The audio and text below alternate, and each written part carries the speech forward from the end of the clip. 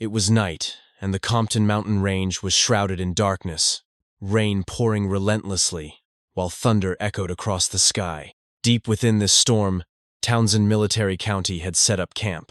Inside one of the tents, an attendant entered, dropping to one knee before reporting with urgency, "Reconnaissance is obstructed by rain, Your Highness.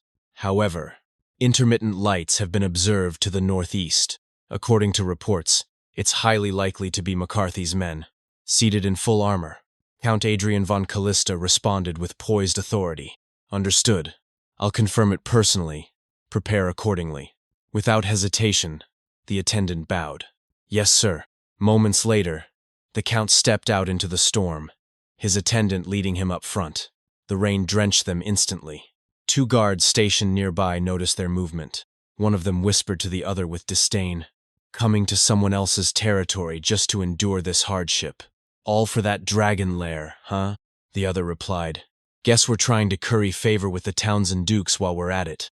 "Still, Count Callista, rumors say he's a wastrel better, that he's at least capable of command."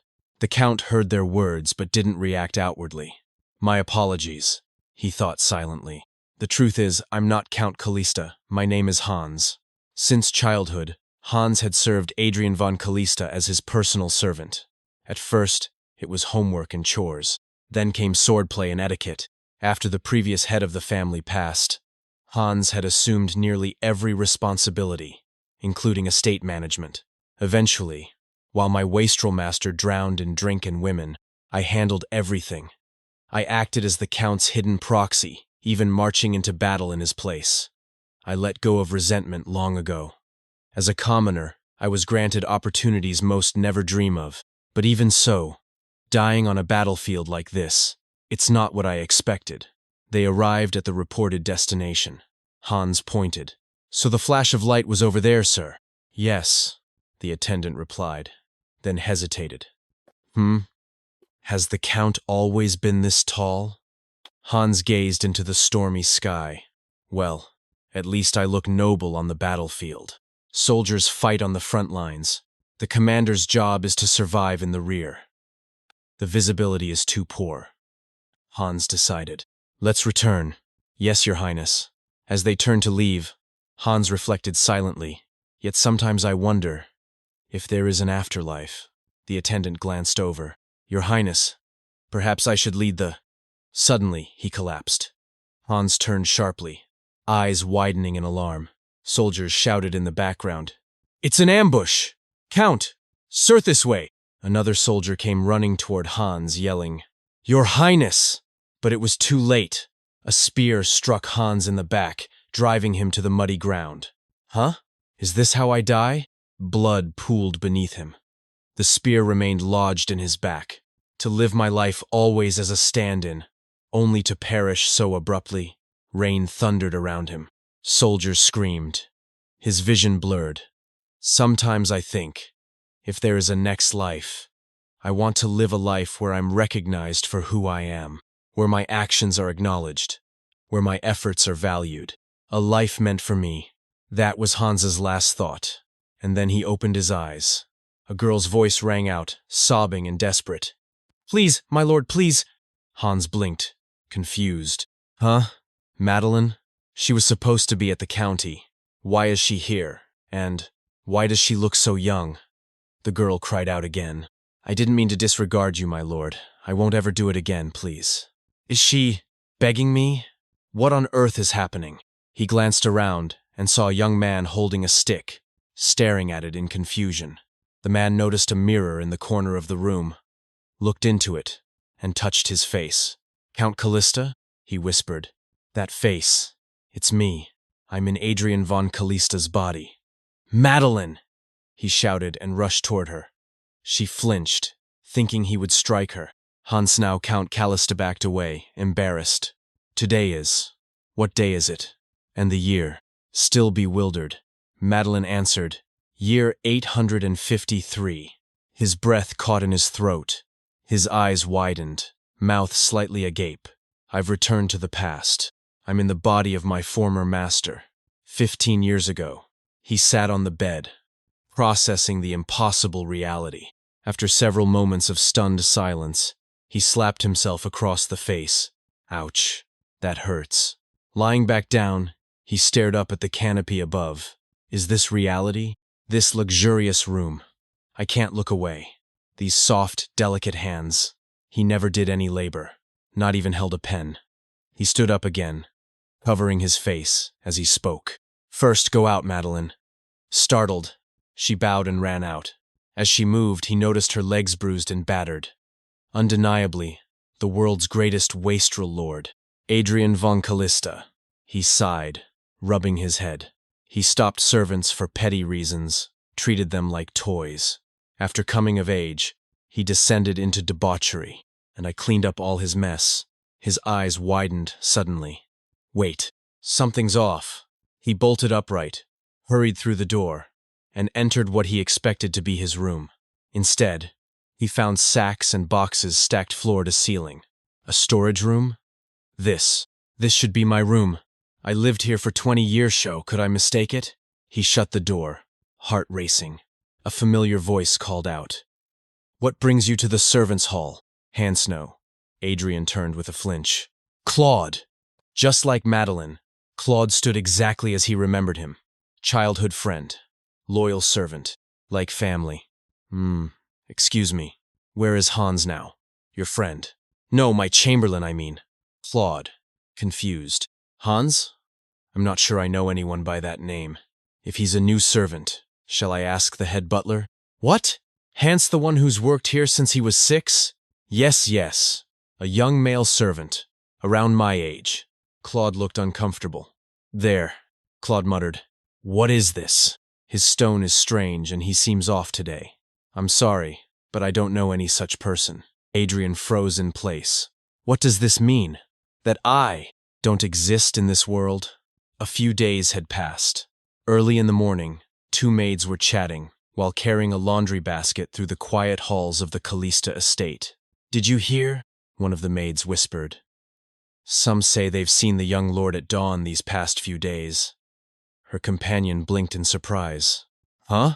But he always wakes up late in the afternoon. That can't possibly. Before she could finish her sentence, the girls suddenly shrieked in fright. Callista had silently approached from behind and spoke in a calm voice. Over there. Startled beyond belief, the maids dropped their basket, scattering the laundry across the floor. Callista blinked, slightly embarrassed. Can you call the nanny?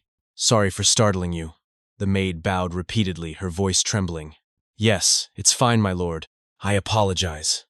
As they scrambled to collect the fallen laundry, the 2 exchanged whispers. Goodness. Truly before sunrise. That startled me. Shh. Today is June 17th, year 853. It's already been a week since I entered the body of 15-year-old Count Callista. I suppose I have to start accepting that I've become Adrian and will be living his life. Later that morning, the nanny arrived in Adrian's chamber and began dressing him. She commented with a soft smile, You've been waking up rather early these days. Adrian chuckled. Yeah, even when I try to sleep, my eyes just open. Shall I have breakfast prepared? He shook his head gently, offering her a small smile. I'd like to visit Mother first and pay my respects. Would that be all right? The nanny gasped, covering her mouth in surprise. Oh, that's a wonderful idea, my lord. Madam will be so pleased. Soon after, Adrian stood before his mother's chamber door. He took a breath and called softly, Mother. Inside, his sickly mother lay in bed, frail and pale. His younger sister, just a year apart from him in age, turned toward the door with a look of shock. Regina von Callistath, Countess of Callista. Owen von Callistath, current Count of Callista. Regina blinked. Brother, what brings you at this hour? Owen chuckled softly. Oh dear, what are you saying? Adrian stepped closer, his voice tender. No, it's just. I'm glad to see you. Owen gestured. Come in, Adrian. It's a lovely morning, isn't it? As Adrian approached the 2 women, his thoughts turned bitter. 3 years ago, when the former Count of Callista suddenly passed away, the shock left the late Countess bedridden. Adrian's younger sister, just a year apart, and his mother were all that remained of House Callista. Despite its remote location in the Rosenbaum Empire, the territory of Count Callista was once a noble house of wealth and honor, with a vast domain and a long history. But after the father's death, a 12-year-old Adrian inherited the title, and all that glory crumbled beneath his hedonistic rule. The house grew so poor they had to lease troops to other territories just to afford meals. Mother's health worsened, and she passed away. Regina had to bear the weight of the household, buried in debt. He sat by the bed. "Mother, I've been neglectful, haven't I? I'll come visit you often now." His mother smiled faintly. "My son, you don't need to overdo it. Just managing the estate must be burdensome enough." She reached out to gently touch his face. Adrian's expression turned somber. After a few quiet moments, he excused himself and stepped out of the room. "For the sake of the two who've suffered so much, I have to manage the estate properly." Just then, a voice called out, "My lord, Mr. Flynn has come to see you. May I escort him to the reception room?" It was Alman Butler of House Callista. Adrian's face brightened instantly. "Mr. Alman, please do that." Alman paused, puzzled by Adrian's overly enthusiastic tone. "My lord? Ah, yes, please do that. Mr. Alman has served since the days of the former count, a responsible and capable man. Every time the master struck the servants, Alman shielded them with his own body. Even when ignored, he never withheld advice and worked tirelessly to keep the estate afloat. But around this time, he resigned. The new butler, Side, was so incompetent he helped ruin the family finances. As they walked through the hall, Adrian glanced up at Alman with puppy-like eyes. "Please don't leave. Isn't there any way to stop Mr. Alman from leaving?" Alman knocked on the parlor door. "Mr. Flynn, I have brought the lord." A smug voice replied from inside. "Ho ho, my lord. A fine morning to you. Flynn, administrator of Callista Territory." Adrian narrowed his eyes. "Ah, Flynn, I remember now. That bastard treats the servants like slaves." Trying to keep his voice even, Adrian asked, "Is there some business?" They both sat down on the couch. Flynn glanced toward the door as if to ensure no one was nearby. Then, with a sly grin, he leaned closer. "As I mentioned before, a suitable replacement has been prepared. Now, shall we dismiss that wretch, Alman?" Adrian stiffened. "What?" Flynn waved a hand dismissively. "The replacement is a fellow named Side. Very competent. He's like a brother to me." Before he could finish, Adrian cut him off. "Wait a second. Flynn, hold on. Sorry to interrupt, but did I really say I would fire Alman?" Flynn's face briefly turned serious before his usual false smile returned. "Oh dear, I must have forgotten. Curious." Adrian watched as Flynn reached into his pocket. "I've been neglecting my lord for some time. I know it well, even without being told." He handed Adrian something. "Here you are." It was gold coins. Adrian stared at them in silence. "No need to dirty your hands over this," Flynn added smoothly. "Let's just settle it with a simple charge of embezzlement. As always, I'll prepare the records for you." Adrian's hand trembled as he held the gold. 10 gold. A commoner family's monthly expenses are 10 silver. 10 gold is 20 months' worth of living expenses. Flynn is the administrator of Callista Territory. Apart from the Lord's meager stipend, he has no other income. In other words, this gold was stolen from our people. Adrian Callista, you took embezzled money as bribes and let the estate be manipulated by others? Mr. Alman wasn't just quitting, he was driven out. Everyone knew it was a false accusation and stayed quiet. And I was too young to notice back then. My reason and memories are more messed up than I thought. Adrian looked up sharply and shouted, "Oswald, are you there?" "Yes, my lord. What do you require?" Flynn blinked. "Oswald, the night bodyguard?" Adrian's voice rang out firm and cold. "Arrest Flynn immediately. He made corrupt requests and falsely accused my servant." "Imprison him in the dungeon!" Oswald burst into the room. "As your command, my lord." Flynn leapt up, sputtering. "My lord! Wait, my lord! You scoundrel, how dare you? This is absurd!" Oswald pinned him down with swift precision. Adrian rose to his feet. I still don't know why or how I ended up in this body, but knowing how much suffering its former owner caused so many, I can't sit back and let the same past repeat. Oswald dragged the writhing Flynn down the hall. Flynn shouted indignantly, "Take it easy on me! Walk straight, you scum! Don't even know what you did wrong!" Oswald barked. Flynn sneered through gritted teeth. "That insolent brat dares! A sick woman and 2 brats! It's no exaggeration to say this collapsing house has only 1 knight left, and the biggest fool among them is the so-called Count. Easier to manipulate than a village mutt. That arrogant punk's finally trying to show pride." A cruel smirk spread across Flynn's lips. "But the world isn't so kind, you brat." Inside the dimly lit dungeon cell, Oswald shoved Flynn harshly to the ground. The iron door clanged shut behind them, echoing through the stone corridors. Flynn stumbled and fell forward with a thud. "Oh my!" he gasped, glaring up at the knight. "Aren't you handling people too roughly?" Oswald didn't flinch. His cold eyes bore into Flynn's. "Shut your mouth," he snapped. "Stay quiet until the Lord decides your fate." Flynn scowled from the floor. "Oswald, the son of a knight who served the previous count. That smug face of his has always rubbed me the wrong way, pretending to be loyal just because all the decent knights left. I'll get rid of him too. Once I sweet-talk Count Callista, he'll be gone. A mere knight, acting so high and mighty in front of me." He scoffed silently.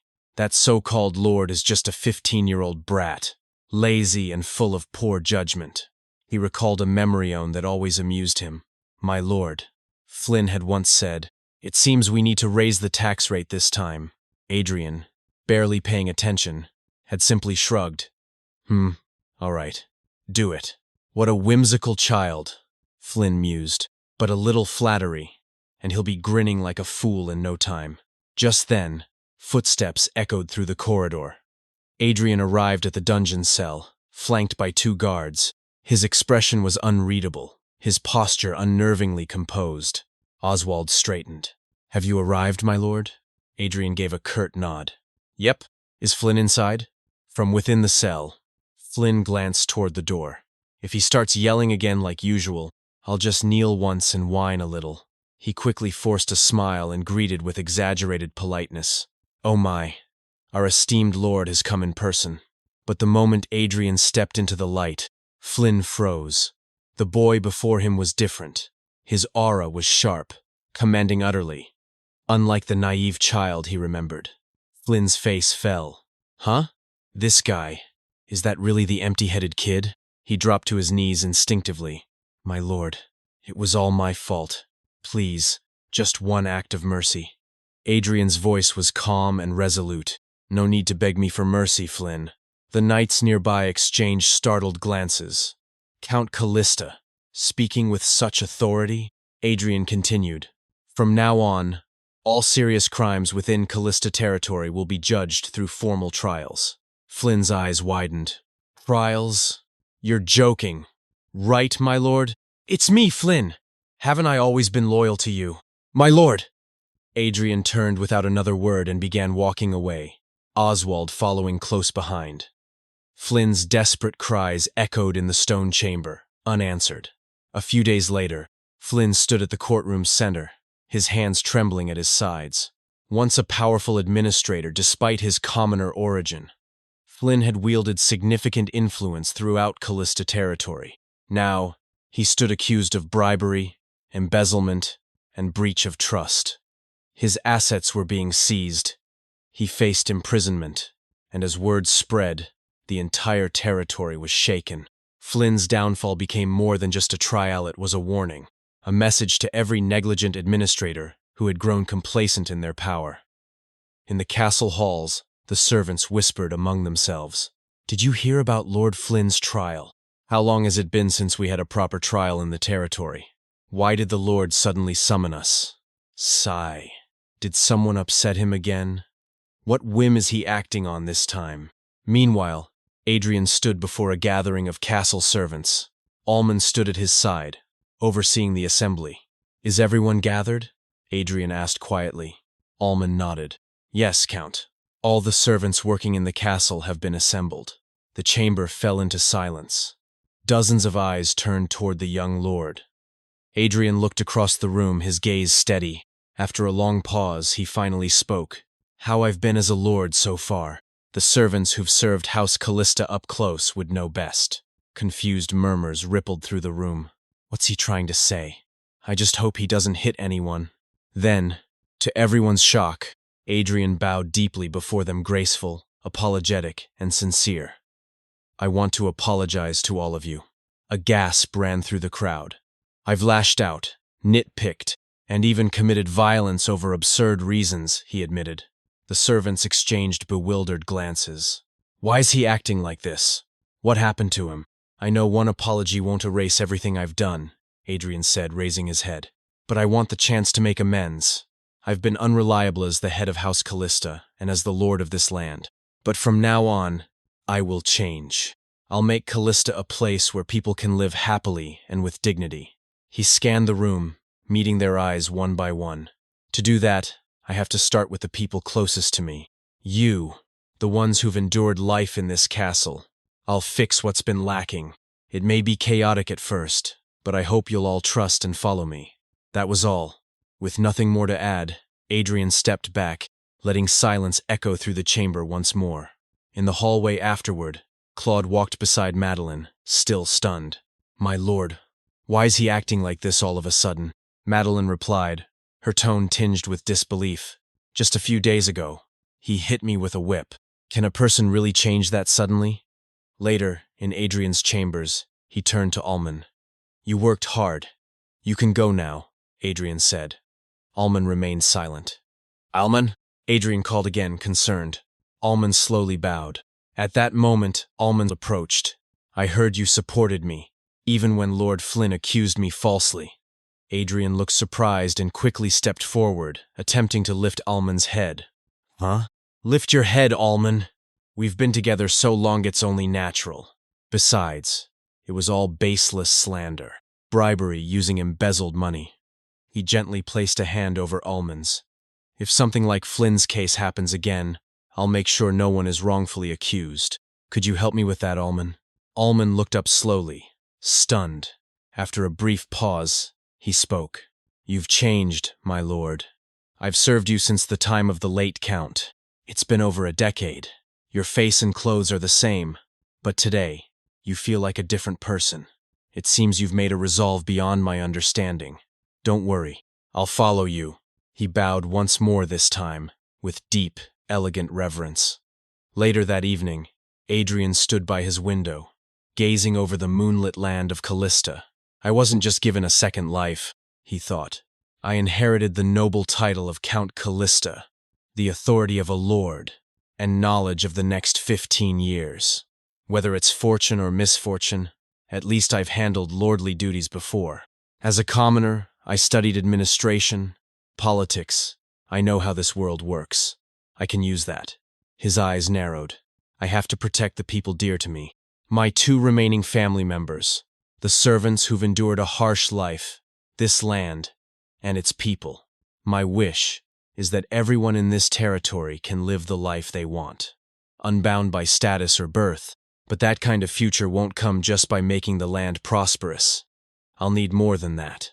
He paused, then frowned thoughtfully. "Is there any information I know from the future that could shake things up?"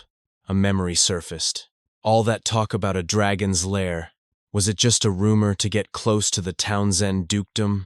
His eyes lit up. Right, that's it. The dragon's lair.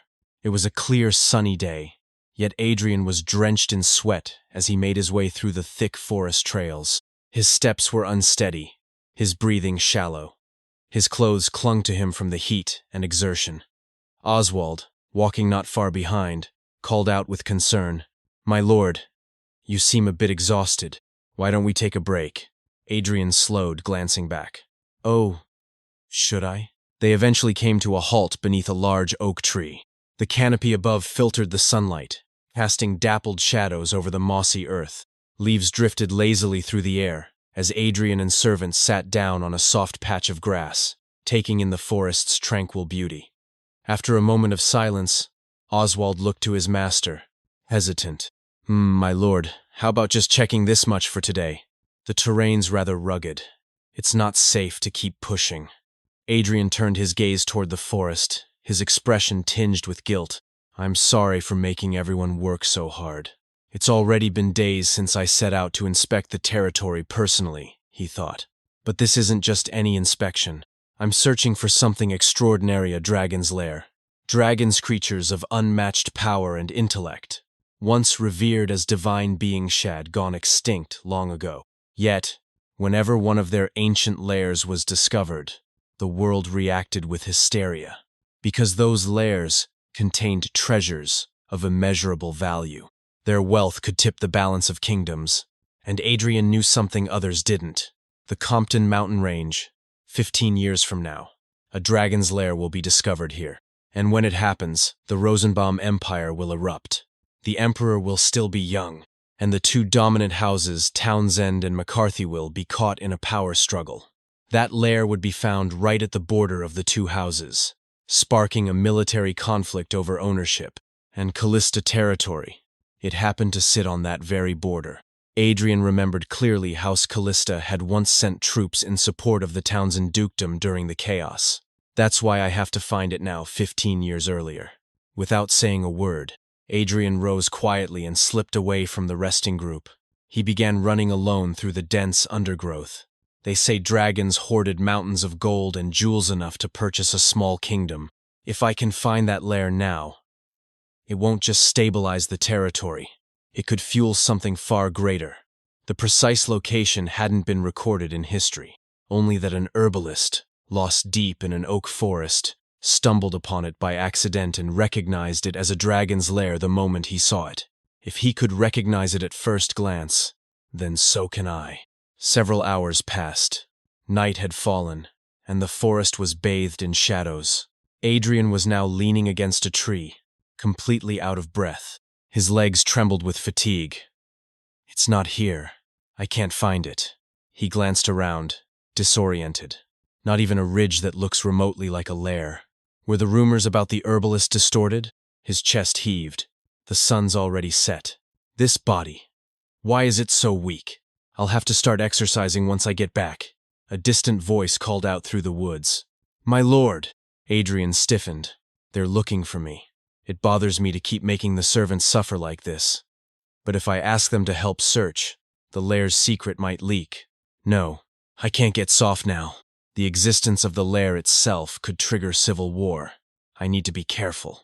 Then suddenly, the earth gave way beneath his feet. Adrian slipped too late to catch himself and tumbled off the side of a steep cliff. His scream echoed into the air as he flailed mid-fall. But by some miracle, his descent was broken halfway down the cliff. He slammed into a narrow, rocky ledge, groaning in pain. Am I stuck halfway down a cliff? He muttered, gasping. He clutched his ribs. I almost died twice just now. This is bad. I think something's broken. How do I climb back? That's when he saw it. Just beside him, almost hidden within the cliff wall, was a cave entrance. His eyes widened. He said you'd recognize a dragon's lair at first glance. And he wasn't wrong. This is definitely it. Perched precariously halfway down a cliff, such an absurd location had to be intentional. Probably an entrance for a guardian. After all, dragons mostly move through teleportation. Adrian slowly forced himself inside. The cave opened into a vast, hollowed-out space, hidden perfectly by the rugged canyons of the Compton mountain range. No wonder it remained hidden all these years. But now a new problem presented itself. How do I get back up the cliff from here? Oswald and the others would never be able to find this place. Even if I find the treasures, if I die here, it's meaningless. Yet curiosity pulled him deeper. Eventually, he stepped into a grand inner chamber and gasped. Wow, he whispered. Beautiful. Is this a dragon's domain? He staggered forward and realized with a shock that all the pain in his body was vanishing. Unbelievable. My injuries. They're healing? This was supposed to be an abandoned lair. Could the entire space be enchanted with healing magic? If so, even this chamber alone would be worth a fortune.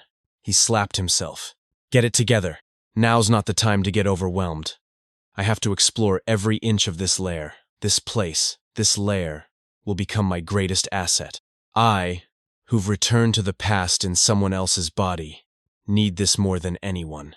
Adrian spent hours combing through the lair.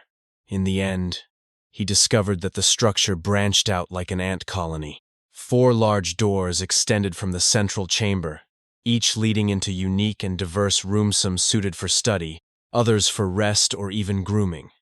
So dragons really did take human form to enjoy mortal pleasures.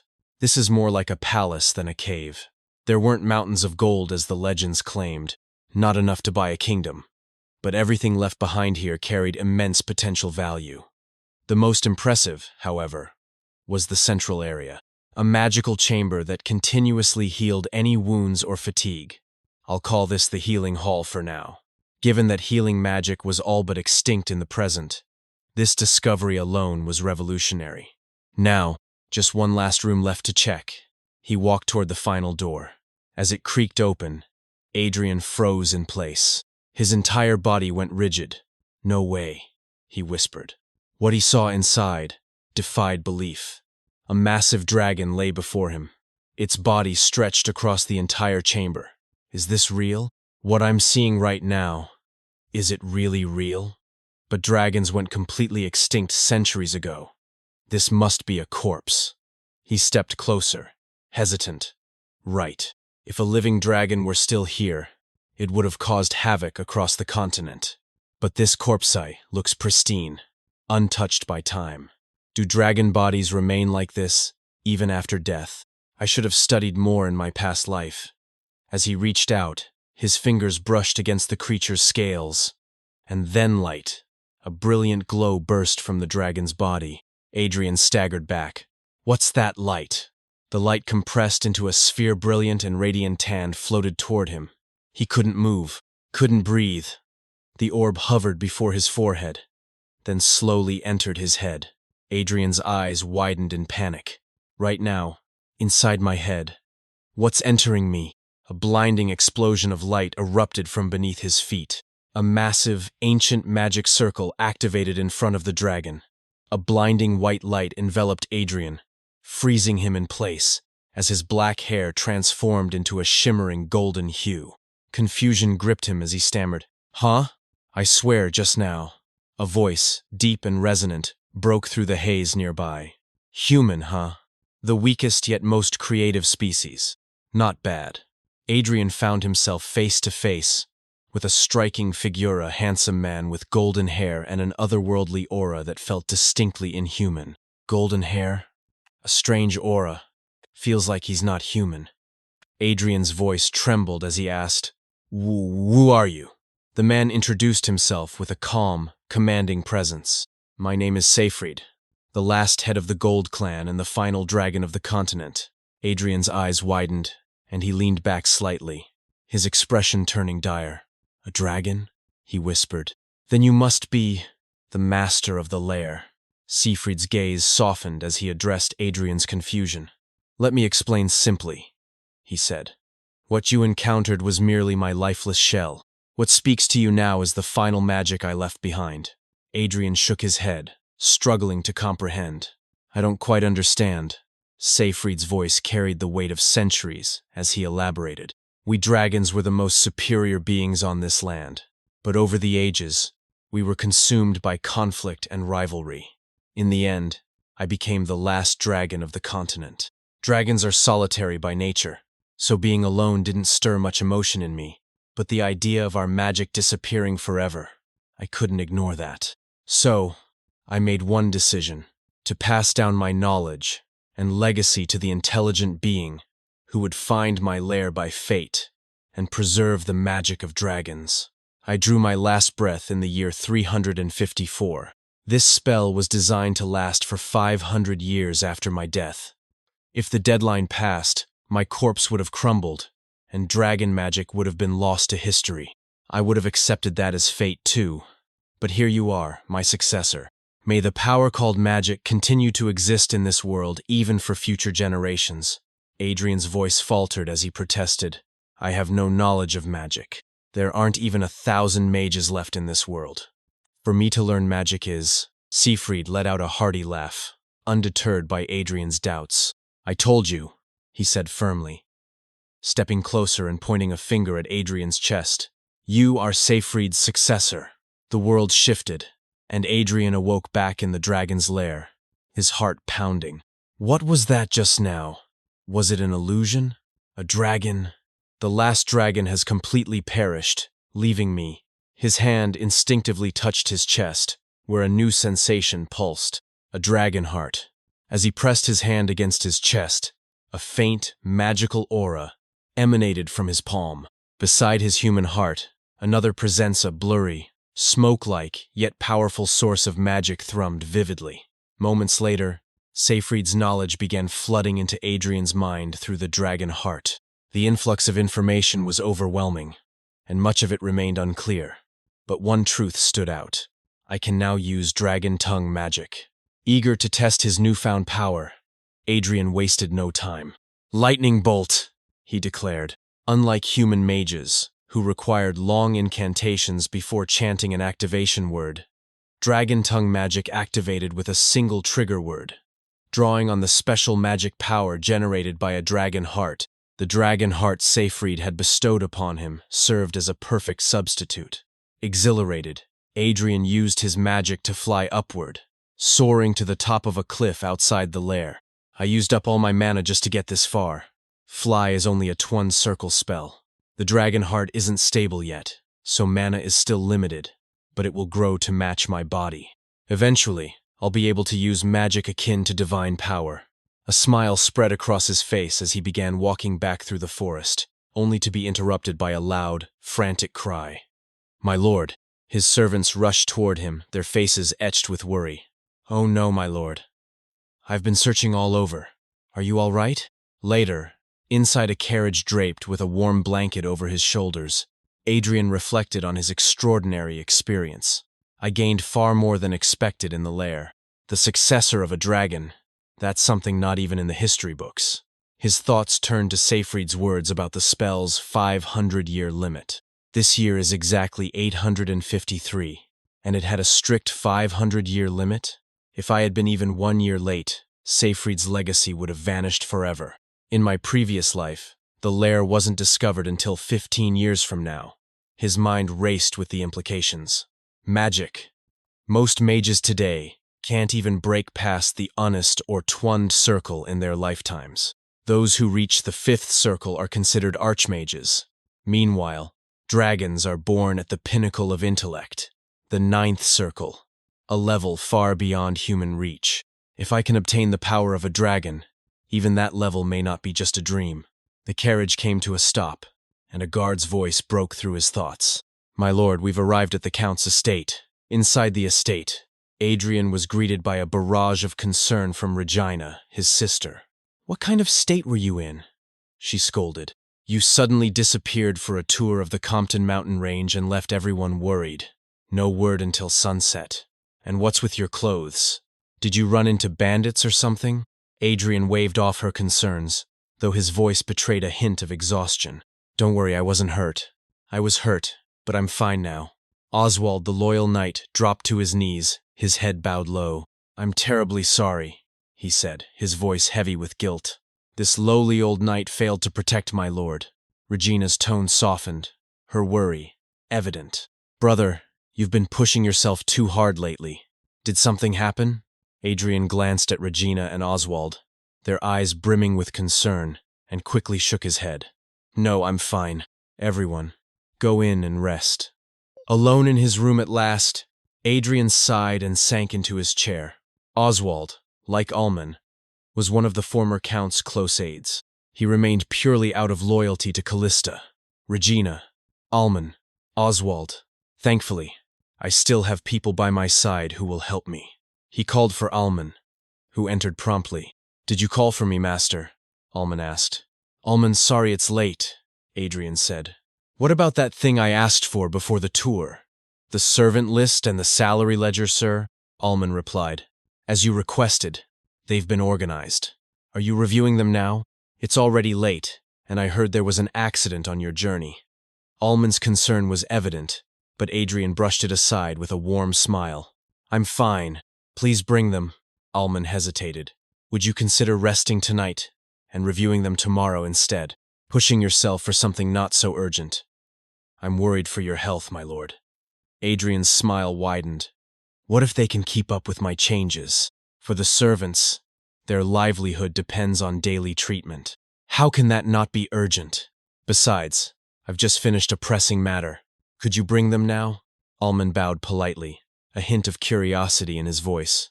Understood. Please wait a moment. You said you've just finished a pressing matter.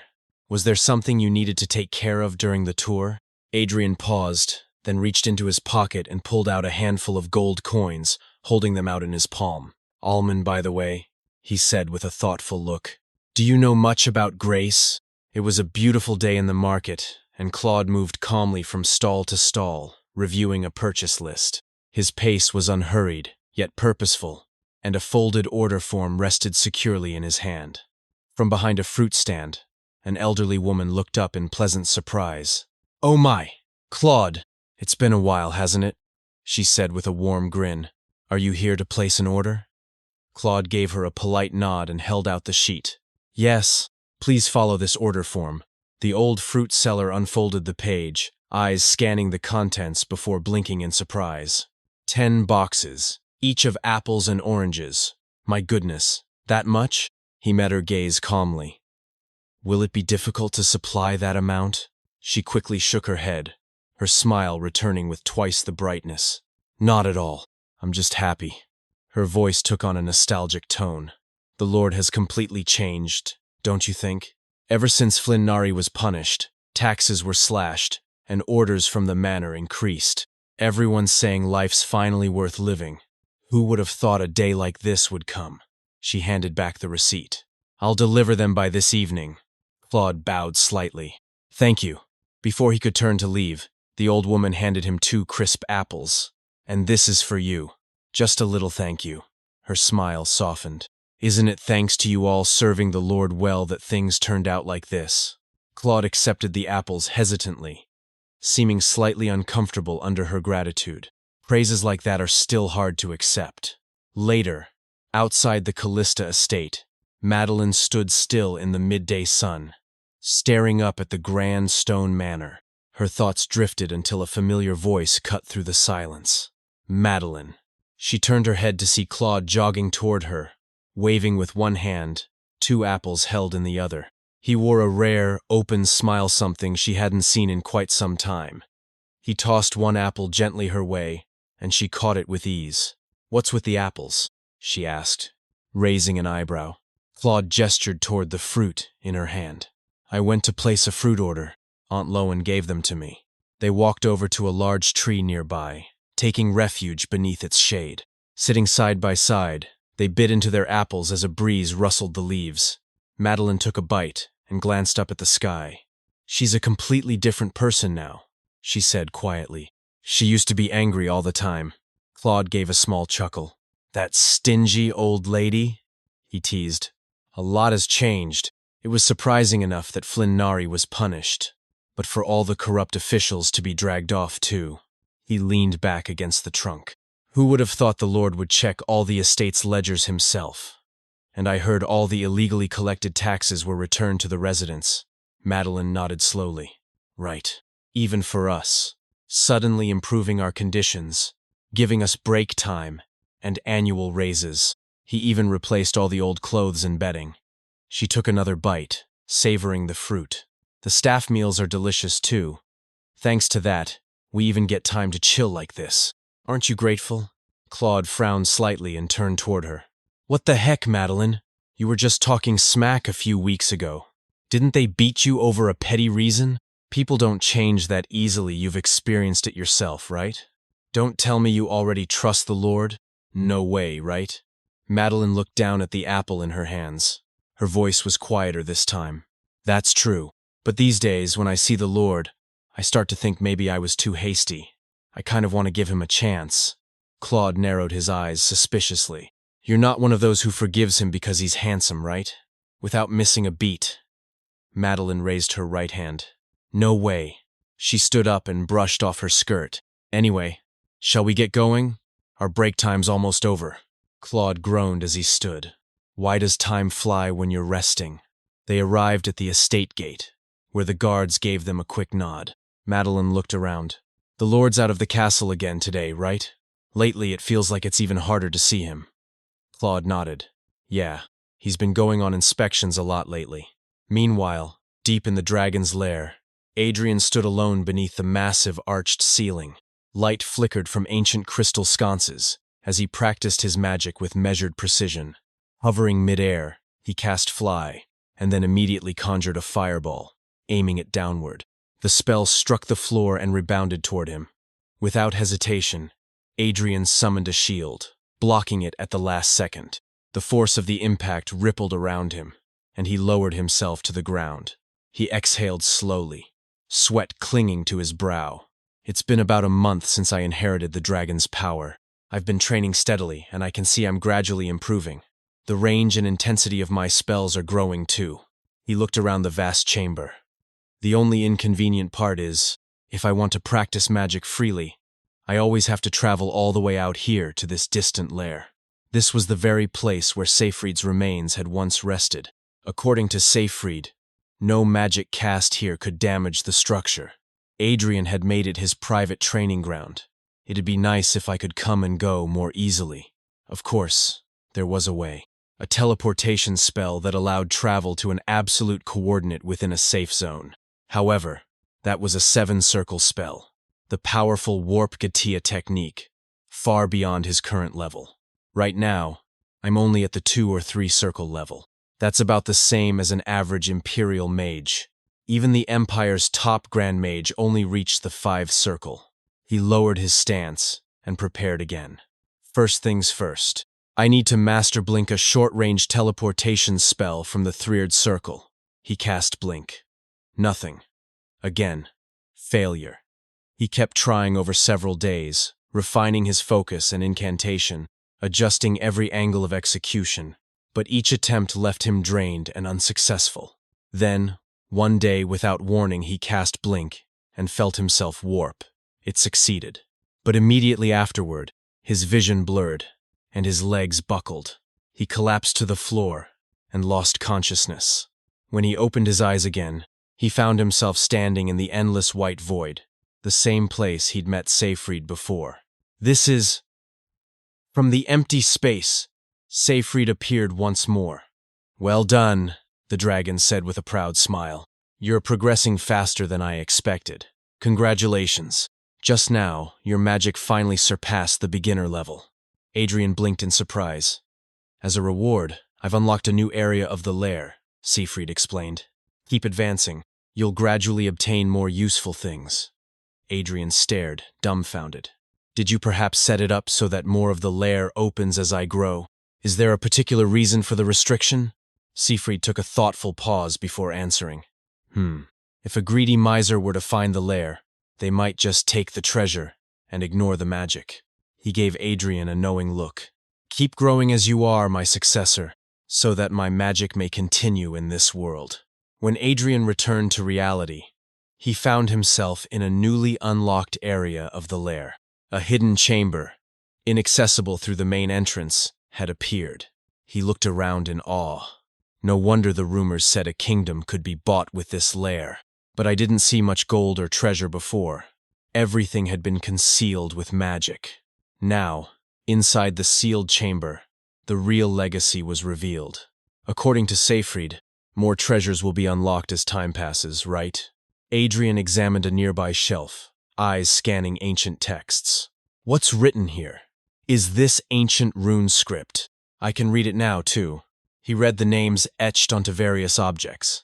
Queen of Tears. Afternoon in spring. Blessing of the gods.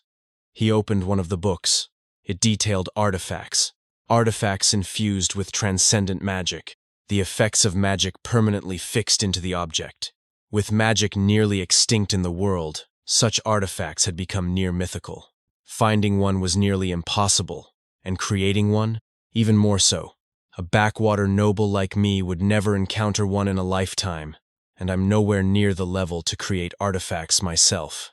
He closed the book gently and placed it back on the shelf. Then, curiously, he pulled out another, and then another. Each tome detailed magical artifacts, dozens of them, cataloged and preserved. Wait, don't tell me. What's here? Are all artifacts? His eyes widened. This whole shelf. No, this entire room is filled with them. Inside the chamber, 10 artifacts were displayed in quiet splendor, each accompanied by an ancient book explaining its history and function in meticulous detail. Thanks to this, Adrian found it easy to select those that would be most useful to him at present. The first he chose was an artifact named Spring Afternoon. According to the book, it had been created by a 7th Circle archmage for his ailing wife. The ring held within it a healing enchantment, though not particularly powerful or efficient by the standards of traditional healing magic. Its simple effect of boosting vitality could be invaluable for someone in poor health. Healing magic is usually too inefficient to be practical, Adrian thought, inspecting the ring closely. But for Mother, whose body remains fragile, even something like this will be a great help. Next, he examined an artifact known as Dance of Shadows. Crafted by the Red Dragon Berestein, the piece looked deceptively simple. But when Adrian activated it, a faint red aura shimmered into existence, swirling like mist around his body. As it settled, Adrian vanished from sight entirely. Even in front of a mirror, no reflection showed. He experimentally jumped in place, marveling. There were no footprints, no sound. Even the sensation of weight seemed to vanish from his limbs. There's more to this than invisibility, he realized. It's like my very presence has been erased from the world. This is the true power of a dragon-made artifact. But that wasn't the most astonishing piece in the room. Adrian approached another artifact, and before he could reach out, it moved on its own, slithering through the air like a living creature. It coiled around his arm, fitting snugly in place. This one was called Breath of the Earth, and it was recorded as the only known artifact personally crafted by Seyfried the Gold Dragon himself.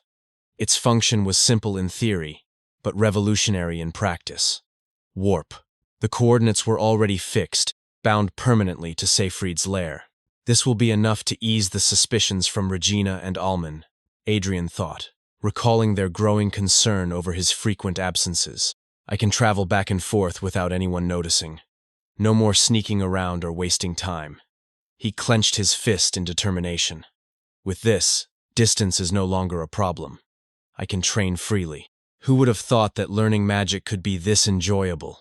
Later, Adrian rode through the forest on horseback, the artifact still on his arm. He glanced over his shoulder toward Mount Compton, a quiet resolution settling in his chest.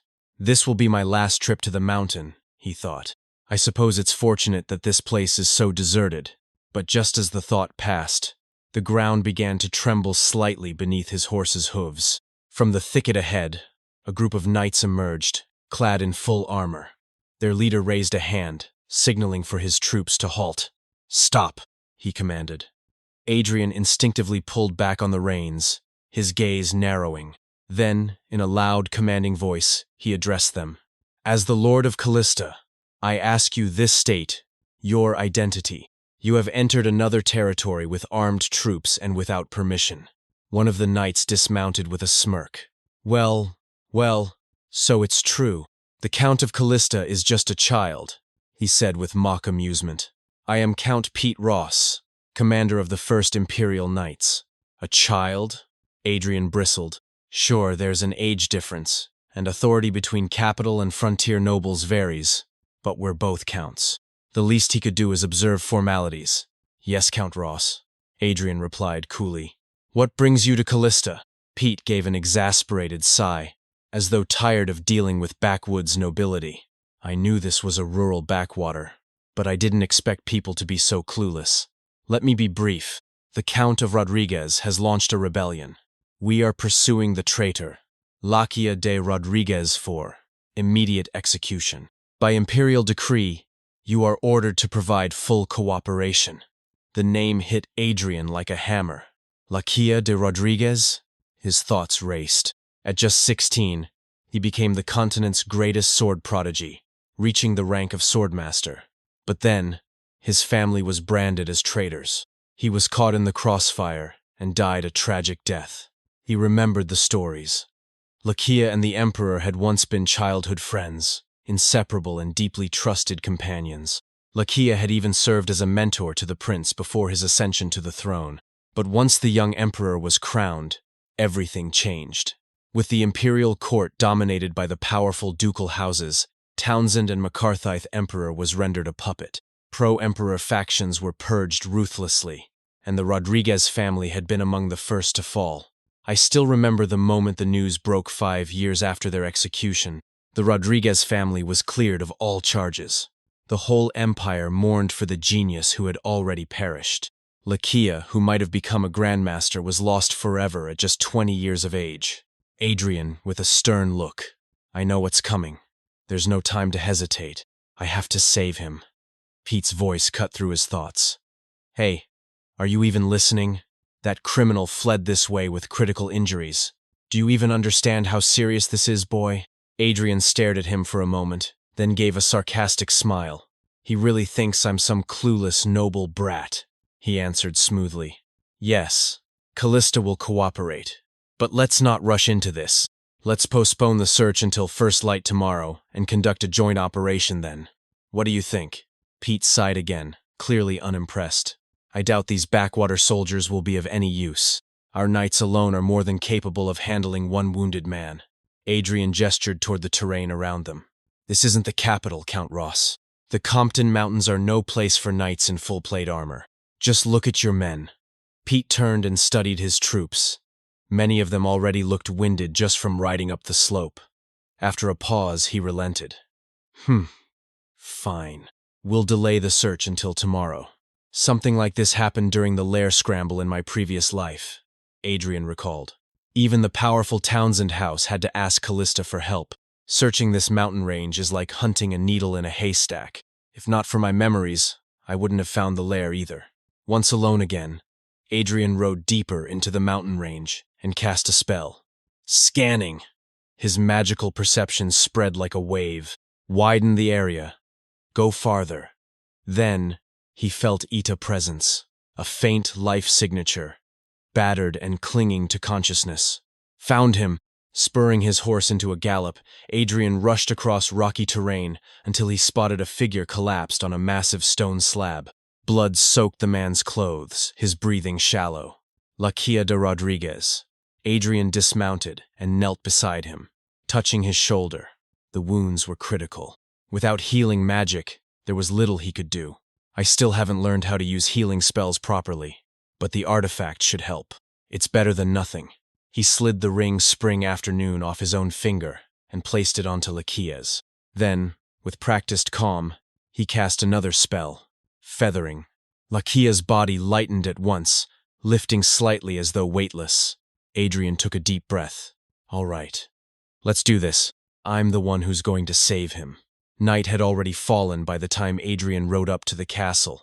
Lakia slumped on the horse behind him, wrapped tightly in a concealing coat. As the castle came into view, Adrian's eyes caught sight of something that made his stomach twist, the imperial flag fluttering in the wind above the gate. He looked up at it grimly.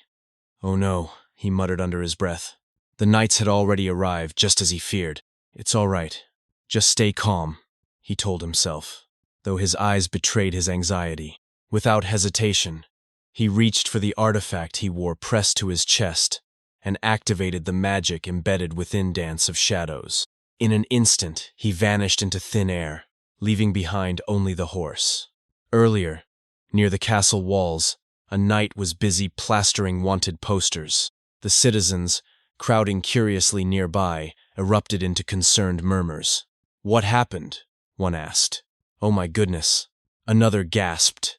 They say a rebellion has broken out in the imperial city. The poster revealed the identity of the fugitive, Lakia de Rodriguez. Gray hair and bluish navy eyes. Wanted dead or alive. Back inside the castle, a knight stood stiffly at attention in front of Count Pete Ross. The wanted posters have been distributed across the entire territory. Starting from this estate, he reported. Pete gave a dismissive grunt. Callista. Truly a countryside backwater. Such a shabby castle to be considered a main estate. Would have been better off staying at an inn. As a servant offered him a drink, Pete took a sip and immediately recoiled. "Look at this rude bastard!" he barked before hurling the chalice at the servant. "The water is lukewarm. Do you think you can treat an imperial knight like a joke?" The servant quickly bowed, trembling. "My apologies." A calm but commanding voice interrupted the chaos. "Please refrain from violence," Regina said as she stepped into the room. "You're accommodating a large number of guests suddenly and late at night, are you not? So I kindly ask you to excuse any shortcomings." Pete turned toward her, scowling. "Who are you?" "Regina von Callista, younger sister of Count Callista." Pete laughed derisively. "Callista is full of kids.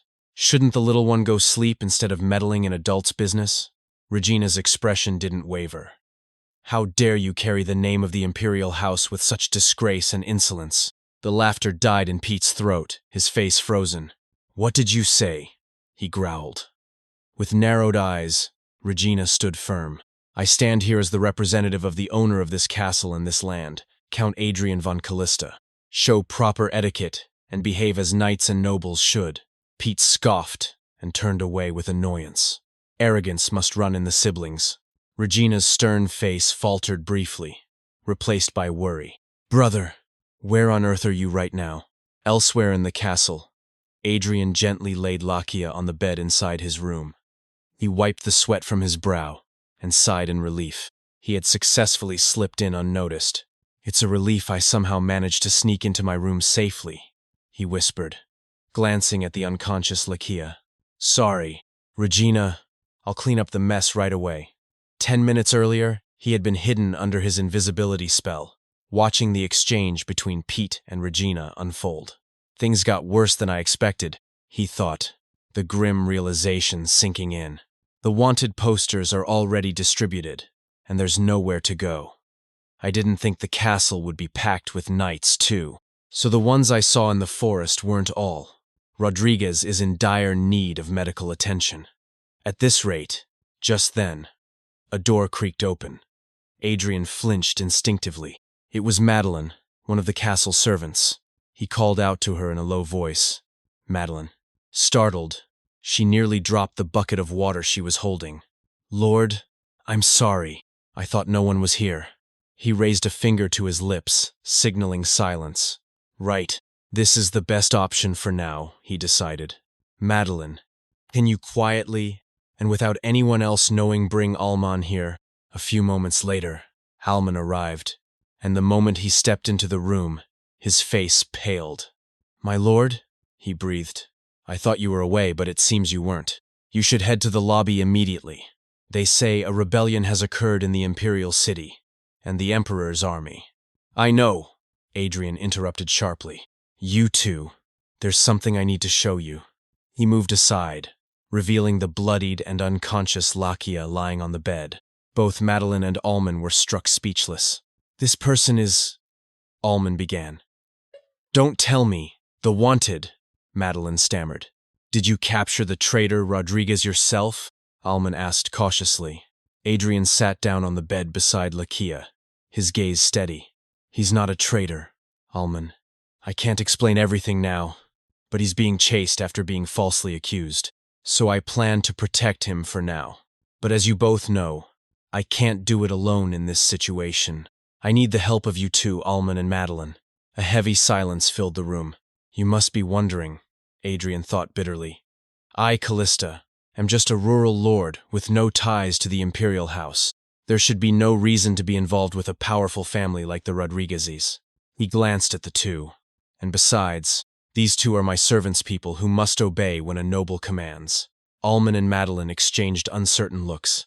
"In other words," Adrian continued silently, "they're also in a position where they could easily report this to another noble." "Even so, Madeline," he said at last, "can you take care of him? I'll assign you exclusively to my room." "I don't know how to treat wounds," she protested. "Just tending to his meals and cleaning his wounds is enough. I'll reward you generously. So please, just this once." Then he turned to Alman. "I need you to find a corpse that looks like him." Alman blinked. "What?" "A young man with a similar build and gray hair. It would be great if the eyes are bluish navy, but it's not mandatory. Both Almond and Madeline looked alarmed. "My lord, do you mean—" Almond began cautiously. "I know it's a heavy request," Adrian admitted. "It's difficult, but I'm asking. I must save this man. No matter how much I tried to change, to them it may have only been a fleeting moment," Adrian reflected. "A foolish, spoiled lord that servants couldn't dare look straight at. My words might serve as a spark leading to their betrayal. Still, I can only hope they believe in my change." Adrian could only hope now. Right now, they have to trust me. Almond, after a brief pause, finally spoke. He addressed Adrian with a steady tone, asking if the Count was truly making this decision of his own will. "Among nobles," Almond explained, "there existed strict ranks, and while an imperial decree was as absolute as the sky, not to be defied, he personally served Count Callista." Almond hesitated, then asked whether Adrian had been coerced or pressured by outside forces. Adrian stood stunned by the question, cheeks tinged faintly with red. "That's right. I'm just a boy of 15 who inherited a countship. Just like Flynn said, I'm in a position easily swayed by others. Before I agree recklessly, I want to verify if there's any outside interference." Adrian von Callista. "To think you once drove someone like this away." After a breath, Adrian responded firmly. It was his will, he declared, and he was certain that his decision would benefit their land and people. Almond bowed respectfully, now fully understanding the gravity of Adrian's resolve. He agreed to procure a corpse matching the description Adrian had given. Madeline, though startled, quickly followed with a bow of her own, stammering that she would also do her best. A commotion began to build outside in the castle halls.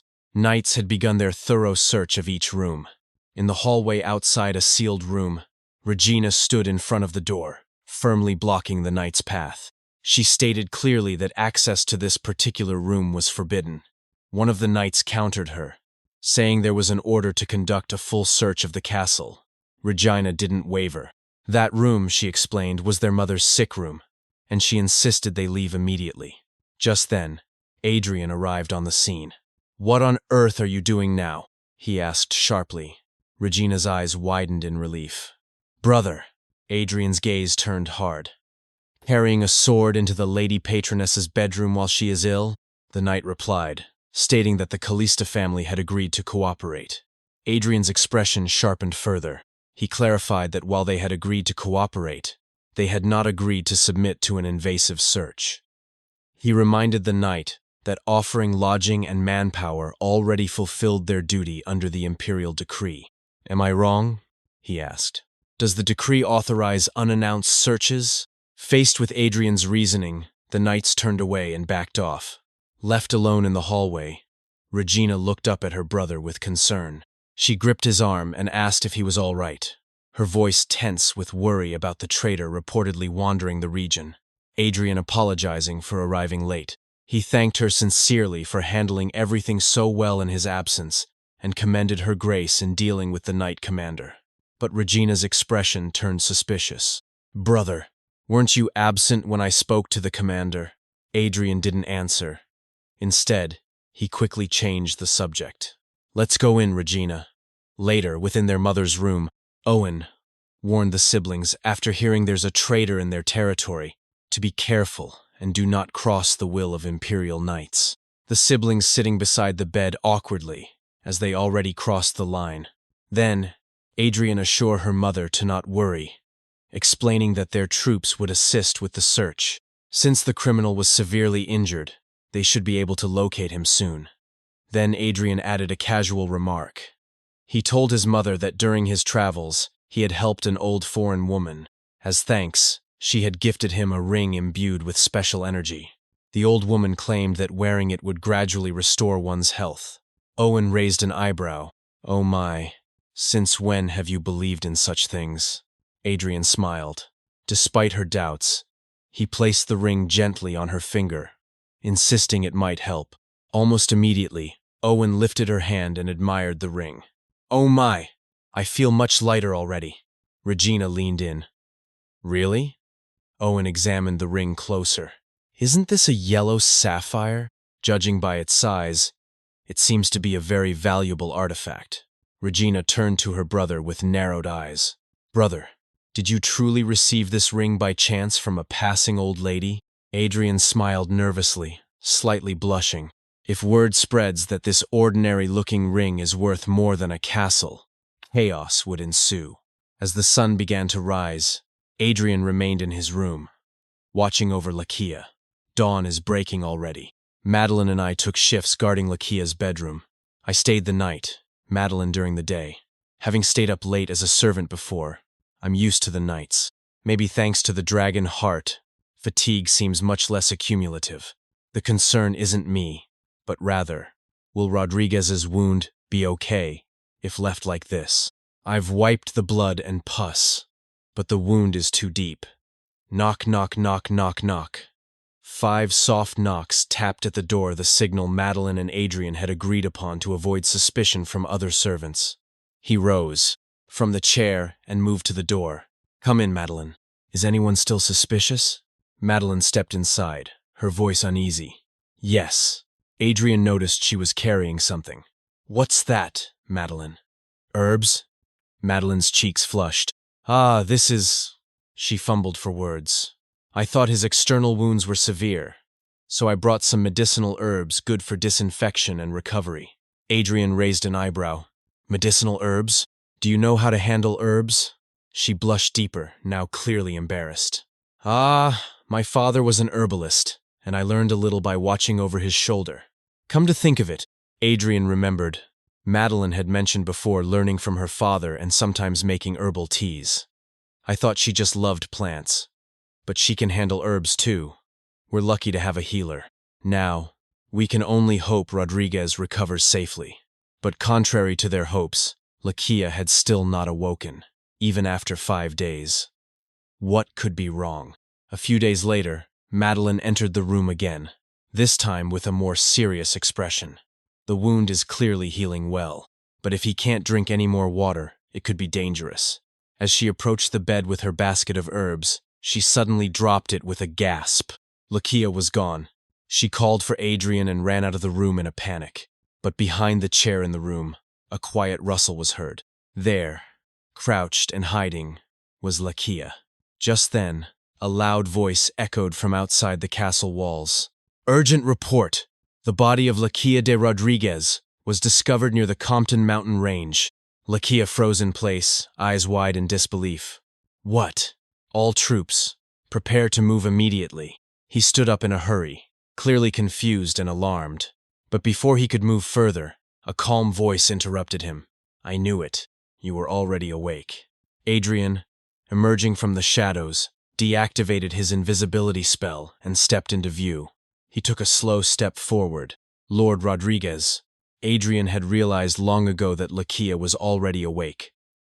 Thanks to the dragon heart, my senses are sharper. I could tell from the subtle shift in his breathing. He's pretending to be unconscious, probably wary of everything around him. After all, he's a man on the run, branded a traitor, waking up in a stranger's bedroom, tended by 2 unfamiliar faces. Of course he'd be suspicious. Right now, Rodriguez sees me as no different from the rest of the Empire. Suddenly, Lakia grabbed a nearby fireplace stoker and held it out like a sword, aiming it at Adrian. State your name, Lakia demanded. Are you with the ones outside? Adrian raised his hands slowly, his voice calm. Lord Rodriguez, please. But Lakia interrupted him, taking a step back. Don't come any closer. Adrian remained steady. Calm down. You're still injured. I'm not your enemy. Let me explain. Please, sit down so we can talk. Still tense but listening, Lakia finally lowered the stoker and sat back on the bed. All right, Adrian thought. From here on out, it's all up to how well I can convince him. He began to explain everything. Lakia listened in silence, occasionally frowning. So, you're saying the corpse they found was a fake? You arranged that? Adrian nodded. Yes. I dressed a corpse of similar build in your clothing and placed your signet ring on its finger. I apologize for using your family's possession without your permission. Lakia looked unconvinced. But Captain Ross of the Pursuers knows my face. A random corpse that sort of resembles me wouldn't fool him. Adrian replied. It's August. The body is decomposing quickly in the swamp. The knights were already worn down after days of searching. Ross probably saw what he wanted to see so he could wrap the mission up. Lord Rodriguez, if you're willing to wait 5 years, your name will be cleared. Would you consider going into hiding here, in Callista territory, until then? Lakia narrowed his eyes. How do you even know I was falsely accused? Were you involved in that incident? Adrian shook his head. I'm afraid I can't tell you that. Then what exactly is going to happen in 5 years? Lakia pressed. That too I cannot say. But if you can trust me. Lakia stood up suddenly. No need to say more. I appreciate your help, but I can't entrust my life to someone who won't answer a single thing properly. Adrian raised his right hand calmly. He was betrayed by everyone in an instant, branded a traitor, and saw his entire family purged. To him, everyone in the Empire must look like the enemy. Without a word, Adrian cast an illusion spell. Light shimmered and began to wrap around Lakia's body. Lakia gasped and stepped back in shock as his reflection subtly began to change. His navy blue eyes shifted to a soft citron hue, and his gray hair gradually turned black. Lakia stood frozen. That's impossible. An illusion spell. That's advanced fourth circle magic. And he didn't even chant. His wide eyes turned to Adrian, both amazed and fearful. How is this possible? Not even the Imperial Court's archmages can do that. Adrian met his gaze steadily. Lord Rodriguez, there are many things I cannot reveal, and I understand your caution, but I swear I mean no harm to you or to His Majesty. Please, believe me. Lakia's expression softened with sorrow as he stood in silence. Finally, he said, All right, I'll believe you for now that you mean no harm. At least his hostility has eased, even if just slightly, Adrian thought. Still, for someone described as a friendly swordsman and teacher, he's incredibly guarded. I guess his circumstances have hardened him. This feels more like... Far away, in the Imperial Palace, Pete Ross knelt before the Emperor. I have confirmed it personally, Your Majesty, he said. Lakia de Rodriguez is dead. The Emperor closed his eyes. I see. Okay, I understand. Pete's lips curved into a satisfied grin. Aren't you pleased? The traitor who tried to poison Your Majesty has finally been wiped out. Yes. Well done, the Emperor murmured. You've dealt with the rebel admirably. Your service is appreciated. Pete gave a respectful bow. I shall now take my leave, Your Majesty. Please, rest well. Once Pete had gone, the Emperor's hand began to tremble. He clutched his forehead, his expression twisted with anger. Lakia, did you truly meet such a miserable end? Please, wait for me. Though I could not save your life, I swear, I will restore your honor. Back in Callista, Lakia sat quietly in a lounge chair within the estate, glancing warily around the unfamiliar room. In front of him, Regina, peering at him with open concern. She leaned over to Alman and whispered, Alman, that man my brother brought back as a new guard. Is he normal? Alman, whispering back, nodded. Yes, my lady. He's quite normal. Apparently, your brother met him during his travels. Lakia's eye twitched. He clearly heard that. Alman noticed his annoyed expression and quickly changed the subject. Is there something that bothers you, my lady? Regina shook her head. No, it's just... She turned toward Lakia. He looks like a noble, through and through. Why would someone like that end up as a guard in a remote land like ours? Alman coughed awkwardly. Do you know why your brother called you to study today? No. Even you don't know, Alman? Lakia watched all of this unfold silently. He's trying so hard. Only 3 people in this estate know my secret. They each worry about me in their own way, but Adrian stepped into the room just then. Did I keep you waiting? He asked. Lakia glanced at him. None as much as that guy. Callista, an old domain, but ultimately a powerless province. A boy like Adrian becoming its lord at 12. It sounds like a story destined to fail. Yet here he is. The fake corpse plan alone was ingenious. But he's also managed me, a noble count and knight of the Empire, so smoothly. Too smoothly. Sometimes he feels more mature than I am. And the castle itself, the staff seem unusually cheerful. Even in the capital, It's rare to see such genuine energy.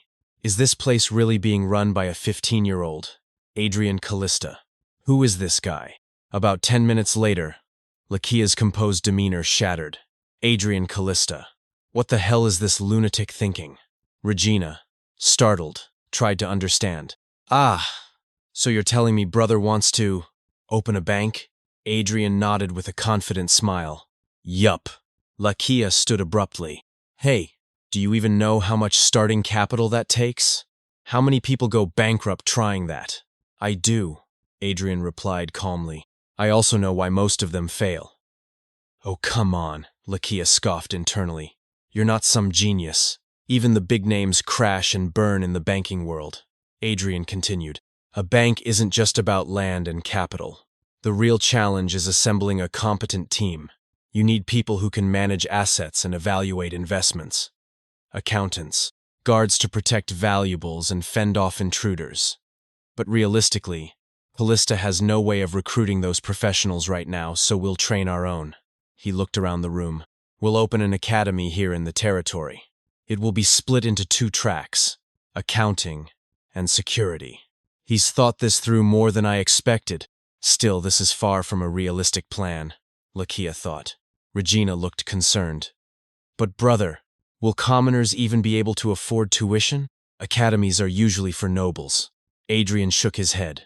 You're right, Regina, which is why our academy won't charge them anything. Almond's eyes widened. Lord Adrian, are you saying you'll teach the commoners for free? What do you mean, Almond? They won't be students. They'll be workers in training. Do you expect unpaid labor? We'll pay them wages while they study. Almond stuttered. You'll pay wages. Everyone stared at Adrian in shock. To commoners, to attend your academy? Lakia stared in disbelief. Is he seriously saying this with a straight face? Almond addressed the gathered servants with a clear, authoritative tone. He concluded his explanation of the operational plan for the new staff academy, stating that its purpose was to support the founding of the Callista Bank. He informed them that the Count had decided the first students would be selected from among the current staff. Any who were interested, he said, should speak with him directly.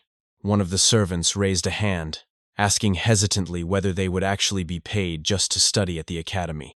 Almond nodded and explained that although their daily wages would be slightly reduced during the course period, they would still receive enough to maintain their livelihood. The announcement caused a ripple of chatter among the servants. Many looked intrigued. Should I try it too? One of them whispered. You're not exactly the brightest. Another replied with a chuckle. Then you should join the security division. Off to the side, Claude and Madeline exchanged quiet remarks. Claude frowned. He admitted that the more this went on, the less he could understand what the Count was thinking. Academies, in his mind, were for noble show were commoners like them, supposed to learn complex skills like accounting or security. Madeline, trying to encourage him, pointed out that Claude was always detail-oriented and good at math. He was usually the one trusted to run errands that required leaving the estate. She suggested he give it a shot. Claude scoffed. Running errands, he said, wasn't the same thing. Even if they learned something now, what would it really change?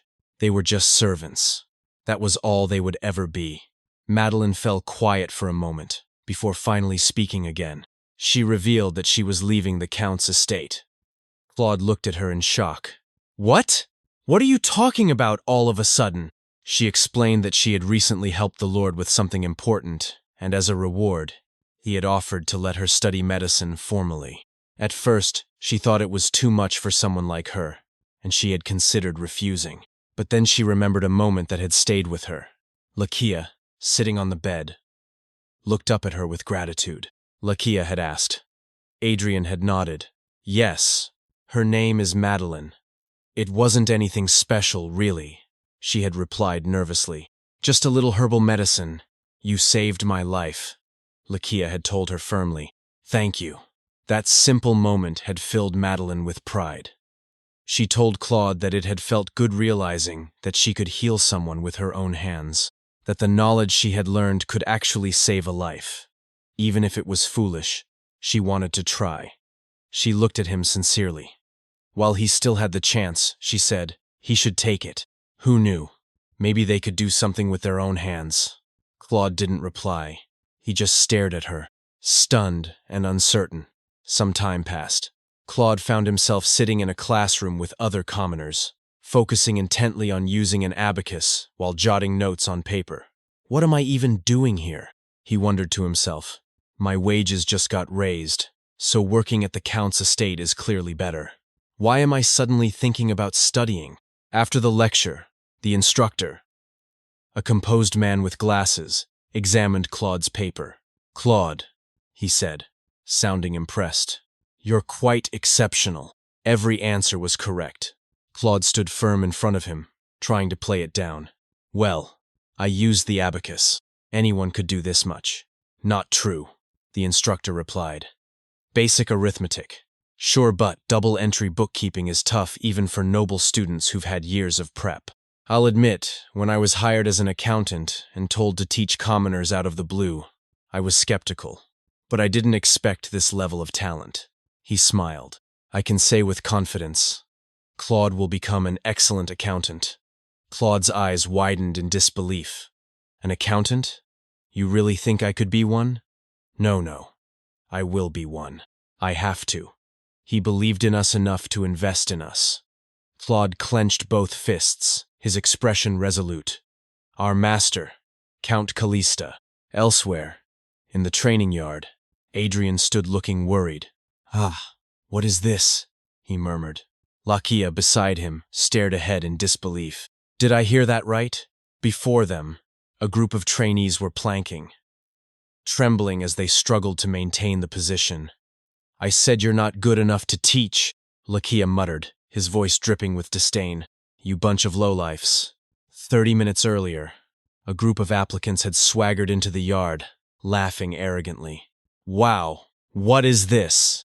Came 'cause I heard we'd get paid and this is what I get? One of them scoffed. You're the instructor? Another said with a sneer. You look more like a pretty boy than a fighter. Lakia twitched, with annoyance. Moments later, the scene had shifted. Those same men were now planking, bruised and breathless. Back to the present, Lakia growled. He muttered that accounting might be one thing, but the security division? It was full of thugs and street punks who only knew how to throw punches. Teaching people like this was a waste of time. Then, his frustration boiled over. You want me to turn this rabble into a knight order? They snuck me into this instructor role. Do they think just anyone can become a knight? Adrian quickly pushed Lakia away from the students, trying to avoid further embarrassment. I know it's a hard task. Let's just leave for now. A short while later, the two of them stood by a wall nearby. Lakia leaned against it, arms crossed, while Adrian stood before him, speaking. He mentioned that he had heard Lakia had once been the Emperor's swordsmanship instructor, and that His Majesty's sword skills were said to be near knight level. Lakia scowled. That was only because His Majesty insisted. Adrian shrugged. Are you seriously comparing him to commoners now? He went on to say that Lakia was a great teacher. Callista didn't have a knight order. Sir Oswald was all that was left, and he was quite old. Were commoners really so different from the Emperor? Lakia looked taken aback. What a shameless. But Adrian cut him off. Noble or not, people are still people. They come from different backgrounds, that's all. Everyone needs someone to recognize their potential and help them grow. I think you're the best person for that. This guy, Lakia thought, stunned. I knew he wasn't ordinary, but I didn't expect him to have such an outrageous conviction. Lakia warned that it would take more time and resources than Adrian might think. Adrian agreed and said he would fully rely on Lakia's expertise for the training. Curriculum. Lakia stared at him for a moment. You're really getting comfy with me, aren't you? He said. Adrian flinched. Huh? Lakia chuckled. At first, you couldn't even talk casually, all nervous. A memory surfaced, Lakia nagging Adrian for calling him with honorifics. Who uses honorifics with their bodyguard? Are you trying to get caught? Call me Lakia. You're Lord Rodrigue. Call me Lakia. Back in the present, Lakia muttered. It's better than being awkward, but you're way too relaxed now. Adrian grinned. You're just so reliable and kind. I must have let my guard down without realizing. Startled and slightly embarrassed, Lakia turned and started walking away, shouting over his shoulder, Ha! Enough with the cheesy nonsense. Anyway, I'm not forming a night order. Got it? Returning to the training yard, Lakia glanced at the trainees and froze. This guy. He was at the front earlier. He's held that stance even while I was gone? No, not just him. A lot of them are still holding out. Adrian's words echoed in his mind. Noble or not, people are still people. They come from different backgrounds, that's all. Everyone needs someone to recognize their potential and help them grow. I think you're the best person for that. A smile formed on Lakia's face. Everyone, stand! He commanded. Listen closely. To grow strong, you don't need just muscles or bravado. What you do need is grit and persistence. Whether it's anger or sheer stubbornness, it doesn't matter. Those of you still standing have shown that you at least have that. Don't forget what you learned today. Class begins now. I thought I'd spend the promised 5 years tucked away in this backwater estate, quietly keeping my head down. But maybe wasting time on something foolish like this isn't so bad after all. In the year 853, the Callista Academy was established to support the founding of the Callista Bank. It was divided into accounting and security divisions, and its students were exclusively commoners from the Callista estate. 3 years passed. Outside, in the Garden of Castilla, the sun shone brightly overhead. Owen, now looking healthier than she had in years, stepped outside to admire the blooming flowers swaying gently in the breeze. Regina came hurrying toward her mother, a servant close at her heels. Her voice rose in alarm as she called out, demanding to know why her mother was outside. Regina scolded her, insisting it was still chilly and she shouldn't push herself, even if she'd been feeling better lately.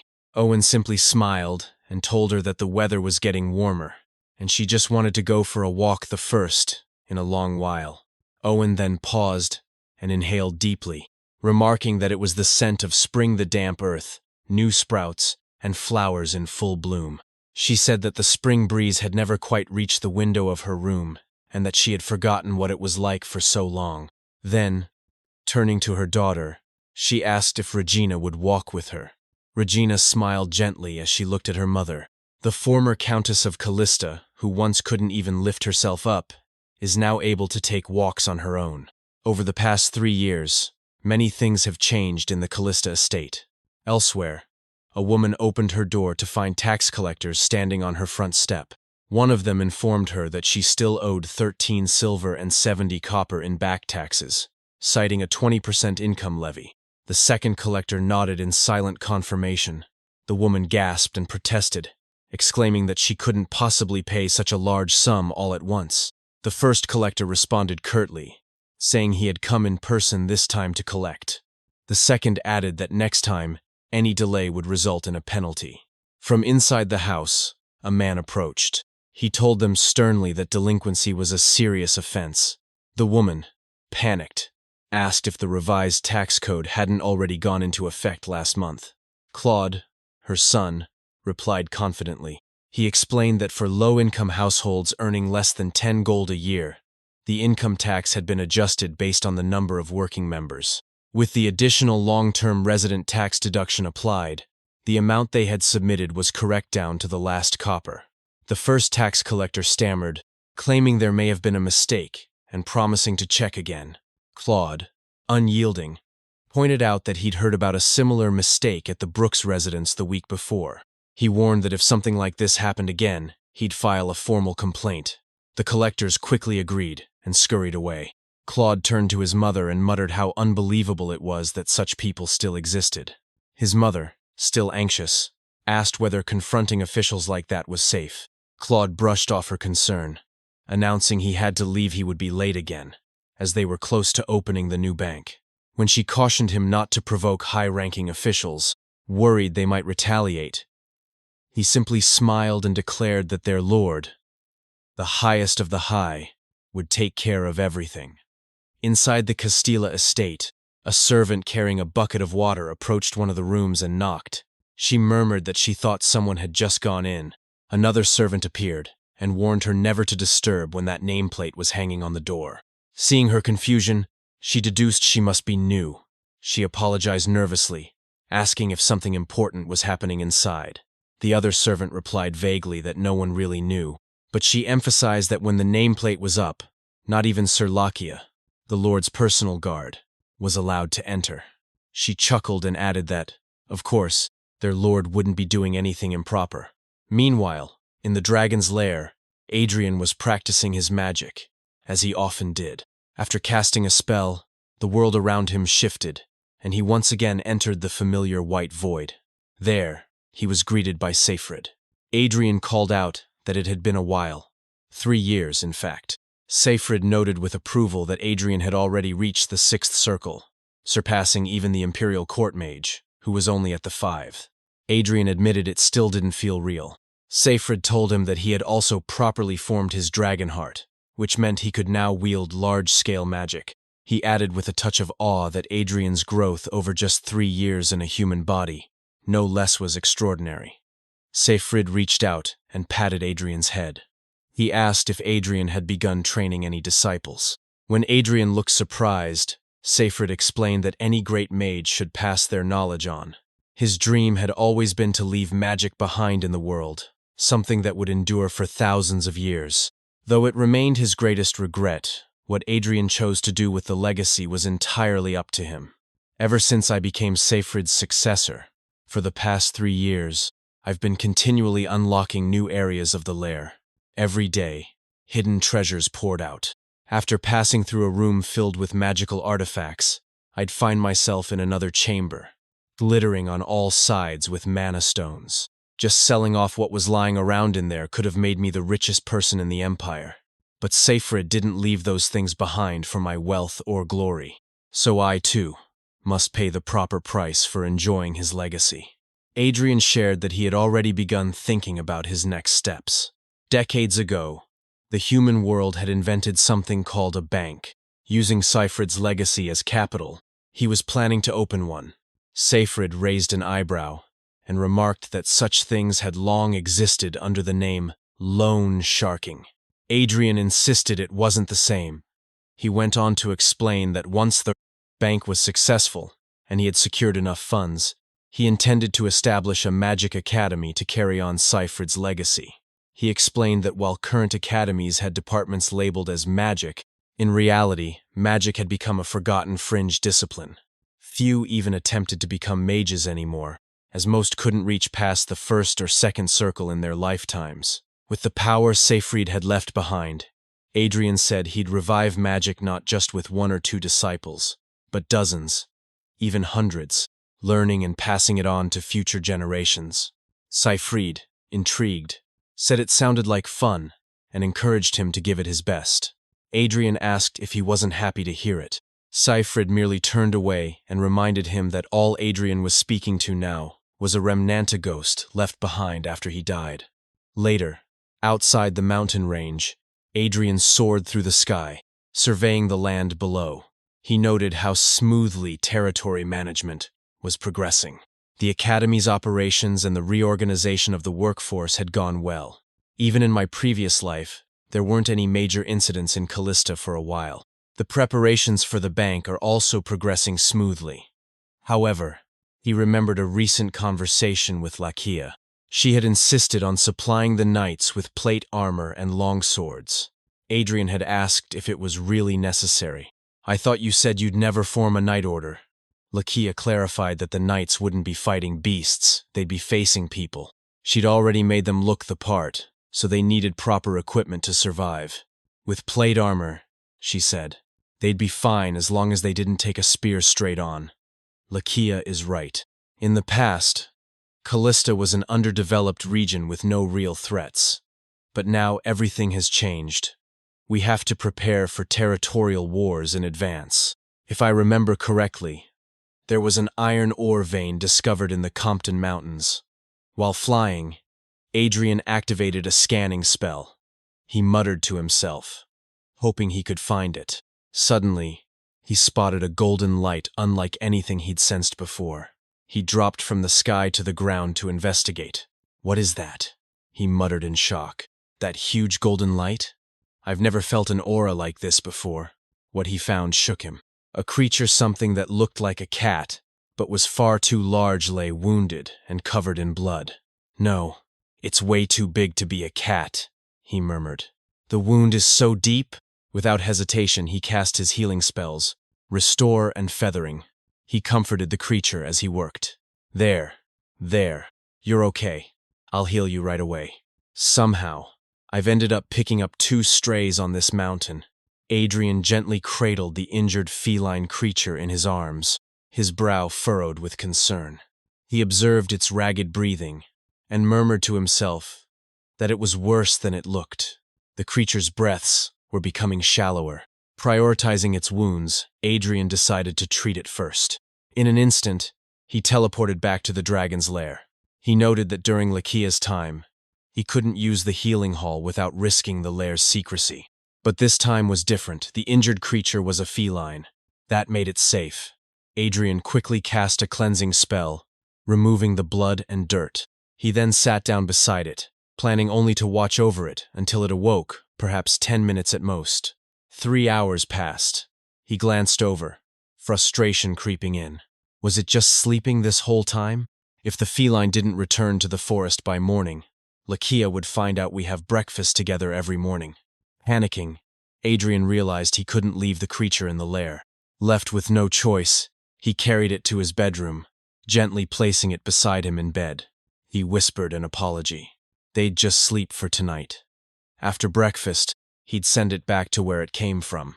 But when morning came, and sunlight streamed through the window, Adrian woke up not to a cat, but to a human beside him.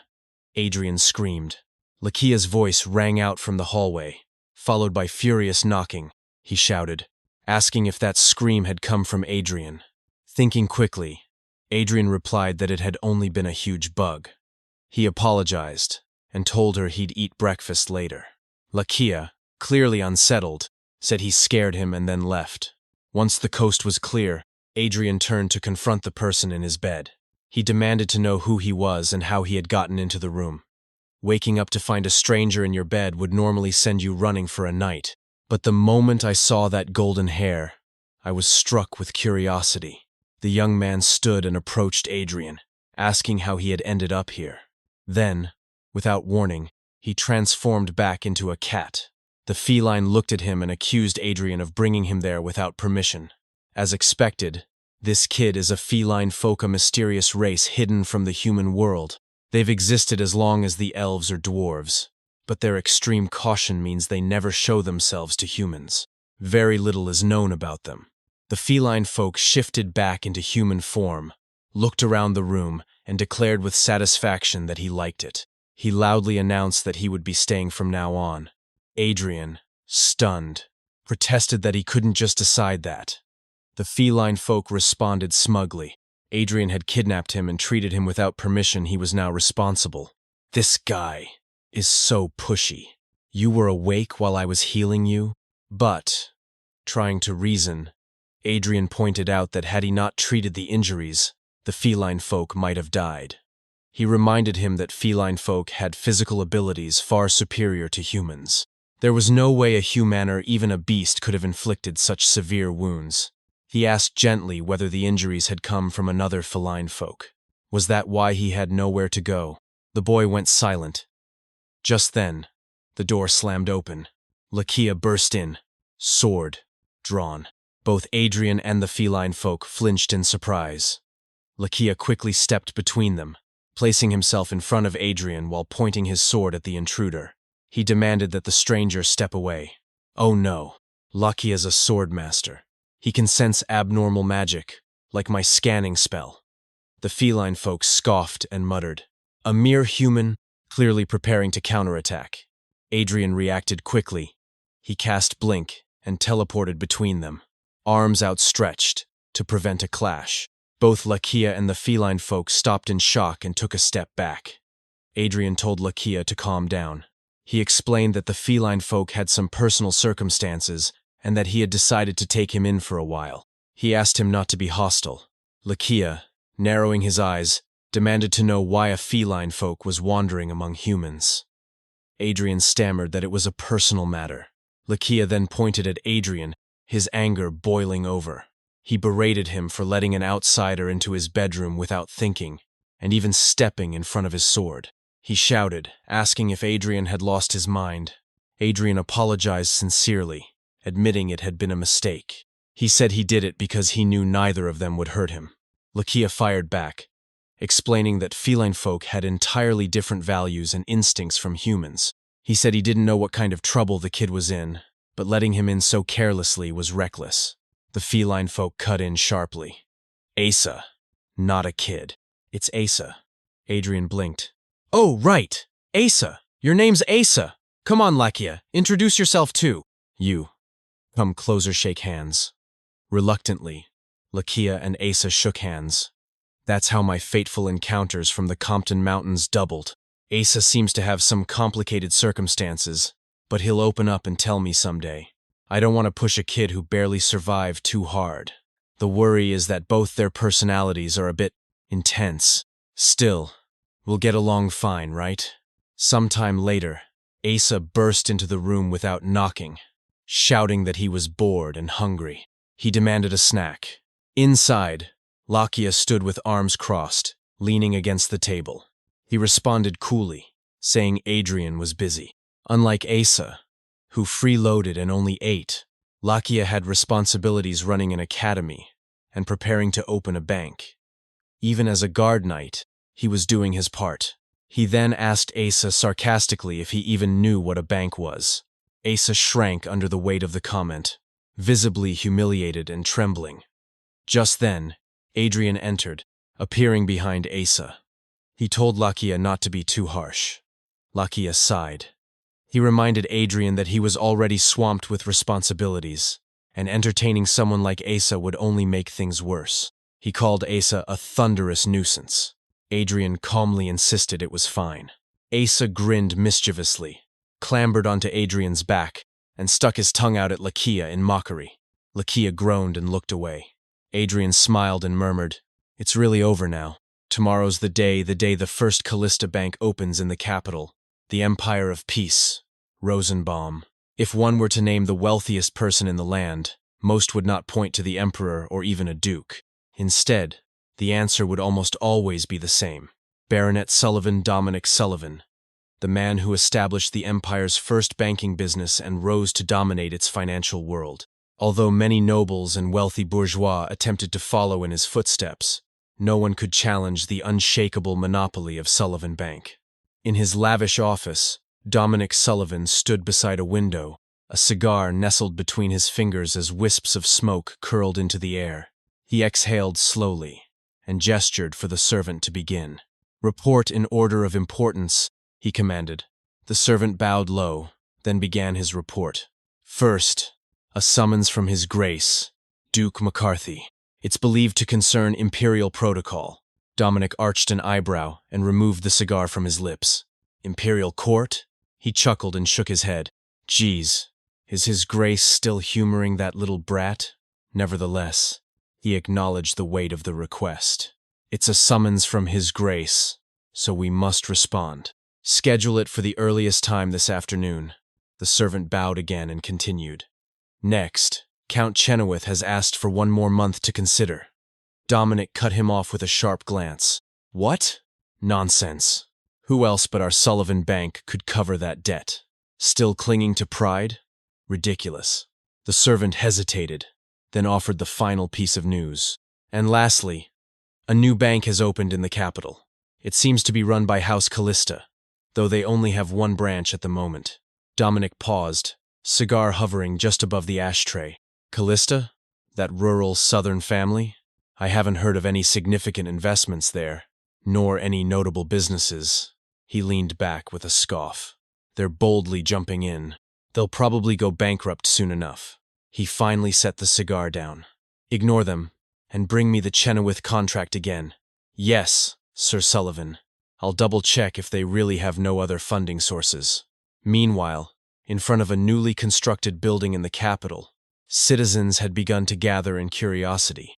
A crowd had formed, buzzing with excitement. Two women paused near the edge of the crowd. Oh my, what's going on over there? Haven't you heard? A new bank just opened. That building right there. The capital's buzzing about it. A bank? Why would commoners care about that? Isn't that something for noble lords? You don't get it. It's not an ordinary bank. You can open an account with just 1 copper, and they give loans without collateral. Loans without collateral? With account opening fees typically starting at a minimum of 1 gold, and loans requiring equal value collateral.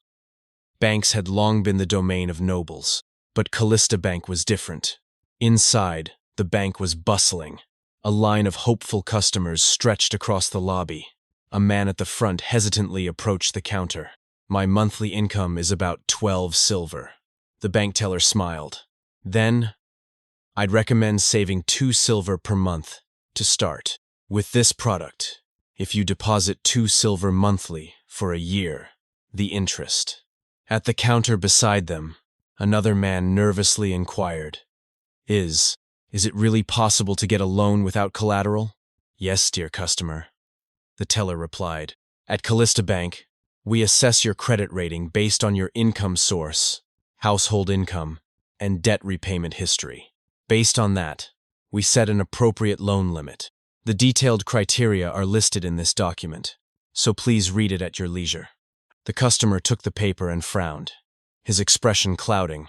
Sorry, I can't read, so I don't quite understand. I'll come back another time. But the teller quickly stopped him. No, dear customer, I apologize. Would it be all right if I explained it to you directly for easier understanding? The man's shoulders relaxed as he nodded in relief. Opening the path to finance for commoners may seem like wasting money and effort on customers with no financial backing. Another teller asked, So, all 6 of your children are laborers? 2 of them live in the same household? Yes, that's right, replied a woman nodding. Nearby, a man shared, You don't own any real estate, but you have several horses. Yes, I run a small stable. Expanding the customer base in finance is undoubtedly beneficial for both sides. Your account has been opened, said a teller with a warm smile. I came thinking I'd be fooled, the woman thought, but they really opened an account with just a few coppers. And your raffle ticket number is 91, the teller added. The woman blinked. Raffle ticket? To celebrate the opening of Callista Bank's main branch, we're giving raffle tickets to everyone who opens an account this month. Tear off this paper and put it in the lobby's raffle box. In a month, we'll draw 3 winners for prizes. Prizes? You mean you're giving money? Yes, exactly. First place gets 25 gold, second place 10 gold, and third place 5 gold. Gasps echoed across the lobby, and soon the lines grew even longer. On the bank's top floor, Alman and Claude watched the flurry of activity below. Your raffle idea seems to be a big hit. Well done, Claude, Alman said approvingly. The credit rating system was your idea too, right? Truly fitting for a top student. Claude blushed, flustered. No. The other students helped brainstorm too, to allow commoners without real estate collateral to get loans per my lord's plan. We had to figure out how to judge repayment ability. Just then, an employee ran in, beaming. Mr. Alman? Mr. Claude, we just hit our first day goal of 100 accounts, and there are still 4 hours of business left. Claude stepped forward in shock. Really? Yes, absolutely. We've also received over 30 loan applications. Alman nodded with satisfaction. My lord will be thrilled. Claude beamed. I'm so excited to report this. I wish our lord could see this in person. The bankers and guards trained at the academy over the past 3 years are doing just as well as experts at noble banks, aren't they? And the customers seem to be using it without much inconvenience, too. We've succeeded in what my lord wanted, creating a bank everyone can use. Sometime later, Adrian sat with his sister Regina and their mother Owen, sipping tea as he read Claude's report. It seems Claude and Alman are doing well in the capital, Adrian said. Really? Regina asked, surprised. Yep, they easily exceeded the target, and it's going smoothly. We should give them all a hefty bonus. Regina smiled faintly. That's really impressive. It doesn't feel real. My brother, a bank manager. Adrian paused, then looked at her seriously. Regina, do you want to try it too? She blinked. What? Me, manage a business? When I was immature, you were learning management in my place. Haven't you ever thought about studying more or using what you've learned somewhere? You can do anything, Regina. Studying. Business, I'll help you. Owen sighed fondly. Geez, after all the hardship you went through nursing me. Regina looked down, her voice quieter. Even so, I don't really know what I could do in Callista. I don't have any special talent like you. Adrian took a breath. I've been thinking for a while. How about we go to the capital? Later that day, in another room, Lakia sat cleaning his sword while Asa lounged on the couch, lazily eating snacks. Adrian entered with a spark of excitement in his eyes. I've been thinking of going to the capital. Lakia looked up. Go to the capital? Yep. I want to introduce you to high society and stay a while to oversee the banking business. What about Laki? Lakia cut him off firmly. I'm your guard knight, so of course I'm coming. What a silly question. Adrian exhaled in relief. Clean. 5 years is the guaranteed time for Lakia's name to be cleared. For the past 3 years, he's dutifully served as a swordsmanship teacher and guard knight without complaint. There are many suspicious points, and setting foot in the capital would be awkward, but he's enduring well. All right, then Lakia's coming along, and what about Asa? Before Adrian could finish, Asa launched himself across the room and tackled Adrian to the ground. Sounds fun, Asa yelled, beaming. Lakia stood up abruptly. I told you not to jump at him like a monkey. Asa huffed, hands on his hips.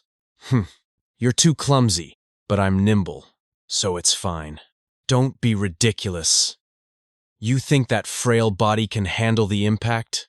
He lifted Adrian with ease, cradling him like a baby. Asa scowled. What's that, you? Talking to your master like that?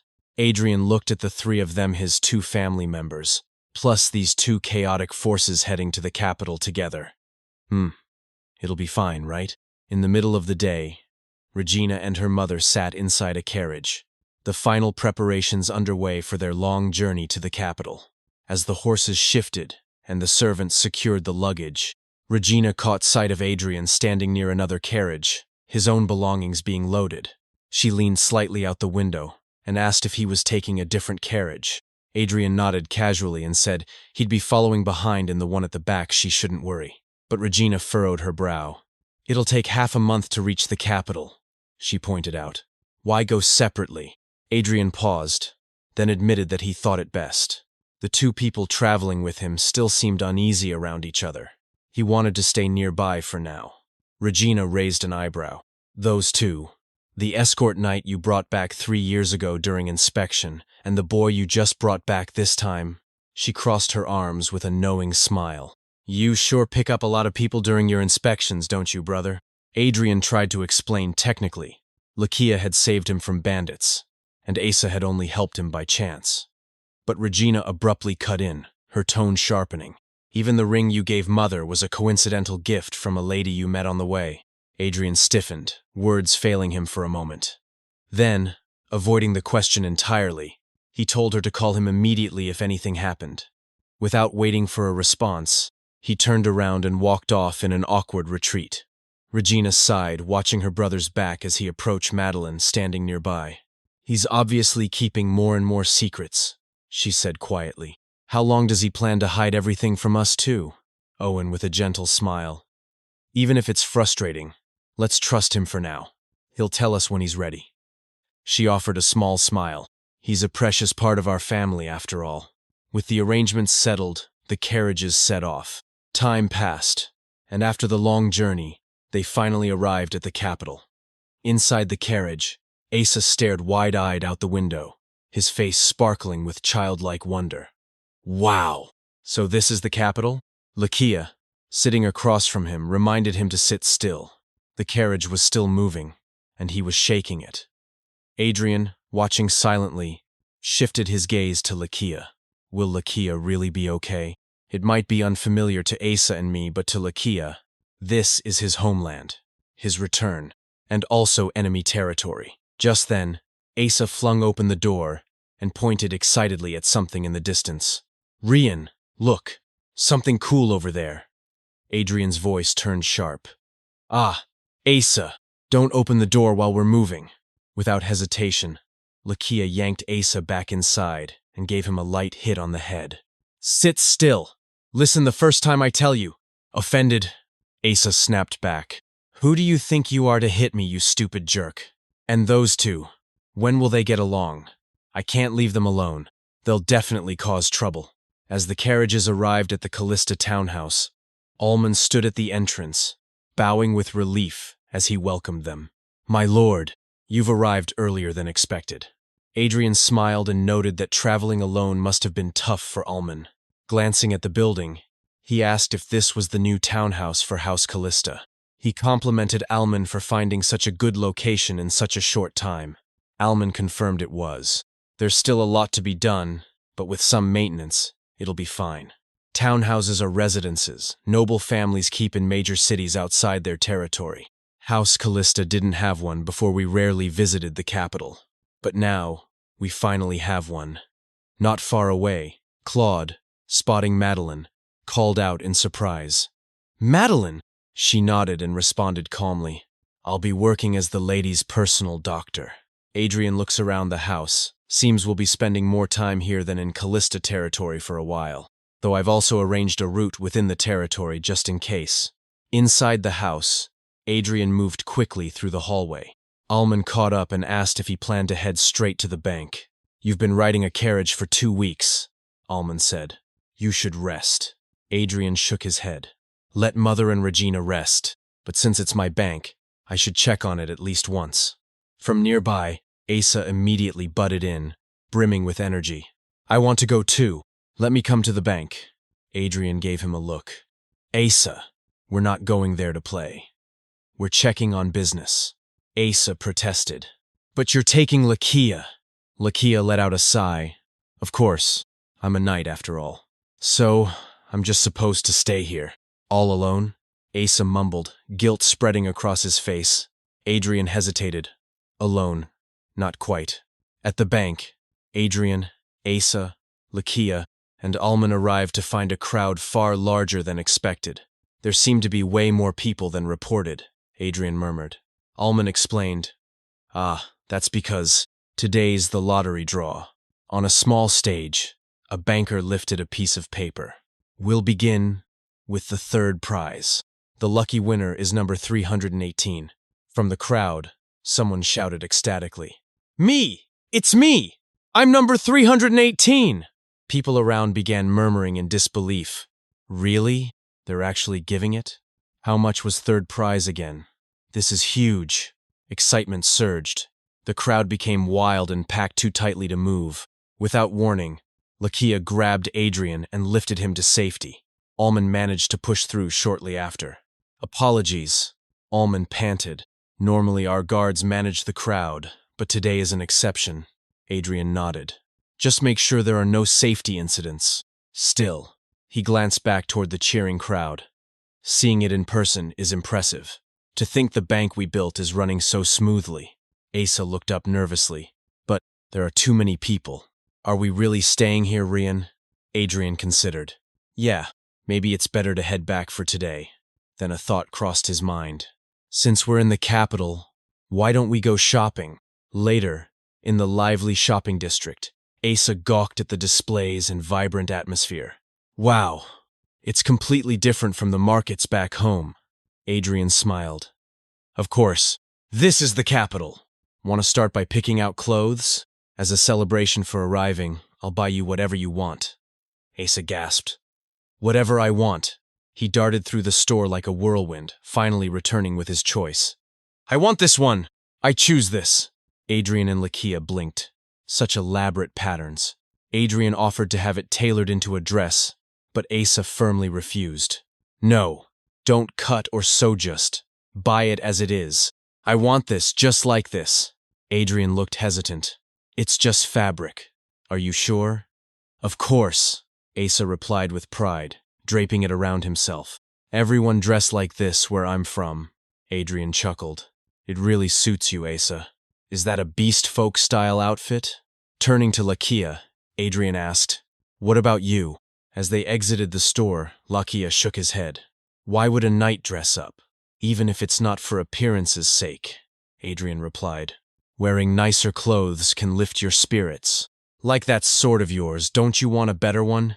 Lakia stopped abruptly. This one's enough. Huh? Just now.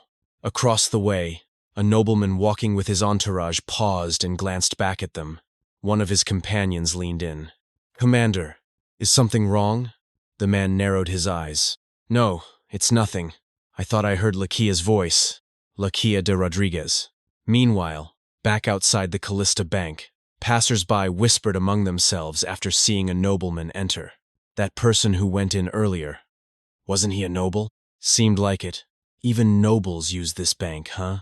Inside, branch manager Poitier stood across from the visiting noble, bowing respectfully. "I'm terribly sorry, sir," he said. "Even with my authority as branch manager, I'm afraid I can't give you a proper answer." The noble's expression remained unreadable.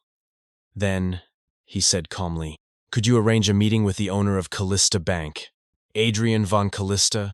As Adrian was preparing to return to the townhouse after shopping, he was suddenly approached by a bank staff member, informing him that a very important client had arrived and urgently requested to meet him. Curious and slightly wary, Adrian made his way back to the Callista Bank, where he found none other than Duran von Chinovis waiting. Duran, standing tall despite the heavy air around him, formally introduced himself as the eldest son of Count Chinovis. With a serious expression, he stated his purpose. He wished to apply for a loan of 7,000 gold from the Callista Bank. Adrian was taken aback by the amount, pausing for a moment in stunned silence. Before he could speak, branch manager Poitier reacted with visible disbelief. 7,000 gold? Even hearing it again, that's completely outrageous, Poitier exclaimed. How does the Lord intend to manage interest on a sum like that? Trying to maintain his composure, Adrian asked calmly what the funds would be used for. Duran looked confused at first, asking Adrian to repeat himself. Adrian explained that, while they recognized the Chenovis family as a venerable house, the amount he requested far exceeded a standard loan, and so they would require a clear explanation of the intended use. Duran was visibly surprised, his voice faltering slightly as he asked if Callista Bank truly possessed the capital to lend 7,000 gold. To this, Adrian replied with quiet confidence that, indeed, they did. Duran's shoulders sagged, and he finally confessed the dire state of his house. He explained that the Chenovis family had once been among the 10 wealthiest in the empire, thanks to their control over Chernichthe, largest granary region in the empire. Blessed by the goddess of the earth, the land was known to yield bountiful harvests with ease, supplying most of the Rosenbaum Empire's grain. For generations, the Chenovis thrived effortlessly as long as they managed their farmland with care. But all that changed when the current count, Duran's father, fell into gambling. Their liquid assets were quickly depleted, and to recover, he raised the stakes again and again, eventually putting up their entire estate as collateral. Now, the family's debts had grown to a staggering 7,000 gold. The only financial institution capable of issuing a loan of that size was Sullivan Bank, known for its overwhelming capital, but Sullivan had demanded Chernich itself as collateral. Duran's voice shook slightly as he pleaded, saying that while it might sound pathetic, Chernich was not just land, it was the symbol of their family's pride and legacy. They could not afford to lose it. So Sullivan Bank says it's just collateral, not a sale. With Chernich's productivity, the debt could be repaid within a few years. But Poitier coughed to break the heavy silence, prompting Adrian to speak. Adrian nodded and said he understood the situation and requested a brief internal discussion. He asked Duran to enjoy some tea while he waited. Duran quietly agreed, lowering his head in resignation. Once outside, Poitier spoke bluntly. Once Chernich is used as collateral, it's essentially lost. Adrian frowned, asking why. After all, Chernich's value easily exceeded 7,000 gold. Exactly, Poitier replied. Do you think Sullivan Bank will allow repayment? They'll obstruct it through any means necessary so they can seize Chernich outright. That's why the Chinovis are still resisting clinging to their last hope. Their stalemate with Sullivan is already the talk of the capital. He continued, emphasizing that the loan request was absurd in any case. The Chinovis had no assets to offer, refused to use Chernich, provided no alternatives, and merely asked for money. Without Chernich, they were just a ruined house led by a gambling addict. Adrian looked down, deep in thought. Truth is, Callista Bank or rather, I can mobilize nearly unlimited capital. The secret vaults of Siegfried's lair have all been opened. But still, throwing money around out of pride or sentiment would only draw suspicion. I have to be cautious with spending, especially to conceal my identity. Now, what happened to the Chinovus in my previous life? Did they lose Chernik to Sullivan Bank? Go bankrupt? Back then, Callista was so remote, news from the capital rarely reached us. Chernik, the granary, the food supply. Wait. Ah. Adrian's eyes widened as realization struck him. Without a word, he turned and burst back into the room. Poitiers, startled, called after him. My lord! Adrian stood before Duran, breathing heavily as his thoughts raced. Yeah, definitely. That thing will happen a few years from now. Calming himself, he addressed Duran. Adrian declared that Duran would receive 7,000 gold loan with no collateral required. Poitiers, stunned, shouted in disbelief. What, my lord? Duran also looked up in shock. Poitiers stepped forward, protesting the decision, but Adrian cut him off with a confident smile. Poitiers, I'll handle this contract personally. Could you step outside for a bit? Still clearly distressed, Poitiers bowed his head. Yes, understood. As he left the room, Duran sat frozen, hands trembling. Ever since our family fell into debt, we've endured ridicule and scorn. We've fought off predators eyeing Chernich, and I was on the verge of giving up. And now, suddenly, a collateral-free loan. I came here clinging to my final hope, and I've found a lifeline. Adrian addressed him again, calling him Count Chinovus. Duran stood up, visibly emotional, and expressed his deepest gratitude, asking how he could ever repay such a favor. Adrian raised a hand to halt him. There's no need for that. This isn't charity or a donation. I'm offering you a legitimate contract. Duran hesitated, saying that Chinovus had no collateral left to offer. Adrian smiled slightly. That's all right. Just 2 written promises will suffice. Meanwhile, at the premises of the powerful Sullivan Bank, Baron Dominic Sullivan received word of the Chinovus family's sudden deal with Callista Bank. His eyes narrowed as he processed the information, and with a snarl of rage, he slammed his hand onto the table. Adrian von Callista, Count, he paced angrily, voice filled with frustration. 18 years old, inherited the title at 12. Immediate family, mother and younger sister. Opened Callista Bank just a month ago. Territory size is decent, but it's mostly marshes and wasteland. Very little farmland. Population and assets minimal. Turning to his servant, he asked if there were any mines or other sources of revenue. The servant reported none confirmed. Sullivan growled, asking if there were any artifacts. The servant admitted that Callista was so underdeveloped they lacked detailed information. Dominic slammed the table again. Then how the hell? How did some country bumpkin brat come up with 7,000 gold? The servant stammered, suggesting further investigation. Dominic clenched his fists. Do you know how much effort I put into getting my hands on Chernich? It took me years just to get that old fool to sit at the gambling table. He barked an order. Find out where the money came from, what collateral was accepted, leave no stone unturned, and confirm if Count Callista was still in the capital. Back at the Callista townhouse, Adrian sat in his study, reading a letter he had just received. Asa peeked over his shoulder and asked curiously what it was. You just got here and are already getting mail? Adrian looked up from the letter and replied calmly. Looks like the Count of Callista's family has been invited to a banquet, bearing the seal of Count Alphon Heisbert. It was addressed to Count Callista and read, Count Callista, we would like to invite your party to a banquet. Please grace us with your presence and light up the event. From Count Alphon Heisbert. Adrian furrowed his brows as he read the letter. Count Heisbert. They had never interacted before. Why would he suddenly send an invitation? Lakia, overhearing Adrian's confusion, commented that it wasn't all that surprising. Given the recent buzz in the capital, Adrian was bound to attract attention. The dispute between Chinovus and Sullivan Bank over Chernich was already the center of high society gossip, so the news that Callista Bank had approved a 7,000 gold loan had spread like wildfire. Callista Bank had always maintained a modest image, serving mostly commoners. To suddenly demonstrate the liquidity to lend 7,000 gold in cash. Not even the bankers themselves had expected it. The impact was enormous. As a result, Callista had become the focus of endless rumors and speculation. I told my family that, thanks to father's prudent financial management, we had ample reserves, but I definitely acted too rashly. I'll have to be more careful when handling large sums in the future. In the background, Lakia and Asa had begun bickering again. Adrian turned to them and asked if they were planning to accompany him to the banquet. Lakia responded firmly that he wouldn't be going. Asa quickly added that he didn't want to attend either.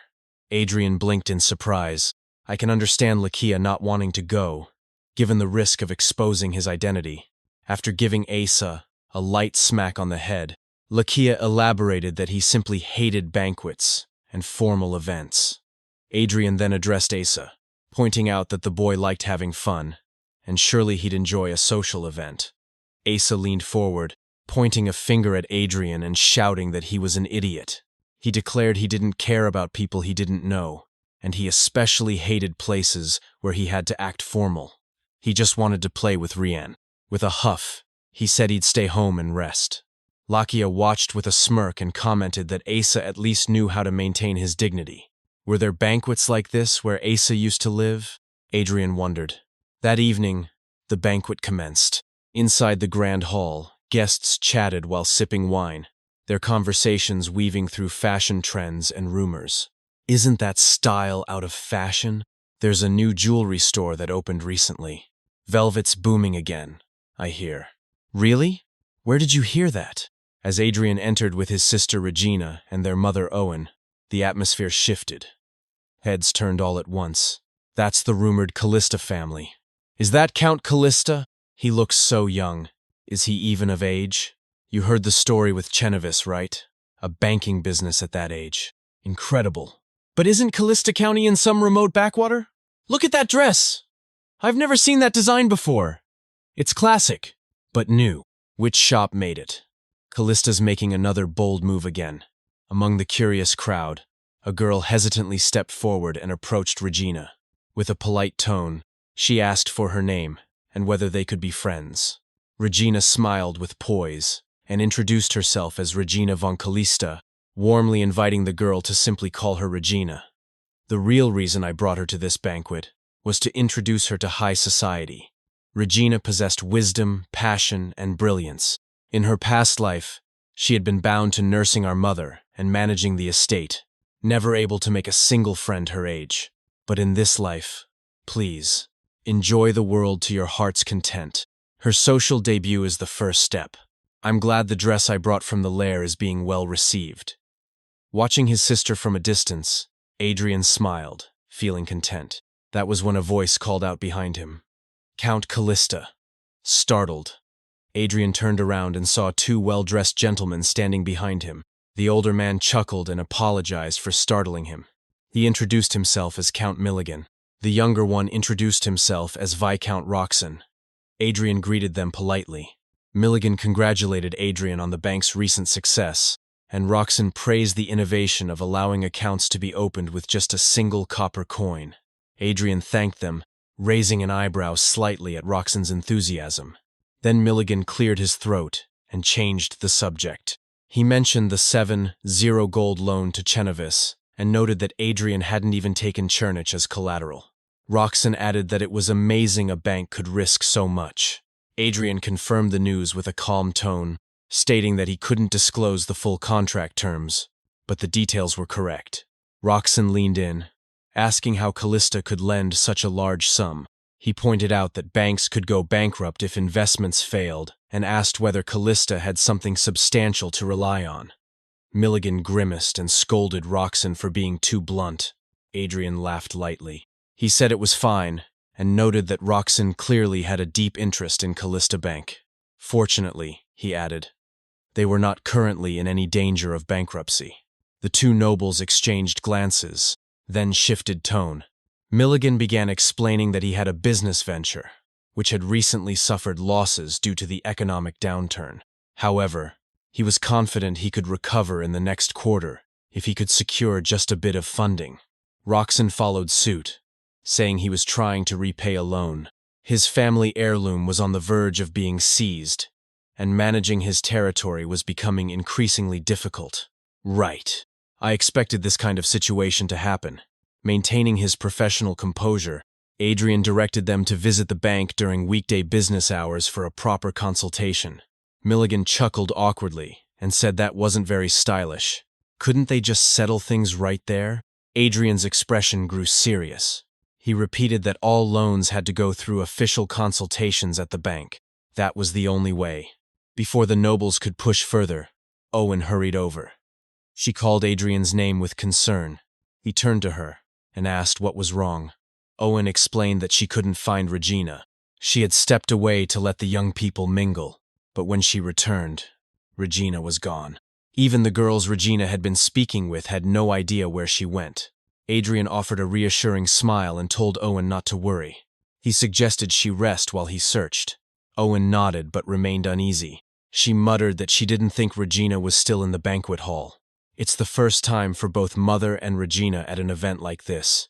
She could have easily gotten lost, but she couldn't have gone far. Adrian activated his skill, scanning. Huh? Regina really isn't in the banquet hall. In that case, I'll expand the search. Outside the building, it's the garden. Adrian rushed outside, calling out for her.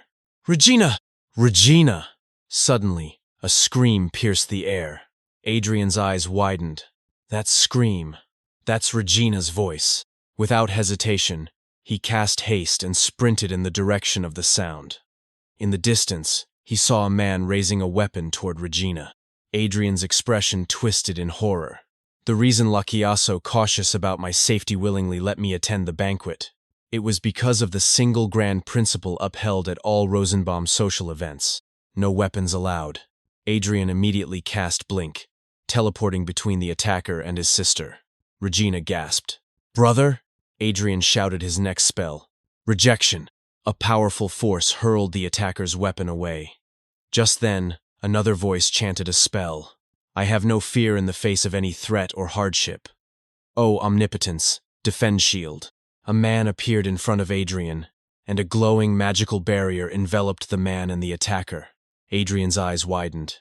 This person is a mage? Adrian's voice rang out, his tone fierce and unwavering. There was a mage over there, and he didn't care who it was. In the face of someone threatening his family, he had no intention of backing down. Without hesitation, Adrian cast an offensive spell. Wind arrow, he cried, and a sharp gust tore through the air. The spell barely missed the mage's head, catching a few strands of hair, and nearly struck another attacker at the back. Both the mage and the man behind were left stunned. The mage turned, his voice trembling as he called out, Your Majesty!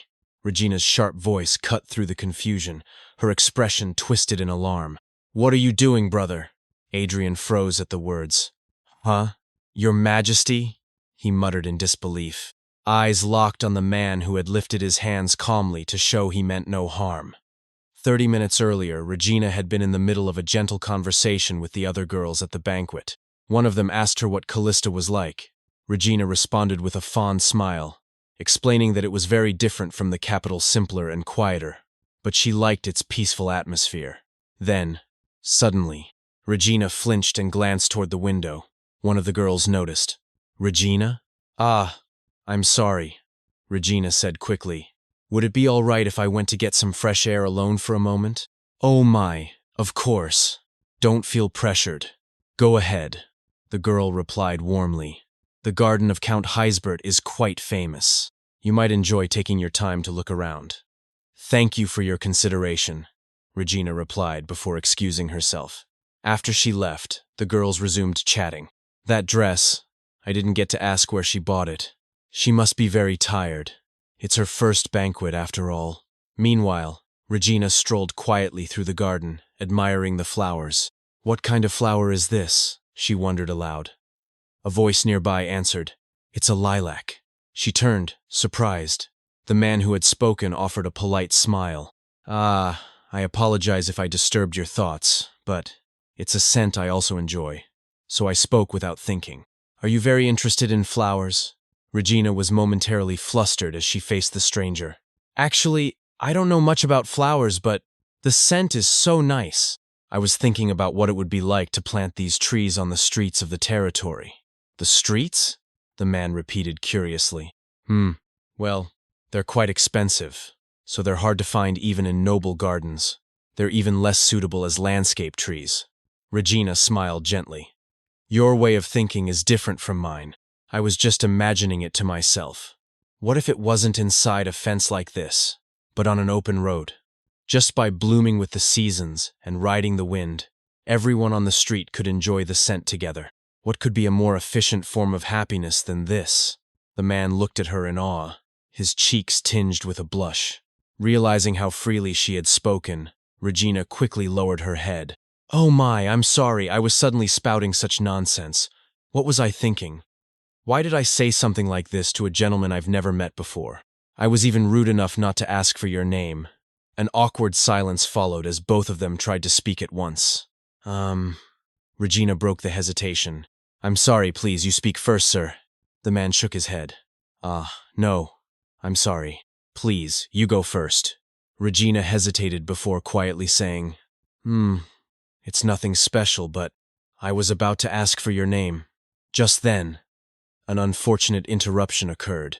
A snake on the ground slithered toward Regina. Startled, she instinctively pressed herself against the garden wall. The man's eyes widened. A snake? Regina screamed as the snake drew closer. It's getting closer. The man attempted to draw his sword, but before he could react, Adrian suddenly appeared between them, stepping on the snake and subjugating it in one swift motion. Present time. Back in the garden, Regina stood beside Adrian, who was now drenched in sweat, his breathing heavy. She looked to the man she had spoken with earlier. That's what happened, she explained. Both she and Adrian lowered their heads and bowed deeply. I apologize, Your Majesty, Adrian said. I mistook you for an assailant and I also failed to recognize Your Majesty and was rude, Regina added. The Emperor chuckled, waving them off. You don't need to apologize. Haha, it was a situation where a misunderstanding could easily occur. I also hastily drew my sword. At the banquet hall, only the royal family can carry weapons. Fortunately, no one was hurt in the end. Yet, despite the Emperor's reassurance, the mage remained wary, still standing protectively in front of him with his arm flung outward in defense. This person is the Emperor of Rosenbaum, Latesque Cromel Carter III, Adrian realized, the gravity of the situation sinking in. You may step back, Ivan, the Emperor said calmly. Then this person, who is always said to remain by the Emperor's side like a shadow, is the Imperial Grand Archmage and the holder of the Fifth Circle, the highest level on the continent. Count Rumbly Ivan, Adrian thought. Ivan crossed his arms and glared at Adrian with suspicion. Just then, a pair of guards approached the garden. Are you sure you heard a commotion? One asked. Yes, I heard screams and shouts. Clearly, everyone tensed. Without hesitation, Adrian whispered, Mirage, and cast a spell to cloak them from view. The guards turned into the garden. Is it this way? There's no one here? Then it must have been the other way. Continue the search to the east. Yes, sir. Adrian turned to the Emperor and Ivan. I was worried that my mistake would cause a person of your noble stature to be embroiled in the commotion, so I cast a temporary barrier. Don't worry, they couldn't have seen us. Regina looked at him, clearly stunned and confused. Ivan suddenly stepped forward and grabbed Adrian's wrist tightly. Mirage. Did you just cast Mirage? How can you cast a sixth circle high-level magic? No. More importantly, he definitely activated it with just the activation word. Without an incantation? I didn't mishear it. Wait a minute, Adrian stammered. I also apologize to you, Count Ivan. A moment ago. Something trivial like that isn't important right now. Ivan interrupted. The Emperor placed a hand on Ivan's shoulder, calming him. Thank you for your consideration. Thanks to you, I was able to avoid a difficult situation. May I know your names? Ivan, still caught in disbelief, protested. Sixth Circle, Your Majesty. It's Sixth Circle. Adrian composed himself. Ah, yes. My apologies for the late introduction. I am Count Adrian von Callista. Regina followed. I am Regina von Callista. I see, the Emperor said, nodding. So you're the ones. The current Emperor of Rosenbaum is a powerless puppet with no connections, crushed by the influence of Townsend and McCarthy. He must be in a position where he can't appear close to a specific family, Adrian thought. As the Emperor and Ivan began walking away, the Emperor added with a smile, I hope we can talk more next time.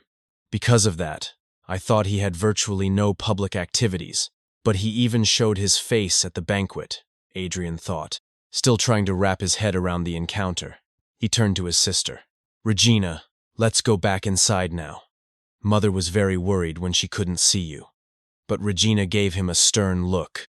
Brother, isn't there something you have to explain before that? Well? Adrian scratched the back of his head. Don't try to just brush it off. Just since when? Haha, Adrian deflected. I'll explain later, Regina. Right now is a bit. As they stepped back into the banquet hall, the mood had shifted. The gazes of the crowd sharpened noticeably.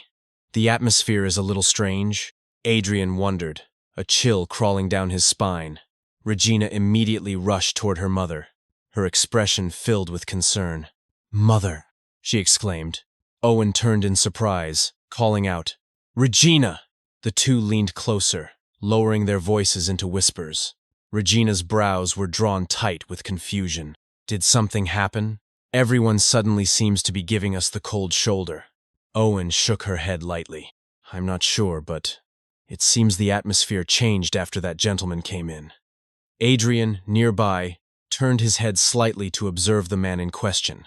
Dominic Sullivan stood tall, speaking in a sharp tone that cut through the buzz of the banquet. This is quite disappointing, Count Heisbert. There are people lurking around the banquet who don't even have basic manners. Shouldn't you be managing this? He gestured subtly, casting judgment with a practiced flair. When debuting in high society, it is customary to greet all attendees. Count Heisbert gave a tight smile, replying quickly, Please be understanding, Lord Sullivan. But Dominic pressed on, voice laced with contempt. To reek so much of coming from the countryside. Regina heard the remark, and froze. Her eyes widened, startled, and her lips parted, ready to lash out. That etiquette is! But Adrian swiftly reached out and stopped her, placing a gentle but firm hand on her arm. What a cunning trick, Adrian thought. The ritual of greeting everyone at a banquet is indeed an actual piece of etiquette, but it became obsolete decades ago, so no one follows it anymore. Callista is also a historic noble family. There's no way they don't know that, but arguing in this atmosphere, that would only make us look worse. They'll be labeled as ill-mannered and lacking refinement.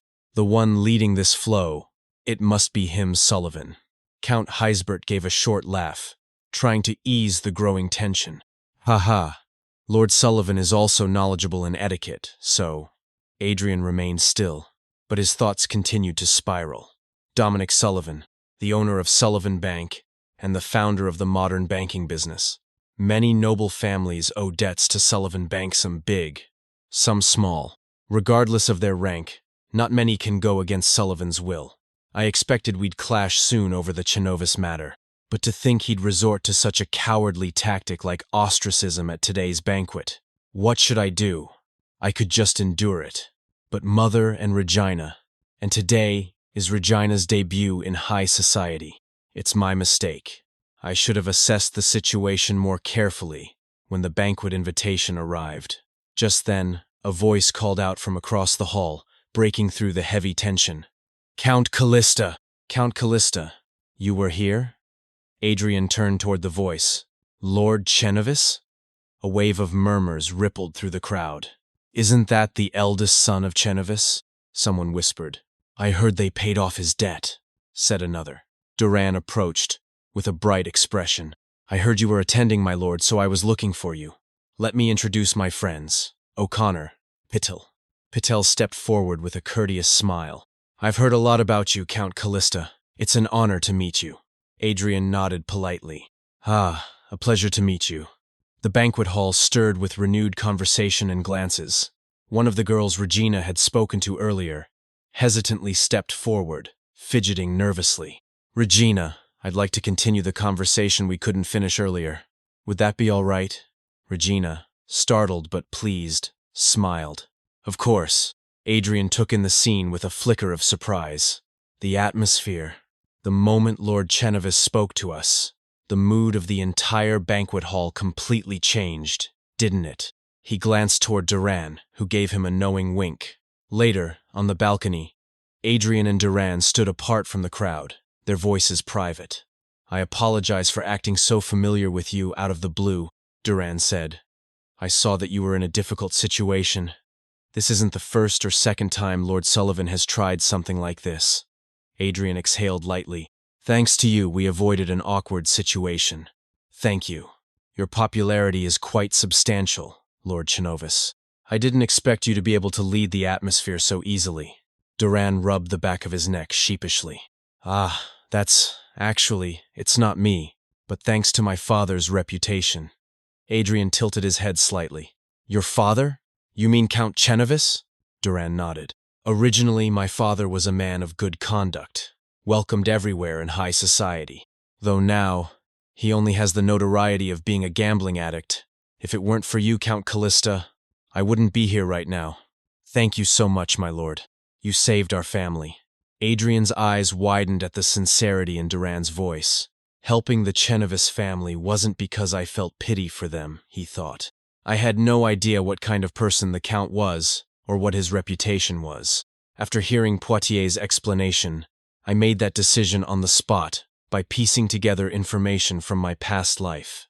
What would have happened today if Lord Chennevis hadn't turned out to be a good person? It was the same with the incident involving His Majesty, the Emperor. If His Majesty hadn't understood so mercifully, or if it had escalated to a confrontation where we both got hurt, I really was rash in so many ways. Creating the future I want requires more than just capital and magic. I need information. After returning home from the banquet, Adrian sat with his mother and Regina, revealing a small part of his secret, that I became a mage for some reason, he said carefully, and that I'm stronger than an archmage. He couldn't say more. It's not that I don't trust my family, Adrian thought, but as I am now, I'm not powerful enough. I have to minimize any factors that could pull me into the Empire's internal struggles. If even the slightest rumor about the rare dragon spreads, a conflict I can't control will arise. Owen brushed her hand through her hair, letting out a slow breath. I knew he was hiding something, but I can't believe you became a mage. Regina, still full of energy, added, It was really no joke, Mother. What was it, the activation word? Even the Imperial Sorcerer said it was strange. Adrian turned to her. Regina, about the magic. Don't tell other people. Regina nodded solemnly. Right. It's a secret. Then her curiosity returned. Do those two who are always with you know? Adrian hesitated. It just happened. Regina's expression flared with outrage. Really? You hide it from your family, but you told your friends who you've barely even known. Isn't that too much? Sorry, Adrian mumbled. Outside the room, Lakia and Asa stood behind the door. Lakia sighed, muttering under her breath. I can hear everything. Asa looked stunned. Friends? Back inside, Owen met Adrian's gaze firmly. Adrian, you don't have to tell us everything. However, you must never do anything dangerous. Understood? Your safety always comes first. Adrian gave a soft smile. I'll make sure you two have nothing to worry about. Thank you for always trusting me. Later that night, Adrian stepped out into the cool air and quietly made his way toward a small shed beside the house. The dream I want to achieve with this new life. It's not about becoming the strongest in the world, nor is it about getting revenge on someone, but the desire to change the world is something far grander than that. I just need to take my time and build things up slowly. I have to be that much more cautious. One step at a time, one stare at a time. As he opened the shed door, a soft glow illuminated the space inside. From a nearby window, Lakia and Asa watched him. That barn, wasn't it just a storage shed? Asa asked. What's Adrian doing over there again? Lakia turned away from the window. Leave him be. It's not the first time he hasn't told us everything. Asa pouted, acting all cool. You were staring because you were curious too. I told you to fix that annoying tone of yours, Lakia snapped. Who are you to lecture me? You started it. Asa shot back. Meanwhile, in her room, Regina lay on her bed, deep in thought. Her cheeks were flushed red as she pulled a pillow over her face. Lilac, she whispered into the soft fabric. Adrian stepped out of the shed under the moonlight.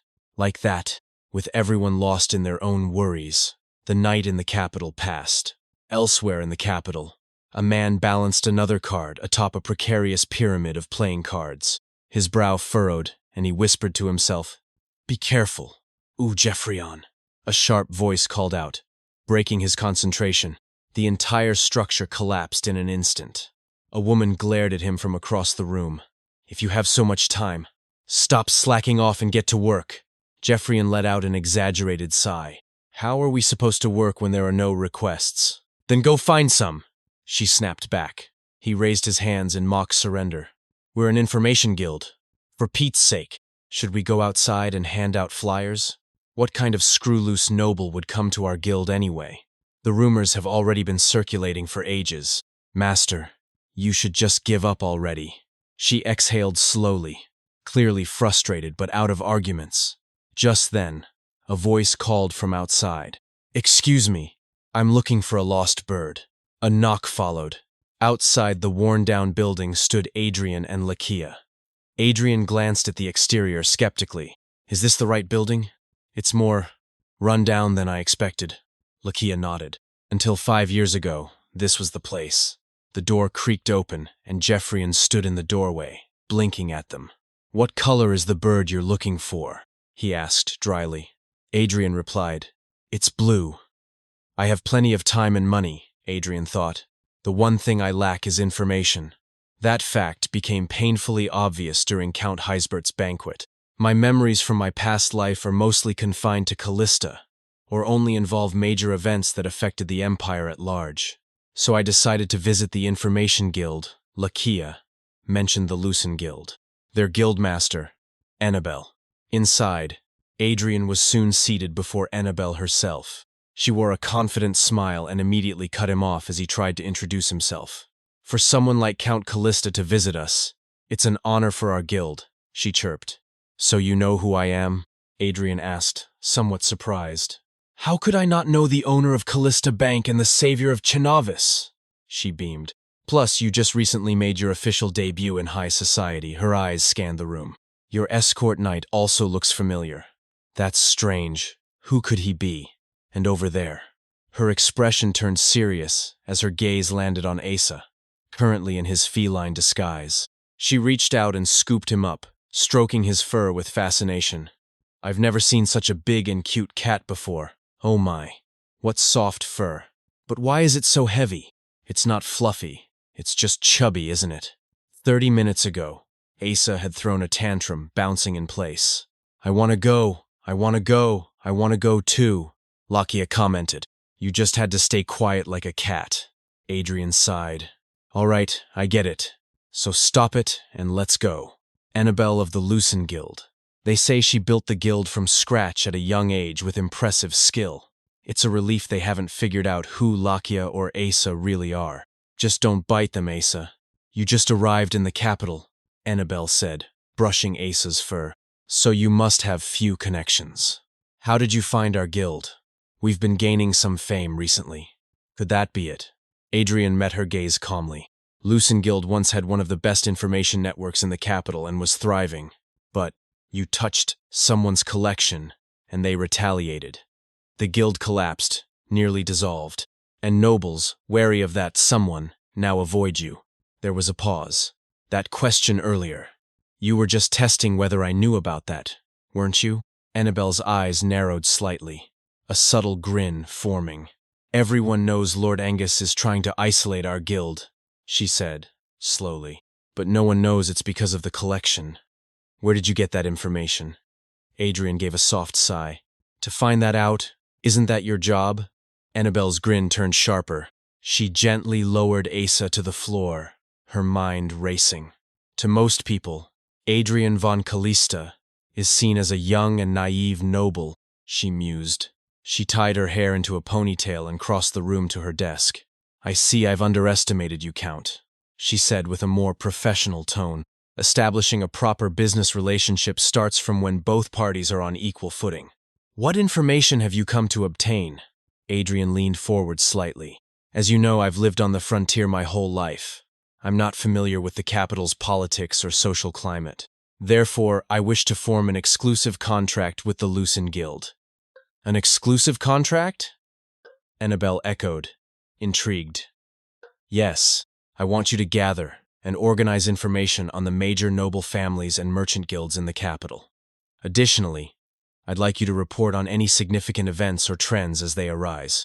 In return, not only will I pay for each piece of information, I will fully support the guild's operating costs. Annabelle silently reviewed the contract Adrian handed her. After a pause, she gave a short nod. Very well. Since you already know our circumstances, we have no reason to refuse. All right, Adrian thought, satisfied. Normally, an information guild would be reluctant to accept backing from an unknown noble house. In that sense, it's almost fortunate the Lucin Guild is currently struggling financially. As a sample, Annabelle said, setting the papers aside, shall we discuss the 3 most influential families in Rosenbaum today? Adrian raised an eyebrow. 3 families, not 2? Yes, those 2 are so famous even you would know them, Townsend and McCarthy, the ducal families that stand as the empire's pillars. They've been vying for power for decades. In reality, they're the ones devouring the empire from within. The young emperor is little more than an empty figurehead. How scathing, Adrian noted internally. The 3rd is the Marquisate of Krauser, Annabelle continued. It's a family with over 400 years of history, yet little is known about what they actually do. The current head, Marquis Scheiban Krauser, has lived in seclusion for over a decade. Some say he's in his 20s, others say he's over 50. What's strange is that both ducal families are desperate to bring Krauser to their side even though the Marquis has declared neutrality. Krauser, Adrian blinked. A family I've never heard of in my past life. Lakia didn't seem to know of them either. That means they never caused any major incidents and stayed distant from powerful factions. But still, something feels off. Please investigate the Krauser Marquisate separately as well, Adrian said. Here's the payment for today's information. Annabelle's eyes sparkled when she saw the pouch of coins. She jumped up and shouted with glee. Jeffreyon. It's money, money. We can eat meat now. Jeffreyon groaned. Don't shout, master. You're ruining our image. After all that careful build-up, you blow it by jumping like a kid? Outside, as they walked away from the guild, Lakia glanced sideways at Adrian. The mention of the Krauser Marquisate was clearly a ploy to get a request out of you. Why did you fall for it? Adrian shrugged. The 2 dukes are keeping an eye on them. There's no harm in learning more. Besides, you didn't seem to know anything either. That may be true, but still. Back at the Callista townhouse, Allman burst into the entrance hall, breathless. My lord, there's a guest in the drawing room. Adrian looked up. Who? I wasn't expecting anyone. Inside the drawing room sat a man with a calm demeanor and formidable presence, Count Ivan Rumbly, the Imperial Grand Archmage. Count Rumbly? Adrian thought, his heart pounding. Right. I used dragon tongue magic without restraint, right in front of him. Even if His Majesty overlooked the offense, what about the magic? There's no way I can cover this up like I did with my family. Is my identity going to be exposed now? Count Callista, Ivan said. Adrian straightened up, startled. Yes? I believe you already understand the reason for my visit, Ivan said sternly. Adrian swallowed nervously. Yes, that is. Suddenly, Ivan shouted with desperation. Please accept me as your disciple, Count. Adrian's mind went blank. He stared at Ivan, stunned. Pardon? What did I just hear? Adrian blinked in confusion. Was Count Rumbly really asking to become his disciple? Adrian tried to clarify. Was the Count truly asking him to be his master? Ivan, standing proudly, insisted with a smile that Adrian should call him by name. "Please call me Ivan," he urged. Adrian panicked, slightly. "Oh no, we're not close enough. I couldn't possibly call you so familiarly." Ivan insisted again, puffing his chest in exaggerated pride. "Please speak comfortably to me as well. I am no longer the wretch who speaks informally to his master." Adrian shook his head. "I can't. This person already treats me as his master." He spoke more firmly. "I cannot do that, Count Rumbly. You're older than me and a unique archmage. How could I possibly teach you? There are rules of etiquette and laws." But Ivan's expression turned dark and sharp. His voice thundered. "There is no such thing in magic. The world of magic is judged solely by skill, not age, rank, wealth, or power. Striving for a higher realm is a mage's calling and purpose." He jabbed a finger upward as though pointing toward the heavens.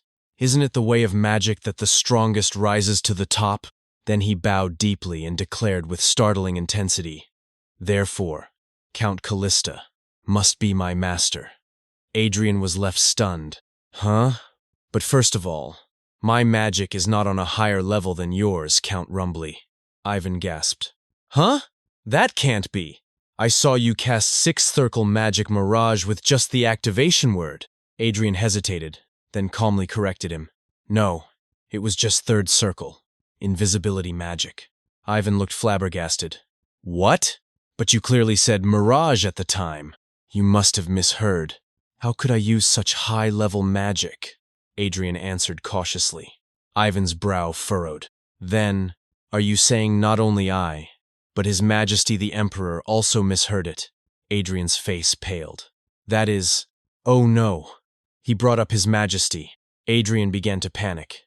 At that moment, Lakia burst into the room. "His Majesty? Did you meet His Majesty the Emperor, my lord?" Adrian flinched. Lakia? "I haven't told Lakia what happened yet." Ivan turned sharply. "How can a guard knight interrupt a conversation without permission?" Adrian quickly stepped in. "I apologize for startling you, Count Rumbly.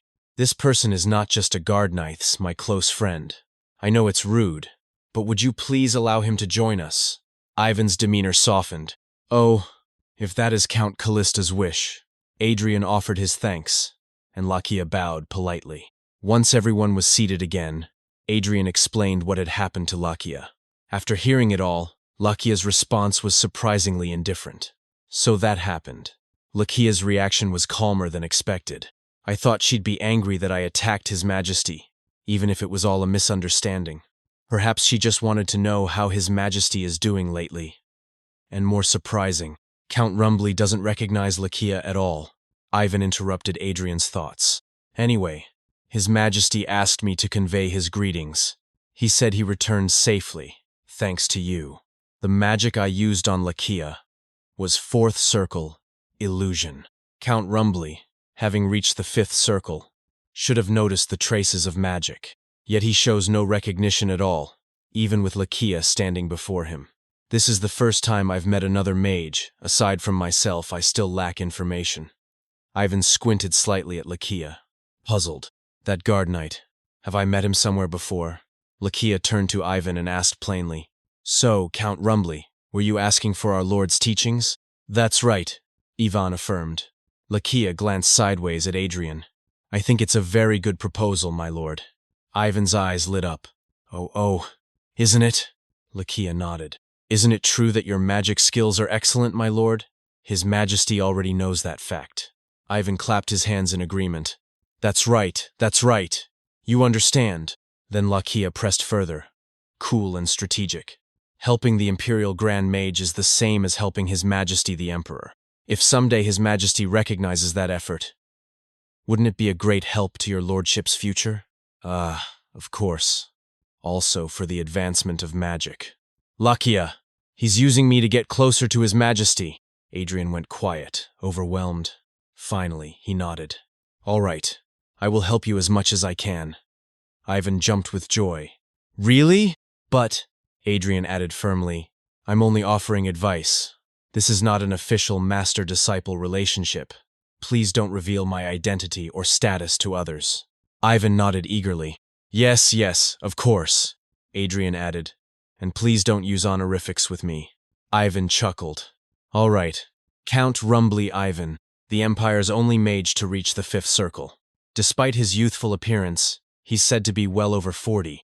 It will be difficult to hide my identity from someone like him for a lifetime. His influence is as significant as his ability.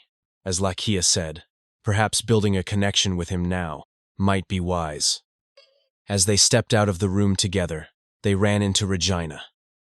Adrian greeted her. Regina, oh, you were here. Come out. Regina bowed respectfully. Most valuable guest, I greet you. Ivan blinked. Huh? Ah, that's right. He reached into his coat and pulled out a sealed letter. Miss Regina, this is a letter from His Majesty the Emperor. Adrian and Regina both froze in shock. Yes? Ivan laughed sheepishly. I came to deliver it, but I got a little sidetracked. You completely forgot about it and call that a little sidetracked.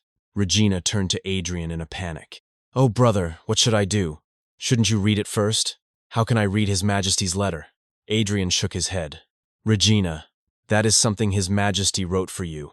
You shouldn't let anyone else read it, not even me. You must read and reply to it yourself. Regina's face flushed red. Back at the Imperial Palace, in the Emperor's office, Ivan stood grinning. So, I told him that I've decided to receive teachings from Count Callista. That's correct, right? The Emperor just stared at him. The letter? Ivan blinked, then scrambled. Ah, I also received a reply to the letter. The Emperor recalled how Ivan had begged to deliver the letter himself. He insisted on delivering it himself. As expected, Count Callista was his real objective. Meanwhile, Regina sat quietly and opened the letter. To Miss Callista, I left the banquet hall hastily that day and couldn't say a proper farewell. I hope Miss Callista returned home safely. What led me to the Heisbert banquet that day was the news of the Callista family's attendance. Upon hearing that a bank for commoners had been established in the capital, I wanted to know what kind of person and with what intent had made such a choice. However, I too was focused only on Count Callista, the owner of the bank. I never realized that Miss Callista had such a wise and upright heart. How comfortable and enjoyable that short conversation was. Therefore, Miss Callista, if it doesn't cause you any inconvenience, would you be my friend with whom I can exchange letters? Regina's face turned crimson. She covered her mouth with her hand, then stood up abruptly, then turned back again. What do I do? She gasped. Peeking out with only half her face showing, she called to Ivan. Perhaps. May I write the reply to the letter now? Ivan beamed. Ah, yes. Please take your time to read it. In the meantime, I'll have a conversation with my master no, Count Callista. Regina sat at the table and with focused eyes began writing a reply to the Emperor. Later, the Emperor received her response and read silently. To His respected Majesty, I once again humbly beg for your forgiveness for my thoughtless behavior and my brother's mistake at the last banquet. Even reflecting on that commotion again, in the midst of it all, it's nice to be able to remember, where the scent of lavender lingered on every gust of wind. The memory of that moment remains vividly in a corner of my heart. If you would allow me to exchange letters with His Majesty and recollect that fragrance again, it would undoubtedly be a great honor and joy for me. Therefore, may I await your reply? The Emperor's face turned red. Regina, anyway, a person like His Majesty will surely share his future with a high-ranking princess from another country. Emperor, anyway, I will surely live a life as a puppet, unable to move anything according to my will. But perhaps it would be all right to just exchange stories. As another letter from the Emperor arrived at the Callista estate, Adrian silently watched. The atmosphere seems unusual. Adrian found himself deep in thought, questioning whether it was truly right to leave things as they were. What had the life of His Majesty the Emperor been like in Adrian's past life? He tried to recall, but nothing particularly memorable came to mind. Since the Empire's true power had always been in the hands of the ducal families Townsend and MacArthur, Emperor had been more a symbolic figure than a sovereign ruler. The two houses had simply selected a suitable foreign princess at an appropriate time and arranged for His Majesty to marry her. The only memory I have of him is that marriage ceremony. Adrian reflected with a quiet sigh, sinking deeper into his thoughts. I only opened the floodgates of change, he reminded himself. Now, the rest is up to them. It's their lives and they will change them with their own hands. Time passed, and soon Callista Bank began to draw significant attention throughout the capital. Among the commoners especially, the trend of opening an account spread like wildfire, almost as if it had become a citywide fad. Before long, nearly everyone had a Callista account. In one of the bank's meeting rooms, Claude stood before Adrian, delivering a report. He explained that they fully expected to reach their monthly target for new accounts, and thus intended to continue running the promotional lottery event only until the end of the month. He added that, based solely on account numbers, they were now almost on par with the main branch of Sullivan Bank. Claude also noted that even residents from areas near the capital had started visiting frequently after hearing rumors. However, he admitted somewhat awkwardly that examining the assets of such newcomers posed certain difficulties. Adrian perked up, his eyes glinting with excitement. He pointed out that demand was starting to spread beyond the capital, and jokingly suggested that it might be time to consider opening new branches. Claude, however, hesitated. "Oh, that might be a bit difficult," he said, then quickly apologized. "Ah, it's nothing. I overstepped my bounds." Adrian reassured him with a calm smile and encouraged him to share any opinions freely. "If you have something to say, feel free." Reluctantly, Claude elaborated. He noted that since most of Callista Bank's customers were commoners, the average deposit amounts were quite small despite the large customer base. At the moment, deposits and loans were barely balanced. Expanding branches and increasing loans at this point, he feared, could risk draining the bank's cash reserves. Adrian continued to smile silently, simply listening. Claude couldn't help but wonder, why is he smiling like that? Then Adrian spoke. "Yes, you've assessed the situation perfectly." He trailed off thoughtfully, then brought up something unexpected. "Regarding that, I'm thinking of starting that business you proposed last time." Claude froze. "Huh? That idea." It was just a crude concept. It was scrapped because of a fatal flaw that made implementation practically impossible. But Adrian waved off his concerns gently. "It's all right, Claude. I'll handle the countermeasures." Meanwhile, at the port, a man was busy counting crates. 44, 45, 46, 47, all right. All 50 boxes of dye have been accounted for. That'll be 30 gold. The merchant he was dealing with, a member of the Hoffman merchants, handed him a piece of paper. The man eyed it suspiciously. "What's this?" "It's a bit different from an account certificate," the merchant explained. "Ah, so you haven't heard. It's called a check, issued by Callista Bank. If you take this to the bank and show it to them, they'll give you 30 gold. The man raised an eyebrow. "Callista Bank? The one that even accepts commoners as customers? You're saying this little scrap of paper is worth 30 gold? Why even make something like this?" "To be precise," the merchant clarified, "it's 30 gold I already deposited in advance. It's just heavy to carry cash around." The man nodded. "That's true. 30 gold is hard to carry even with both hands. Gold is heavy." Even so, he was skeptical. "How am I supposed to trust a piece of paper like this?" "I'll take my payment in cash, like usual." "I don't carry cash anymore," the merchant replied easily. "If you're that suspicious, we can go collect it at the bank together." And so, they went. At Callista Bank, the teller inspected the check carefully. After verifying the serial number and signature, they handed over a pouch of 30 gold. "See?" the merchant said, satisfied. "I told you, no problem receiving it." The man who received the gold was still in disbelief. "What in the... Is this really possible?" he wondered. Gold coins are heavy and take up a lot of space. Large merchant guilds dealing in huge sums go to great lengths to transport money.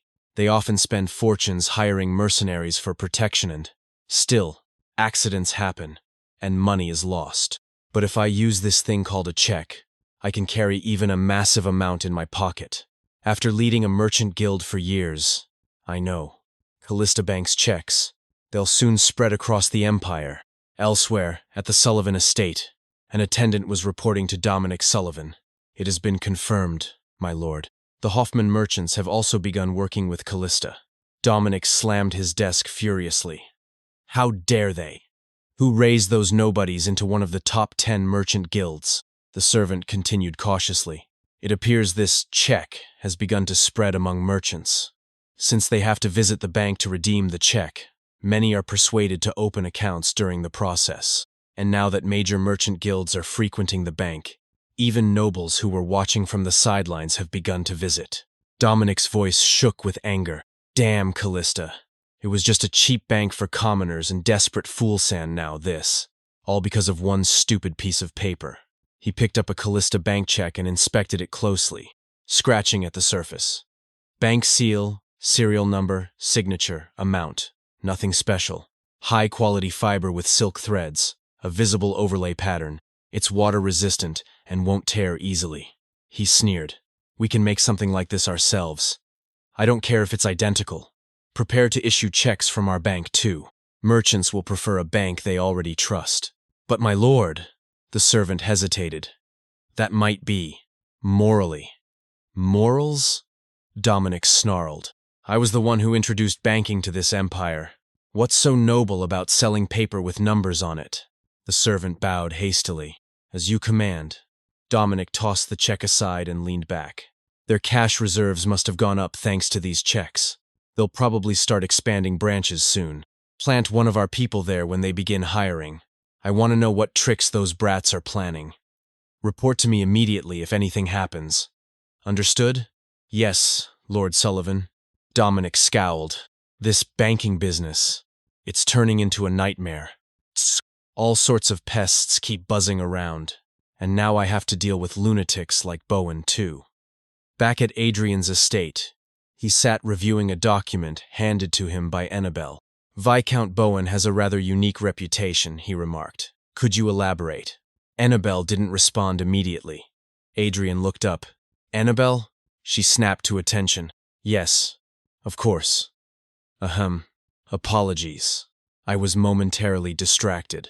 This man, Count Callista, truly isn't ordinary, she thought. He asked me to gather information on all the Empire's nobles, reviewed hundreds of pages in a single sitting, and then categorized and ranked them by importance himself. Is he really only 18? She cleared her throat. As noted in the document, Viscount Bowen has a peculiar hobby of collecting women's clothing. He's not a womanizer, nor does he cross-dress. He simply enjoys collecting them. She added that the clothes Bowen personally collected while traveling the Empire often became high society trends shortly afterward. There was even a joke that anyone looking to order a new dress should first consult Bowen's wardrobe. Adrian's interest was piqued. He must have an excellent eye. This could be developed into a business. Annabelle explained further. He's actually been trying to open a salon for years, but Sullivan Bank has repeatedly denied him a loan for the startup capital. Adrian raised an eyebrow. Why? Because a salon is considered a lowly business for a noble to run. Adrian paused, then said, Poitiers, file this in the second bundle on the right. Yes, my lord, Poitiers replied. That's the top priority investment category. Annabelle realized with surprise. Now that I've stepped into noble society, Adrian thought, I understand. Just as commoners are held back by their status, nobles too are shackled by their own pride and restrictions. I've let too many talents wither away in the past. For a time, I'll focus on changing the future I once thought was set in stone. Later, as Adrian walked down the hall beside Alman, he asked, How are things in the fief? It's on an upward trend with no major issues, Alman reported.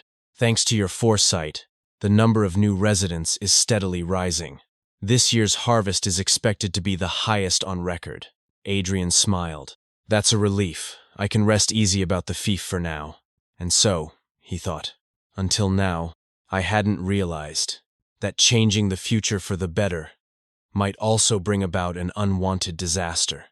As Callista Bank's checks began circulating widely and were praised as an innovation among merchants, it wasn't long before Sullivan Bank followed suit, issuing their own checks. At the busy marketplace, A customer confidently handed over a Sullivan check to a vendor. The vendor, raising an eyebrow in surprise, asked if Sullivan was now issuing checks too. The customer confirmed it with pride, explaining that the checks had already been in use for some time. He added that he intended to use only Sullivan checks moving forward, citing the bank's long-standing reputation and extensive branch network. The vendor nodded thoughtfully, remarking that it had been quite a hassle having to go all the way to Callista's main branch before.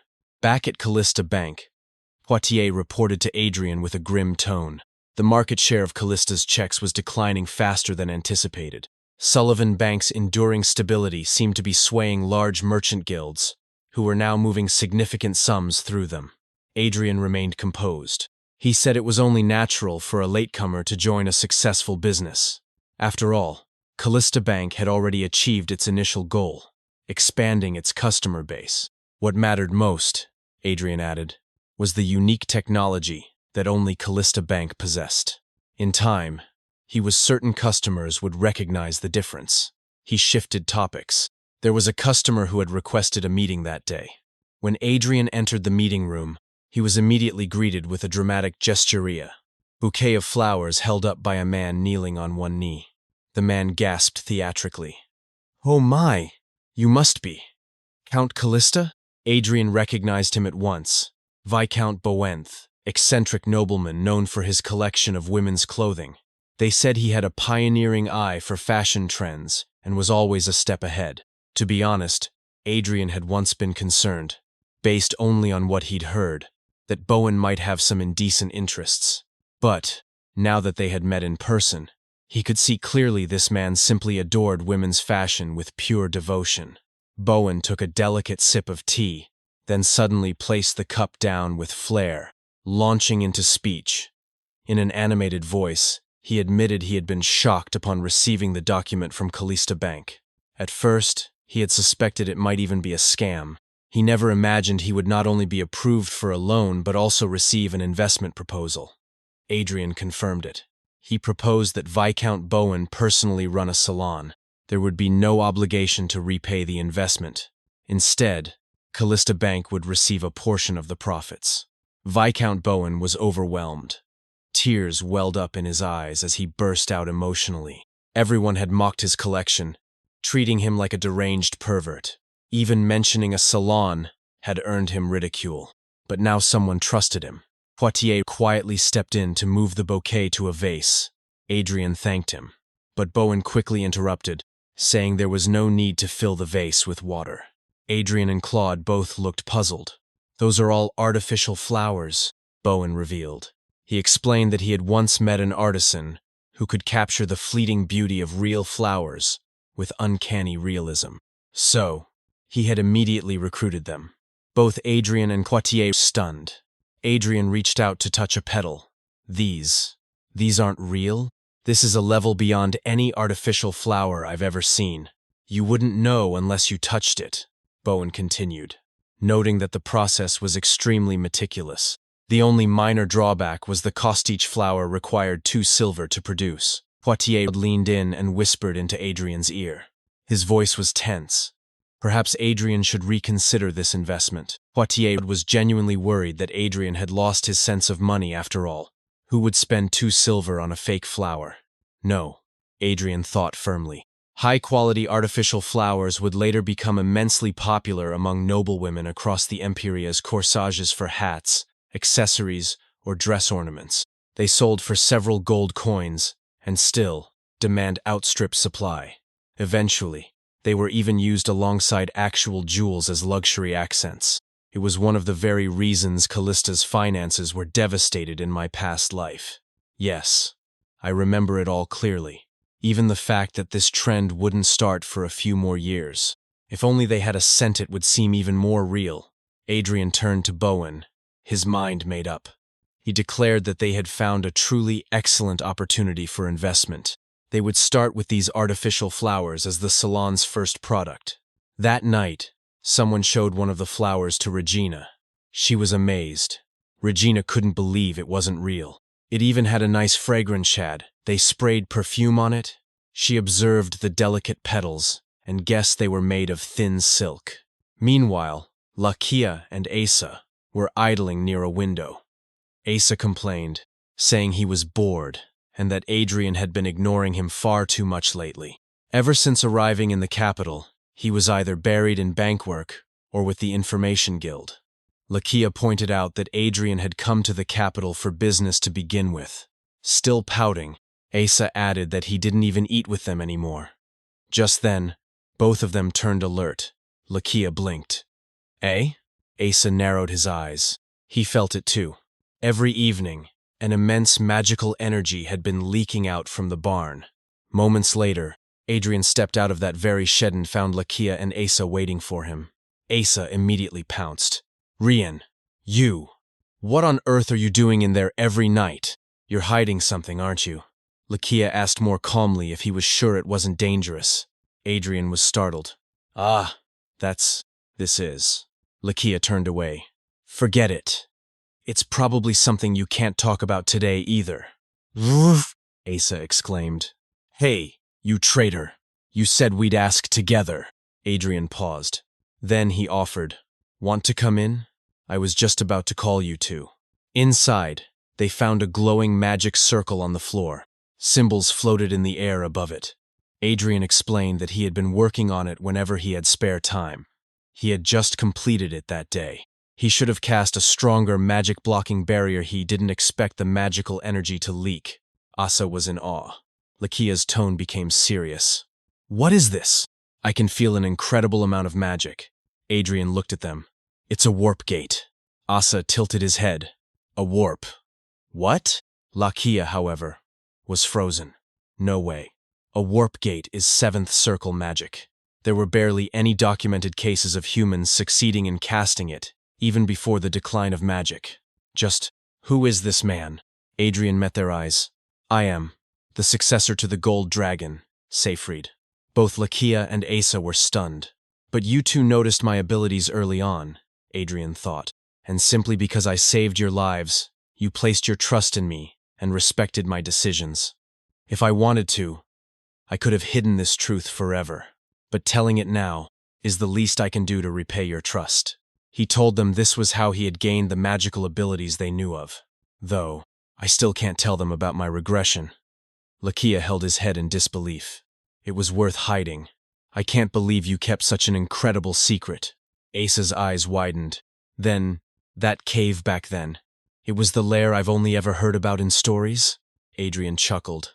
And above all, from now on, I'll be traveling between the fief and the capital, often using this warp gate. I can't keep disappearing and making them worry every time. He asked, So, shall we go together once? The three of them stepped into the warp gate. Asa gasped. Whoa, this smell. It's really Callista Castle. Adrian nodded. This had been his first time using seventh circle magic, and it had taken longer than expected to stabilize the coordinates. Lakia looked around. This is the storage room that was suddenly made off limits right before we left for the capital. You've been preparing this since then? Adrian admitted he had been too anxious about leaving the fief unattended. Lakia studied the surroundings. It's incredibly convenient. So this can only move between the barn and the capital mansion and this room? Adrian confirmed it. A warp gate was bound to fixed coordinates. Then, as Adrian pulled open a curtain and looked outside, his expression turned dark. The Callista fief, visited again after several months. That place had become a living hell. At the Callista estate, rain poured heavily as Adrian, Lakia, and Asa stepped out into the downpour. They approached one of the servants hurriedly. William, what in the world is going on? Adrian demanded. The servant gasped in disbelief. My lord, but I was sure you were still in the capital. We'll discuss that later. Adrian cut in. Explain the situation first. William quickly reported that a major flood had struck the fief. The river, swollen from a week of relentless rain, had finally overflowed that dawn. Their priority had been evacuating residents from low-lying areas. Are you all right, my lord? The roads must be flooded, William asked. Adrian's heart sank. Right, around this time every year, it rained for weeks in Callista. But the river never overflowed like this. I would have remembered a disaster this massive. Why has the past changed? William added that the damage to the western plains was particularly severe. Adrian's eyes widened. Callista County had never been rich, despite its size. The eastern region was mountainous and barren, and the western lands had once been swampland dune inhabitable and infertile. That was why I spent years on reclamation projects, draining the swamps, mixing sand into the soil. It had become fertile land that attracted settlers with promises of prosperity and security. It was working, wasn't it? But William confirmed their worst fears. The overflow had submerged most of the reclaimed land. Fortunately, most of it was farmland and not residential. Lakia asked urgently if the residents had all been evacuated. William nodded. Most were evacuated in the morning. The knights are checking for any stragglers. Adrian's voice trembled. It's my fault. The swamps were natural buffers, absorbing rain during the monsoon season. But I filled them all in. Asa jumped in. What? Seriously? How is a natural disaster your fault? That's right, Lakia agreed. It's been years since the reclamation. No one could have predicted this. Adrian shook his head internally. No, this didn't happen in the past, I remember. I thought I could control everything because I knew the future. I thought compensating for weaknesses would ensure better outcomes. But what if I was wrong? What if I've caused something irreversible? What if all my choices so far were mistakes? Lakia suddenly grabbed Adrian's arm, snapping him out of it. Get a hold of yourself. Now is not the time for self-blame. You're the lord of this land, act like it. Find a way to resolve this first. Adrian blinked, regaining his composure. Right. William, what are the servants doing now? They're moving materials from the underground warehouse, per your previous orders. Stop that immediately, Adrian ordered. Have all hands focus on evacuating residents instead. Lakia, let's join the knights and assist with relief efforts. Understood. I'm coming too, Asa chimed in. Adrian straightened his posture. Lakia was right. Saving Callista comes first. Any casualties so far? Adrian asked. None reported. Thanks to road maintenance, the evacuation was fast, a servant replied. And the western region? Sir Philip is inspecting it now. Evacuate anyone living near the river or on hills. The ground may have softened. Before he could finish, Sir Philip arrived on horseback, soaked and breathless. Big trouble. The bridge downstream. Adrian's expression darkened. The bridge collapsed completely? Aren't there around 20 households on the other side? When did it collapse? Were there people left behind? Sir Philip shook his head. We're not sure. It was already destroyed when we arrived. Lakia pointed ahead. My lord, look. Across the river, a woman waved frantically, shouting through tears. My lord, over here. There's a critically ill patient in the village. We can't cross. Please help us. The knights murmured behind them. Can't we detour upstream? Too dangerous. It's all flooded. Could we build a temporary bridge somehow? Adrian dismounted, picked up a stone, and tested a levitation spell. Fly is too unstable in this weather, he muttered. The wind's too strong. He turned to Lakia. Keep the knights quiet. Understood. Adrian approached the broken edge of the bridge. A few knights cried out nervously. My lord, please stop, it's dangerous. Adrian braced himself. In a situation like this, I can't back down. He raised his hand. Because I am the successor to the gold dragon, Seyfried. Kinesis, he chanted. Boulders lifted into the air. The knights gasped in disbelief. Did he just? What kind of magic is that? Feathering, Adrian continued. Lakia's eyes widened. Multiple casting? More spells followed. Binding. Restore. Vacuum. Heavy rain. Wind. A raging current. A single spell isn't enough. I'll combine low circle spells with precision. Then he cast the final one. Adamant! The boulders snapped into place, stabilized, hardened. The bridge was restored. The knights were speechless. No way. The bridge. It's back? Adrian turned calmly. It's safe now. Proceed with rescuing the residents. Yes. Understood. Lakia clenched his jaw. Even if they're my own knights, using magic so openly in front of them only increases the risk of exposure. So reckless. Adrian looked at Lakia and smiled faintly. Lakia understood. He turned to the knights. Everyone, listen up. Say nothing about what you just saw. Focus on saving lives. I'll make a formal announcement once the situation is under control. Yes, sir. Lakia sighed inwardly. Right. He's always been this kind of guy. He plays the cards he holds without hesitation.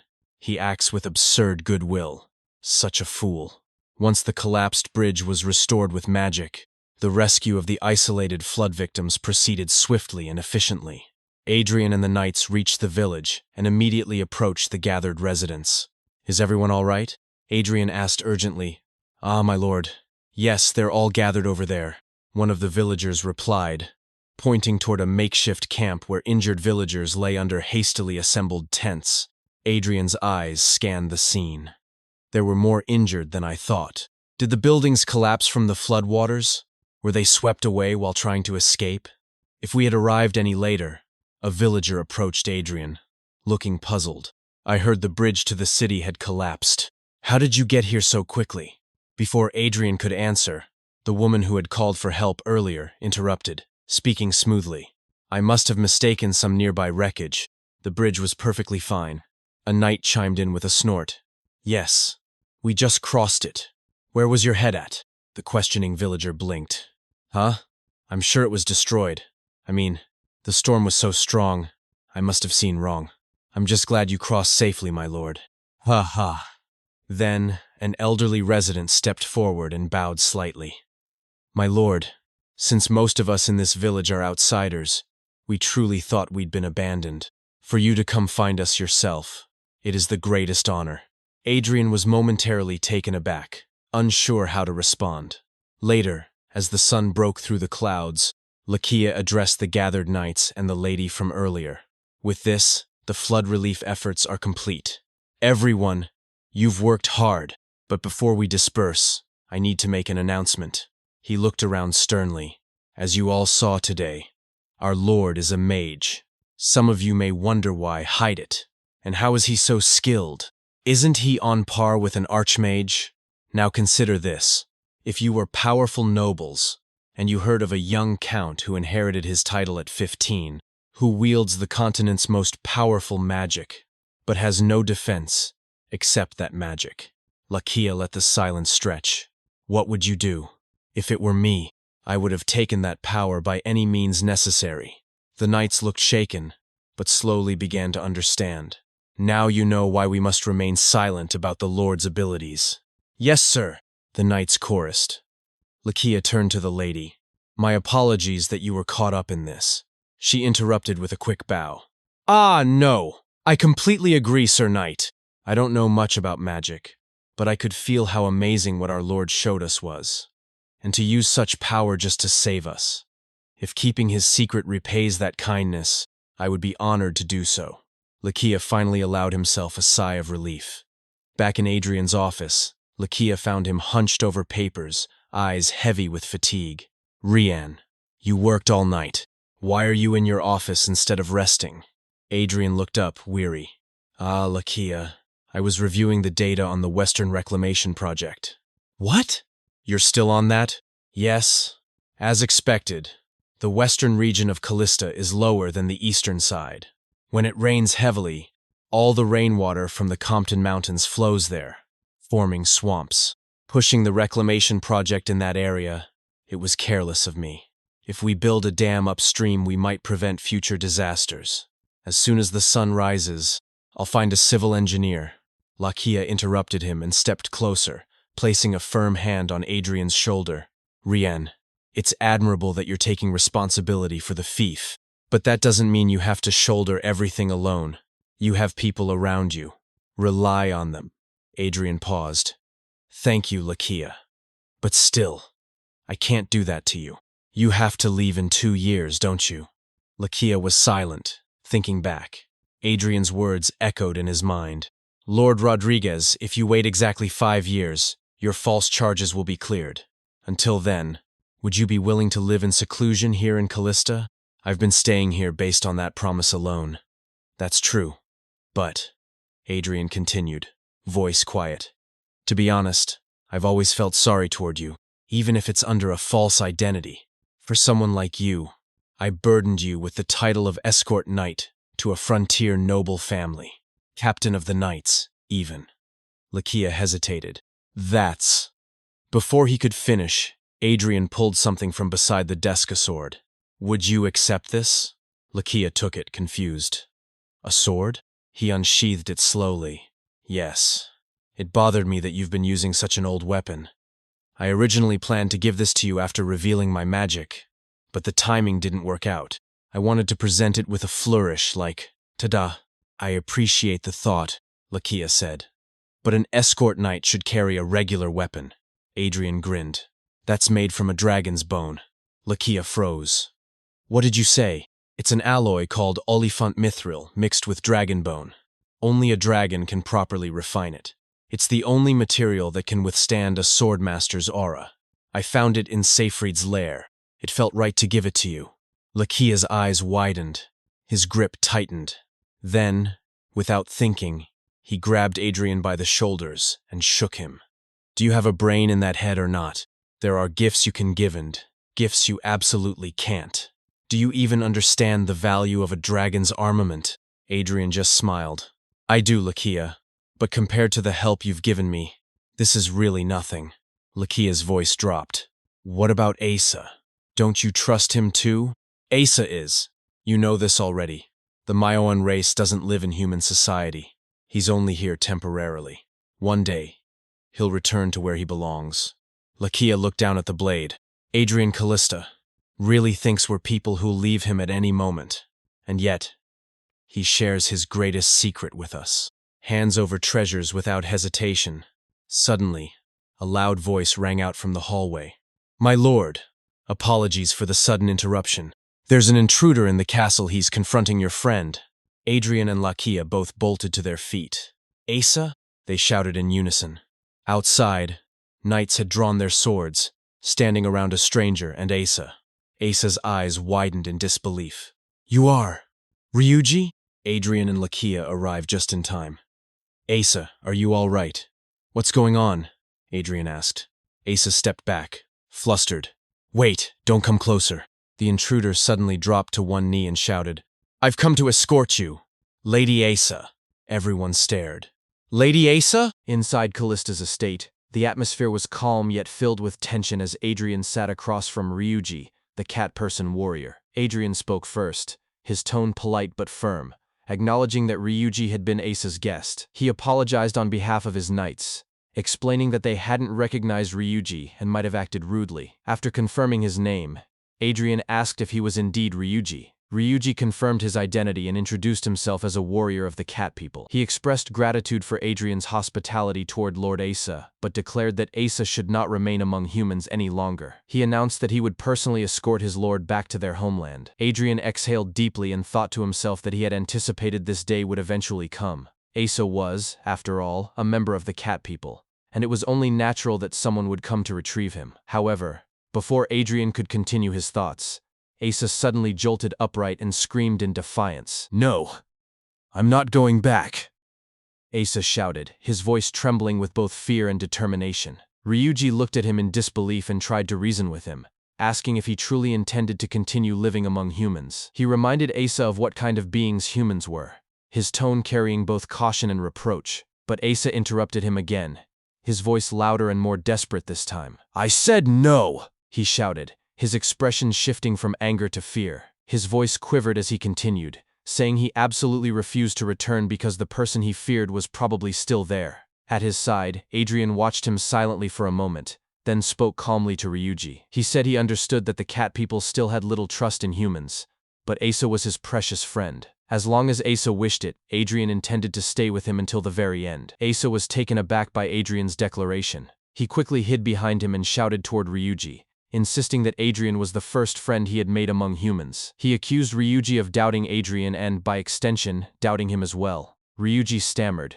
visibly conflicted, addressing Asa respectfully as his lord. But Asa continued, his frustration boiling over. He mocked the idea that everyone back home was worried about him, asking sarcastically since when they had ever shown interest in his well-being. At the back of the room, Lakia, who had been quietly observing the entire exchange, muttered to himself, wondering what exactly Asa's true status was to cause such a scene. After a long pause, Ryuji finally sighed. He said that if Lord Asa was this determined to stay, then he would not force him to return. However, as Asa's retainer, he could not leave his lord alone in an unfamiliar land. With conviction, he declared that he, Ryuji, would remain wherever Asa chose to stay. The room fell into silence at his statement. Adrian blinked in surprise and hesitated before responding awkwardly. He agreed, saying that since Ryuji was Asa's companion, he was welcome to stay with them. Ryuji immediately interjected, insisting that Adrian should speak informally to him, as he was a friend of his lord. With that, Ryuji officially joined Adrian's group. Some time later, Adrian reflected deeply on the recent events that had transpired in Callista territory. He recalled how the flood disaster had devastated the region but had finally subsided when the skies cleared at midday. He wondered how he would ever explain all of it. The sudden appearance of a lord who was supposed to be in the imperial capital, and how that same lord had used magic to rebuild a bridge. His thoughts were interrupted when Lakia approached and asked if he planned to return immediately. Adrian nodded, saying that he should, but wanted a moment to explain the situation first. At the back of the room, one of the maids suddenly realized something, flinched, and quickly bowed before shouting that she would excuse herself. Adrian quietly noted that Lakia had already taken care of keeping everyone silent about what had happened. He wasn't sure how Lakia had managed it, but since none of the servants were asking questions, he decided it was fine. Later, the group used the warp gate to return to the capital. Ryuji, who was experiencing it for the first time, was completely bewildered. He stammered in confusion, asking Asa what had just happened, unable to comprehend how the room had suddenly changed. Asa chuckled and teased him, saying that Adrian, whom he fondly called Rion, was no ordinary person. Adrian, on the other hand, was lost in thought during their return. He admitted to himself that the journey back to the capital had gone smoothly, but new problems awaited him. When they arrived home, Regina immediately ran toward Adrian, shouting his name.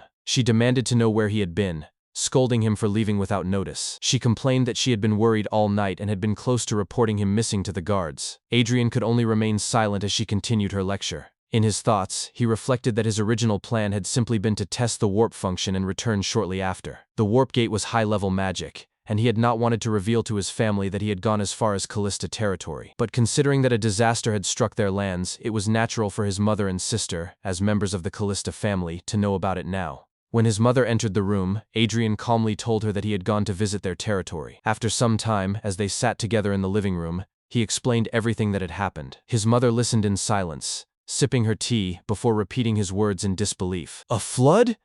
You're saying a flood occurred in our territory?"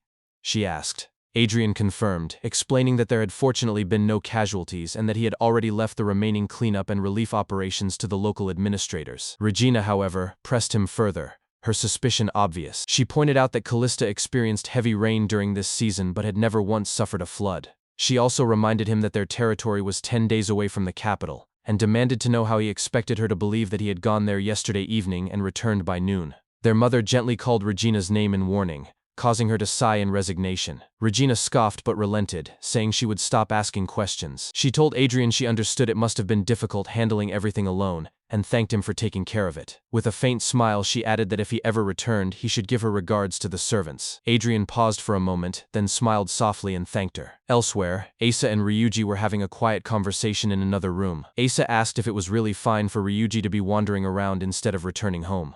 Ryuji replied confidently that there was no problem since he had been searching for Asa all along. Their talk was interrupted when someone called Asa's name. Turning around, Asa saw Lakia entering the room. Lakia approached them with a serious expression and apologized for the intrusion, asking if he could speak with Asa for a moment. Asa nodded and told him to go ahead. However, Lakia hesitated before clarifying that he wanted to speak privately, just the two of them. Ryuji immediately understood, bowed respectfully and excused himself, saying he would return when they were finished. Asa agreed casually. As Ryuji turned toward the window, Lakia frowned and pointed out that the door was on the other side.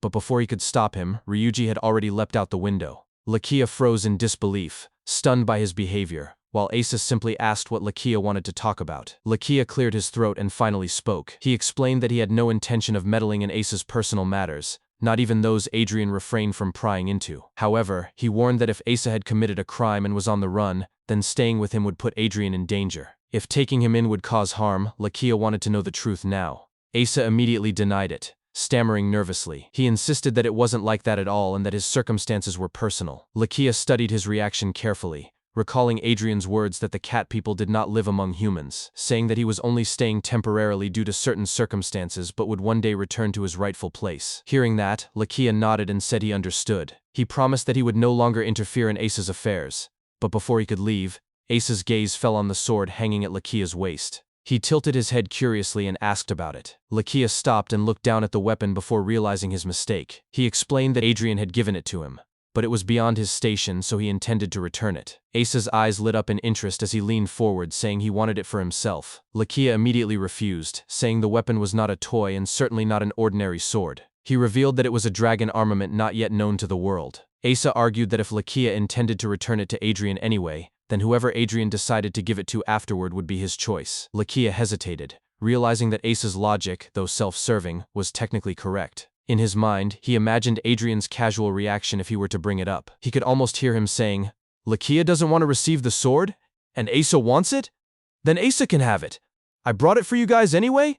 Panicking at the thought, Lakia hurriedly turned away and declared that he would just keep the sword himself. Asa immediately shouted in frustration, accusing him of being petty for not letting him have it. Lakia retorted that he had received it first, and the two began bickering loudly. From another room, Adrian, who was still speaking with his mother and sister, heard the noise and sighed quietly to him. He muttered under his breath, wondering if they were fighting again. A few days had passed since the great flood that struck the Callista territory. Now, Adrian and his sister Regina were seated inside a carriage, its wheels softly rumbling along the cobbled road toward the imperial palace. The afternoon sunlight streamed through the curtains, painting golden streaks across the interior. Regina sat with her hands clasped tightly on her lap, her expression a mixture of awe and anxiety. She turned hesitantly to her brother and spoke in a nervous tone, admitting that she was unfamiliar with proper imperial etiquette. She asked whether she might appear rustic or rude before the nobles and the emperor himself. Adrian gave a reassuring smile and told her not to worry. He reminded her that they were invited as guests of His Majesty the Emperor,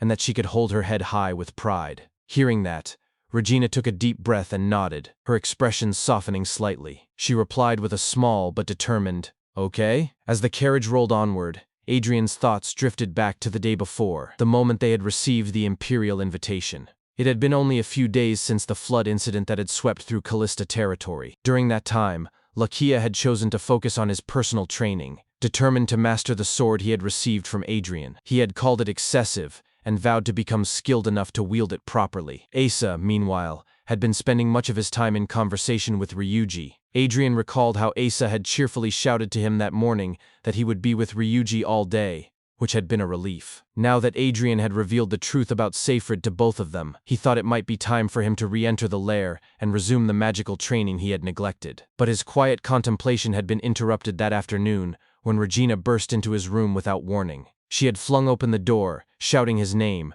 her face flushed with excitement and nerves. Startled, Adrian had asked what was wrong and guessed that another letter had arrived from the Emperor. Catching her breath, Regina had nodded and stammered as she held up the parchment. Between gasps, she informed him that His Majesty had invited both of them to a banquet scheduled for the following evening. Adrian had blinked in surprise at her words, repeating the word, "Tomorrow?" Now, back in the present, the carriage slowed to a halt before the towering gates of the imperial palace. Guards bowed deeply as they passed, and servants swiftly approached to assist. Adrian stepped down first, then offered his hand to help his sister out of the carriage. The siblings then made their way through the grand halls toward the dining chamber. As they walked, Adrian thought quietly to himself that he and his sister were now truly stepping into the heart of imperial authority. When they arrived at the grand dining hall, the emperor greeted them with enthusiasm. "Count Callista! Please, come in," His Majesty said warmly, his voice echoing across the hall. After the greetings, the siblings took their seats. The Emperor smiled and remarked that their previous meeting had been rather sudden in many ways, and he had been eagerly anticipating another chance to speak with Adrian again. Adrian bowed his head respectfully and responded that it was an infinite honor to be granted such an audience. As he lifted his gaze, his thoughts drifted briefly. He noticed that the guests present were only himself, his sister, the Emperor, and Count Ivan Rumbly, His Majesty's most trusted aide. In his previous life, Adrian recalled that the Emperor had never aligned himself with any noble faction. The fact that he now held a private meal with specific nobles was both curious and unexpected. Across the table, Count Ivan greeted him cheerfully, his voice filled with genuine delight. He exclaimed that it had been far too long since they had met and that he had nearly forgotten Adrian's face. Adrian smiled faintly and inclined his head slightly in response, offering his greetings in return. His attention then shifted toward the emperor, and he couldn't help but notice that his majesty seemed somehow different from when they had first met. There was something subtle but distinct in his presence, perhaps a change in demeanor or intent. Soon after, the servants began bringing out the first course. As the dishes were served, Regina's eyes widened in surprise. She leaned forward and exclaimed softly in awe, marveling at the unfamiliar flavor. The emperor noticed her reaction and asked with gentle curiosity if there was something wrong with the food. Flustered, Regina immediately waved her hands and denied it, explaining that it was simply her first time tasting something so delicious. Adrian tried the soup himself, bringing the spoon to his lips and murmuring quietly that it was indeed remarkable, salty yet fragrant. The emperor chuckled heartily and revealed that the dish was a soup made with clams and shrimp. It was one of his personal favorites, he said, and he was glad that it pleased them as well. Count Ivan, who had been eating graciously, nodded in agreement and added that this was not a meal easily served to guests. He suggested that His Majesty must truly value Count Callista to offer such rare cuisine. The emperor then turned toward Regina and asked if she often enjoyed seafood. Regina replied politely that she only ate dried or pickled kinds on occasion. Adrian interjected, explaining that since Callista was an inland territory, fresh seafood was rarely available to them. The emperor laughed and said that the capital was not so different. Fresh seafood spoiled easily during transport, and depending on the weather, was often unobtainable. He admitted that it was expensive and considered a delicacy reserved for nobles. Adrian listened in silence and thought to himself that even the emperor had foods he could not easily enjoy. The emperor continued, saying that it was a shame that such fine dishes were limited to the privileged few. He wished that more people could experience the same taste. Hearing that, Adrian paused for a moment, quietly reflecting. He thought that His Majesty truly was unlike other nobles of the empire. As the meal went on, more dishes were brought to the table, and time passed pleasantly. When dessert was served, Regina smiled warmly and expressed her gratitude, saying that it was an honor to be treated to such a splendid meal. Adrian added that he too was grateful for the opportunity to taste such rare and precious foods. Internally, he noted that everything had gone smoothly so far. No hidden tensions, no unexpected conversations. He wondered if this gathering truly had been arranged for nothing more than friendly conversation. Then the emperor cleared his throat and spoke again. He said that if time permitted, he would like to continue their discussion. Adrian nodded and agreed without hesitation. However, the emperor then added with a light tone that he wished to continue the conversation not as the emperor addressing a count. Adrian blinked in confusion. Not as the count? He echoed quietly. He glanced at Regina, who blushed slightly and tilted her head, unsure what to make of the statement. Before either could respond further, Count Ivan suddenly stood up, his energy bursting through the calm atmosphere. With a wide grin, he grabbed Adrian by the arm and shouted to the emperor that he wished to borrow Count Callista for a while. The emperor laughed and gave his permission but warned Ivan not to drag Adrian too roughly. Adrian barely had time to react as he was half pulled out of his chair and toward the door. Startled, he asked in confusion where they were going and tried to protest that they had not finished the conversation. Ivan simply urged him to hurry, insisting that he would understand soon. As they reached the hallway, Adrian managed to shout back to his sister that he would return shortly, and asked her to attend to His Majesty in his absence. When the doors closed behind them, silence filled the dining hall for a moment. The emperor and Regina exchanged quiet glances before the scene shifted elsewhere. A short while later, Ivan led Adrian through one of the palace corridors and finally stopped before a large, ornate door. With a proud smile, he spread his arms and announced that they had arrived at the Imperial Magic Research Institute. Adrian looked up at the towering structure before them, taking in the carved sigils and glowing mana lights embedded in the walls. He reflected silently that even in an age when magic had become nearly obsolete and its perception constantly changed, the prestige of imperial magicians remained unshaken. The reason was clear. This place, this sanctuary of knowledge, allowed magicians to freely study and practice their craft without restraint. Ivan then gestured for him to follow and said he would guide him to his personal laboratory. Adrian raised an eyebrow in mild surprise and asked whether he truly had a private lab of his own. Ivan laughed proudly and explained that every magician affiliated with the Imperial Institute was assigned one. As they walked through the corridor, a man suddenly turned a corner and bumped into Adrian. The stranger dropped a small crystal orb, but with remarkable reflexes, caught it before it hit the ground. Adrian immediately apologized and asked if the man was all right. Instead of accepting the apology, the magician turned sharply toward him and snapped in irritation, calling him inconsiderate for standing in the way like an idiot. Before Adrian could respond, the man had already walked off. Ivan let out an exasperated sigh and muttered that the man was a rude brat. Then, with a soft chuckle, He told Adrian not to mind it. Magicians, he said, often thought they were the most important people in the world. Adrian laughed awkwardly and replied that he had heard something like that before. Ivan leaned slightly closer from behind and smirked. He asked what Adrian thought of the place so far.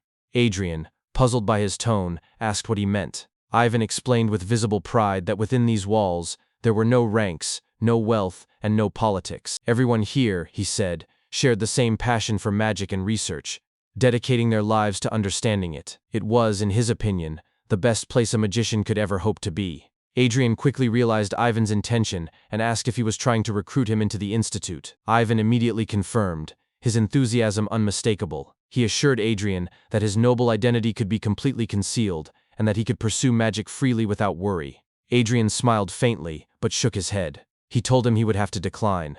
Ivan looked shocked and demanded to know why. Inwardly, Adrian admitted that the offer was tempting. Meeting other magicians besides himself was indeed exciting, and he sometimes felt lonely training alone in Seyfried's lair. But as they continued walking, he knew there was a deeper problem. The foundation of his magic was fundamentally different. Human magicians spent their lifetimes building mana circles, constructing formulas, and chanting activation words. Dragon magic, however, was born from the dragon heart, capable of producing spells instantly through ancient dragon words. Since he had learned magic directly from a dragon, he lacked knowledge of human magical theory altogether. Remaining here would only hinder their research rather than help it. His thoughts were interrupted when they finally stepped into Ivan's laboratory. Adrian's eyes immediately fell upon the blackboard at the front of the room, covered in complex formulas and runic diagrams. He stared in silence, captivated by the detailed calculations. Ivan noticed his gaze and explained proudly that the spell written there was his latest work, a spell called Fireburst. It was an upgraded version of the first circle Fireball, developed into a fifth circle attack spell, though not yet complete. He admitted that since his specialty had always been defensive magic for the Emperor's protection, his offensive techniques were still lacking. The main issue, he said, was the instability of the mana during the activation process. Adrian remained focused on the blackboard, studying every line. After a moment, he finally spoke, addressing Ivan directly. "Count Rumbly," he said as he pointed at the drawing of a magic stone on the board. "If it's not too presumptuous of me, may I try fixing this myself?" As Adrian stood before the blackboard filled with complex magical formulas, his gaze sharpened with deep concentration. He began solving the intricate spell patterns that Count Rumbly Ivan had been struggling with. While doing so, a series of thoughts crossed his mind. He reflected that for any mage, creating a new spell was considered a once-in-a-lifetime achievement, proof that they had reached the very pinnacle of their field. Because of that, spells under development were treated as sacred, and it was an unspoken rule never to reveal or interfere with another mage's work. Yet, as he worked through the equations on the board, he realized that Count Rumbly, the Imperial Archmage himself, had already thrown those trivial rules aside out of pure curiosity. When Adrian finally set down the chalk, he turned to Ivan and calmly explained what he had done. He pointed out that the instability came from the combustion formula that circulated the flame. He said he had adjusted that portion and strengthened the overall stability, so that the spell's structure would hold even under high output. Ivan's body trembled as he watched. Then, overcome with emotion, he suddenly wrapped Adrian in a tight embrace and shouted that he truly was a genius. The Count explained that he had been wandering for months, the answer always just beyond his reach, and Adrian had solved it in mere moments. Adrian tried to downplay it, saying softly, "I only made a few adjustments to the formula you had already written, Count." Ivan, however, ignored the modesty, and in his excitement, nearly kissed Adrian's cheek while exclaiming that the real miracle was Adrian's mastery of the runic language. Adrian blinked in surprise and asked what he meant. Ivan enthusiastically explained that spell formulas were symbolic representations of runic language. To understand their principles just by looking at them meant Adrian could handle runic language freely. Adrian paused at that revelation and began piecing it together in his mind. It made perfect sense now. Though it had been his first time seeing a human spell formula, he had instinctively understood the principles behind it. Runic language, he realized, was a linguistic translation of dragon tongue magic, and human magic was a reconstruction of those same principles into formulas. In other words, dragon tongue magic was the foundation of human magic itself. If both systems worked on the same foundation, then it meant he could study both together. His eyes lit up as he thought to himself that this was far more fascinating than he had imagined. When he finally came to his senses, he straightened up and bowed his head. With sincerity he said, "I have committed a great discourtesy by tampering with another's spell formula, Count Rumbly. Please forgive my rudeness." Ivan blinked and waved off the concern, replying that it was fine. He asked whether the man he had begged to take as his disciple would really care about such a minor thing. Adrian reminded him that he had already declined that offer, but Ivan only laughed, saying that courtesy and rules were meaningless when it came to learning magic from someone like him. Adrian gave an awkward smile, thinking to himself that he had always assumed wizards were prideful beings. Yet Ivan's passion for magic felt pure and genuine, something born not of arrogance but love for the craft itself. As Ivan began recording the completed formula in his book, the laboratory door opened and several voices echoed inside. One of his disciples hurried in and called out, addressing him as master. Both Ivan and Adrian turned toward the sound. A young woman ran up, her face filled with excitement, exclaiming that he had completed the fireburst spell. Ivan responded casually, almost absent-mindedly. "Ah, yes, it seems that's how it turned out." He then introduced the two who had entered, explaining to Adrian that they were his disciples and that a third one was still absent. Adrian smiled and replied politely, saying it was a pleasure to meet them. As he spoke, he brushed his hands behind his back, trying to clean off the remaining chalk dust. Ivan turned to his disciples and introduced his guest properly, explaining that Adrian was Count Callista, His Majesty's guest, and that he had only been showing him around the Imperial Magic Research Institute. One of the young men tensed immediately at the explanation and repeated the word tour with clear disbelief. Before anyone could respond, the last disciple entered the room. He pushed his glasses up the bridge of his nose and demanded to know what was happening. His tone was sharp and accusing as he reprimanded Ivan for bringing an outsider into his private laboratory. Adrian recognized him at once as the magician he had accidentally bumped into earlier in the hallway. He said quietly, "Ah, you are the one from earlier." The man looked at him in confusion and scoffed. "Huh? Have we met before? Why are you acting like we know each other?"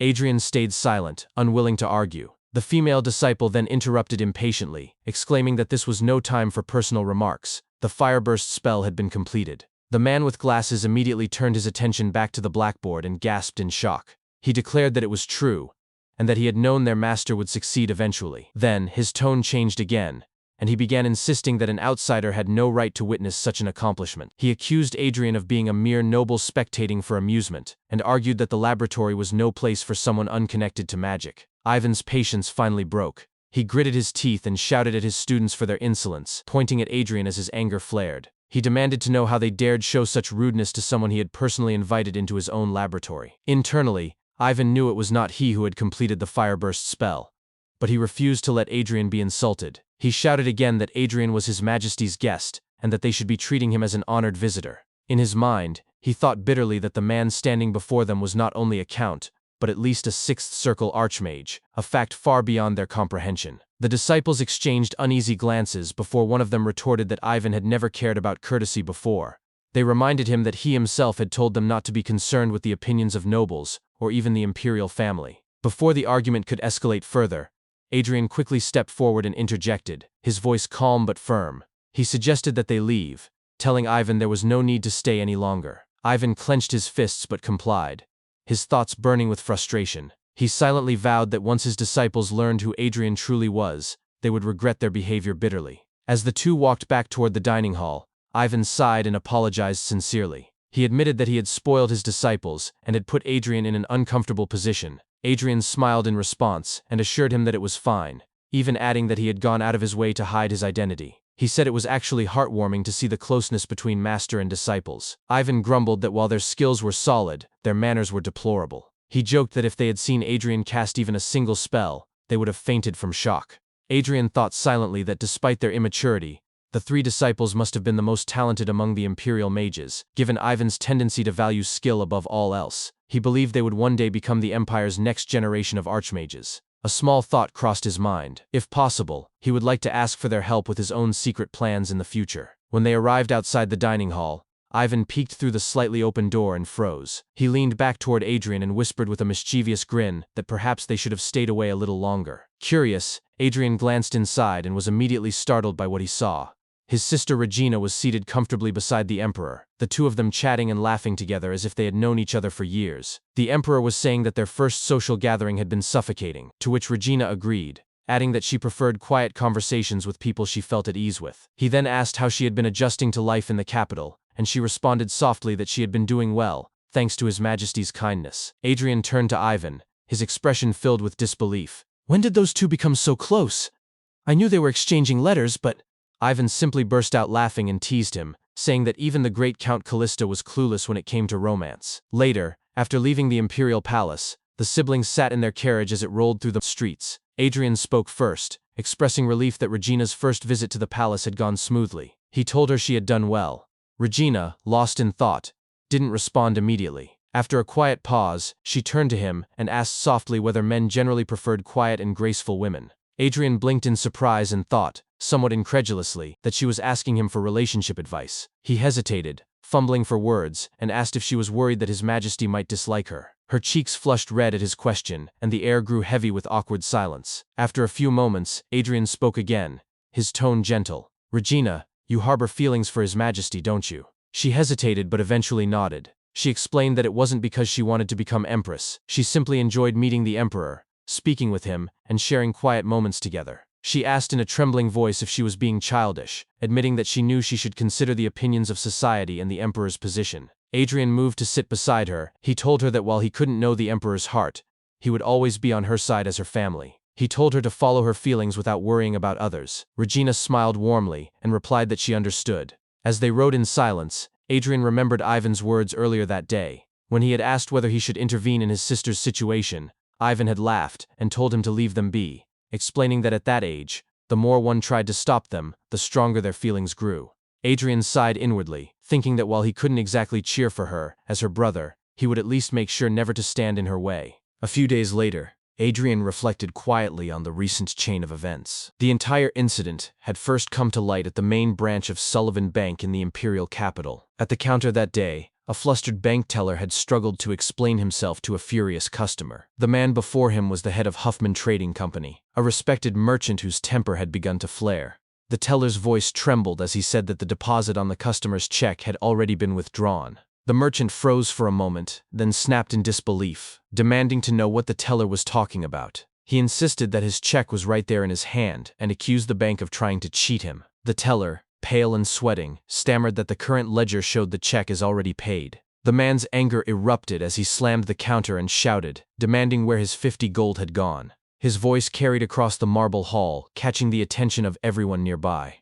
Other customers began whispering among themselves, curious about the commotion. They muttered that something was wrong with the checks and expressed shock at the amount involved. Someone recognized the man as the head of Huffman Trading Company, pointing out that he had been the first to switch to Sullivan Bank when they began issuing checks instead of sticking with Callista. Within hours, the uproar had spread beyond the capital. In the private office of Dominic Sullivan, the bank's head, one of his attendants stood stiffly while delivering his report. He explained that the issue was not isolated. Similar incidents had occurred at the Maxton and Somerville branches, and they had already confirmed 3 clear cases of counterfeit checks. Dominic slammed his hand on the table, his face contorted with anger, demanding to know who was behind such audacity. His attendant, swallowing hard, continued his report and explained that the counterfeit checks were too sophisticated to detect. Not even trained bank employees could tell the difference between real and fake documents. Because of that, they couldn't accurately determine how many forged checks were circulating in the market. Dominic's patience broke. He cursed aloud and struck the desk again.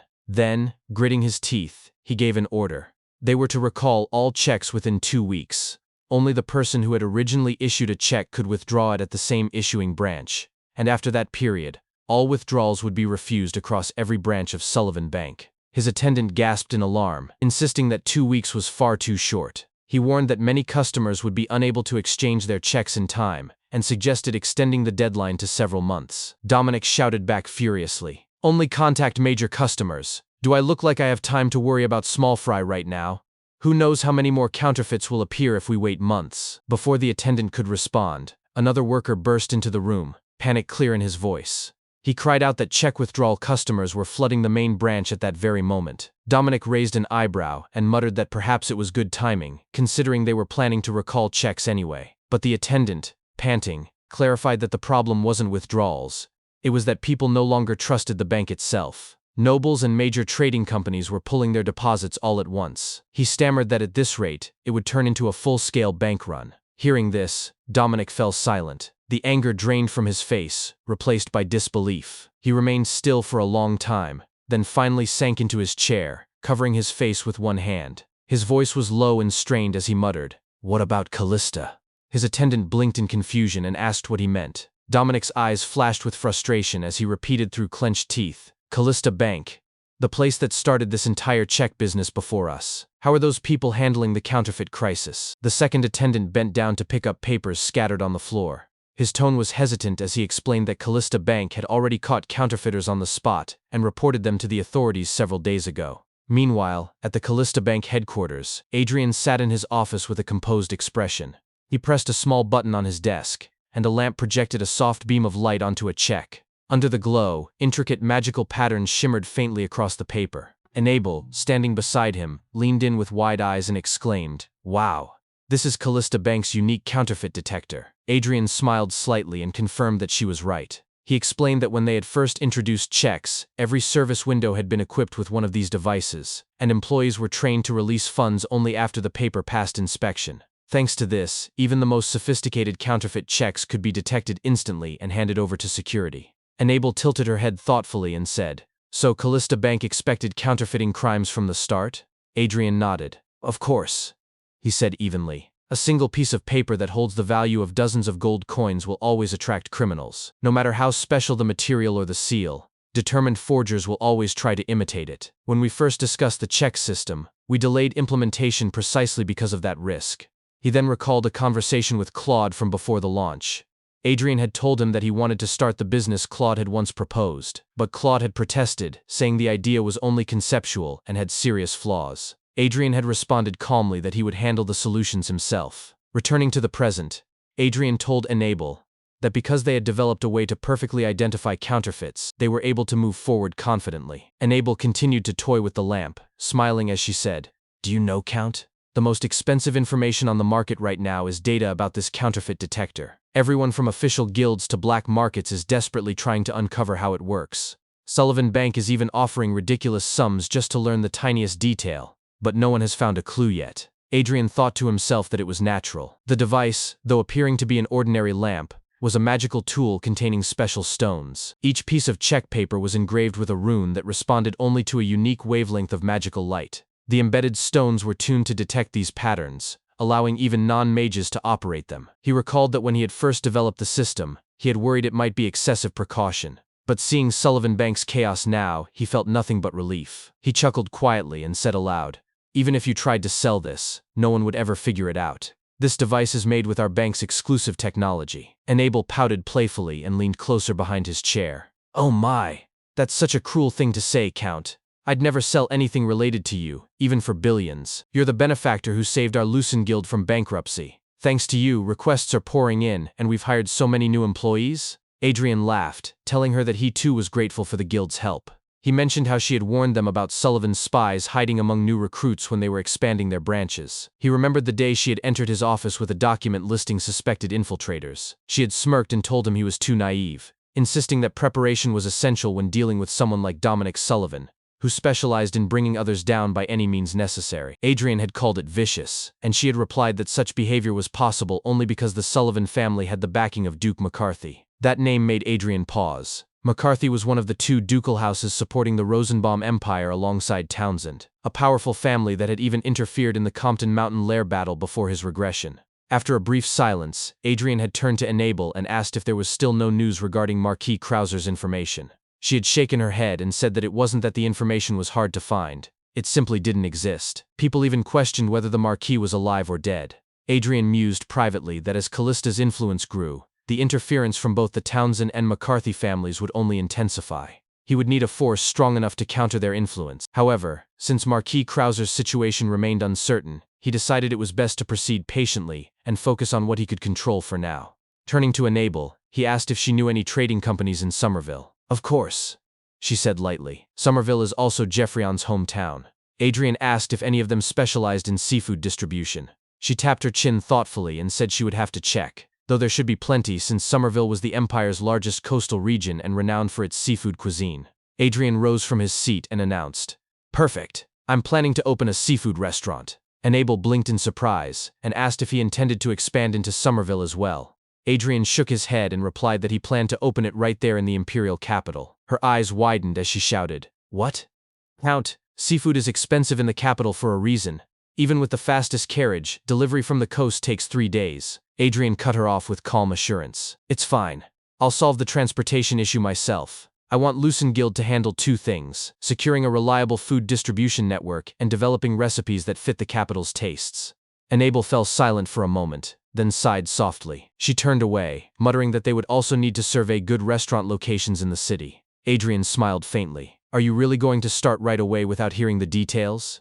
He asked. She paused briefly, then replied. When working with you, Count, I've learned that questioning things is meaningless. Whenever you move forward confidently, success always follows. It's worth the bet. Adrian chuckled at that and told her he would wait for her contact. As time passed, he looked back on everything that had unfolded. Callista Bank had taken advantage of Sullivan Bank's collapse during the counterfeit check crisis, gaining new customers and expanding rapidly. With the Guild's support, Adrian had solidified his position in high society despite entering the market later than his rivals. The seafood restaurant project, inspired by his dinner with His Majesty, had also brought him unexpected allies. Now that everything was running smoothly and his foundations were secure, Adrian thought that perhaps it was time to wrap up his life in the capital and finally return to his territory. Sometime later, Adrian sat with his mother Owen and his sister Regina over tea. Owen expressed surprise when Adrian suggested they should return to the Callista territory, and he explained that while the business there had stabilized somewhat, leaving the territory unattended for too long would be unwise. Owen agreed thoughtfully, noting she would need to write farewell letters to her new friends in the capital. Regina sighed and added that she ought to do some serious shopping before they left. Adrian then proposed that the two of them remain in the capital instead. When Owen asked what he meant, he reminded her that after years of isolation due to poor health, she had only recently begun forming friendships with noble ladies since arriving in the capital. Owen smiled warmly and admitted, That's true. How embarrassing. Regina chimed in, saying it was more than just casual friendships.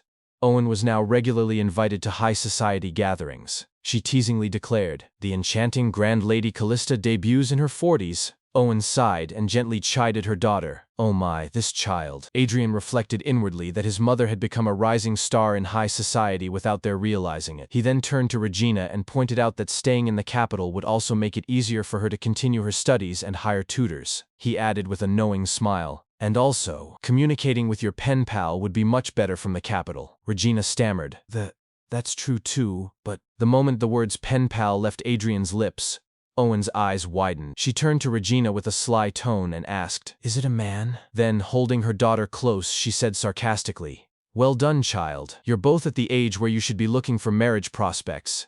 It's important to meet many good men? Adrian thought to himself, It is a man, but Regina quickly cleared her throat and changed the subject, asking whether Adrian would be all right alone in Callista if they stayed behind. He assured her it would be fine. It was their own territory after all. Owen added confidently, Strictly speaking, he won't be alone. A few days later, the time came for Adrian to depart. As he stepped into the carriage, Lakia and Asa helped him climb aboard, and their journey began along the familiar countryside roads. Inside the carriage, Asa stretched his arms and legs with relief, exclaiming that they were finally going back to Callista. Adrian smiled faintly and asked if Asa had wanted to return that much. The boy replied that the air in the capital smelled unpleasant and that Rian's house was far better. Adrian chuckled softly and admitted he was unsure about that. Turning toward Lakia, he asked if she also felt frustrated during their stay in the capital. Inwardly, he thought about how Lakia had avoided going out alone, afraid that someone might recognize him even in disguise. Out loud, Adrian wondered whether it was fine for Asa's escort not to ride with them. Asa replied that Ryuji found cramped spaces uncomfortable and preferred to ride separately. Then, without warning, the boy lay down, using Lakia's lap as a pillow, and sighed that he too felt stifled. He asked why they could not simply use the warp gate Adrian had created before. Adrian laughed and told him to bear with it a little longer. This time, it was an official return, so they had to travel properly. Time passed as the carriage rolled along the road, and before long, Adrian had dozed off. He awoke when Lakia called his name repeatedly, shaking him gently. Still half asleep,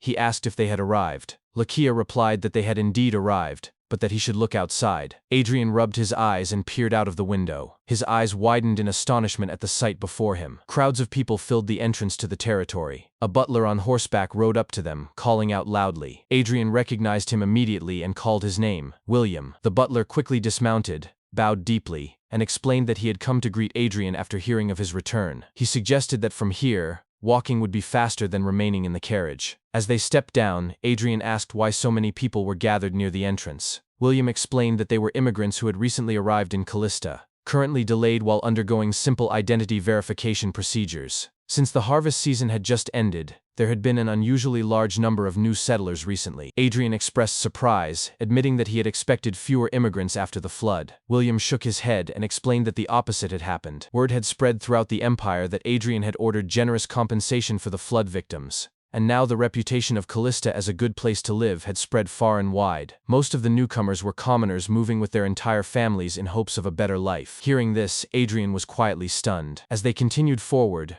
residents began to gather along the roadside, cheering and welcoming their lord back. Their voices filled the air with warmth. "Welcome back, my lord! You've really returned! Welcome home!" Adrian turned to William in disbelief and asked if he had gathered the townspeople on purpose. William smiled and said he had not. Everyone had simply been waiting for the day of their lord's return, and once the news spread, the people must have gathered of their own accord. He also added that he had already arranged the story explaining that Adrian had briefly returned during the flood, so there was no need for concern. Among the crowd, a small child approached and handed Adrian a flower. Adrian accepted it gently, bringing it to his nose with a faint smile. The fragrance brought warmth to his chest, and he murmured that it truly felt like coming home. Later, when they arrived at the Callista main estate, the servants and staff greeted him at the entrance with polite bows. "Welcome back to Callista, Count," they said as they hurried to assist with luggage. One of the maids stepped forward to remove Adrian's coat and asked whether he wished to rest or if dinner should be prepared immediately. Adrian paused, considering her question for a moment, before smiling. He said that instead of resting, he should first deal with the accumulated administrative work, as there must be matters that could not be properly conveyed through letters. Turning to William, he asked if the documents were ready. For a moment, the butlers and maids stood frozen in surprise.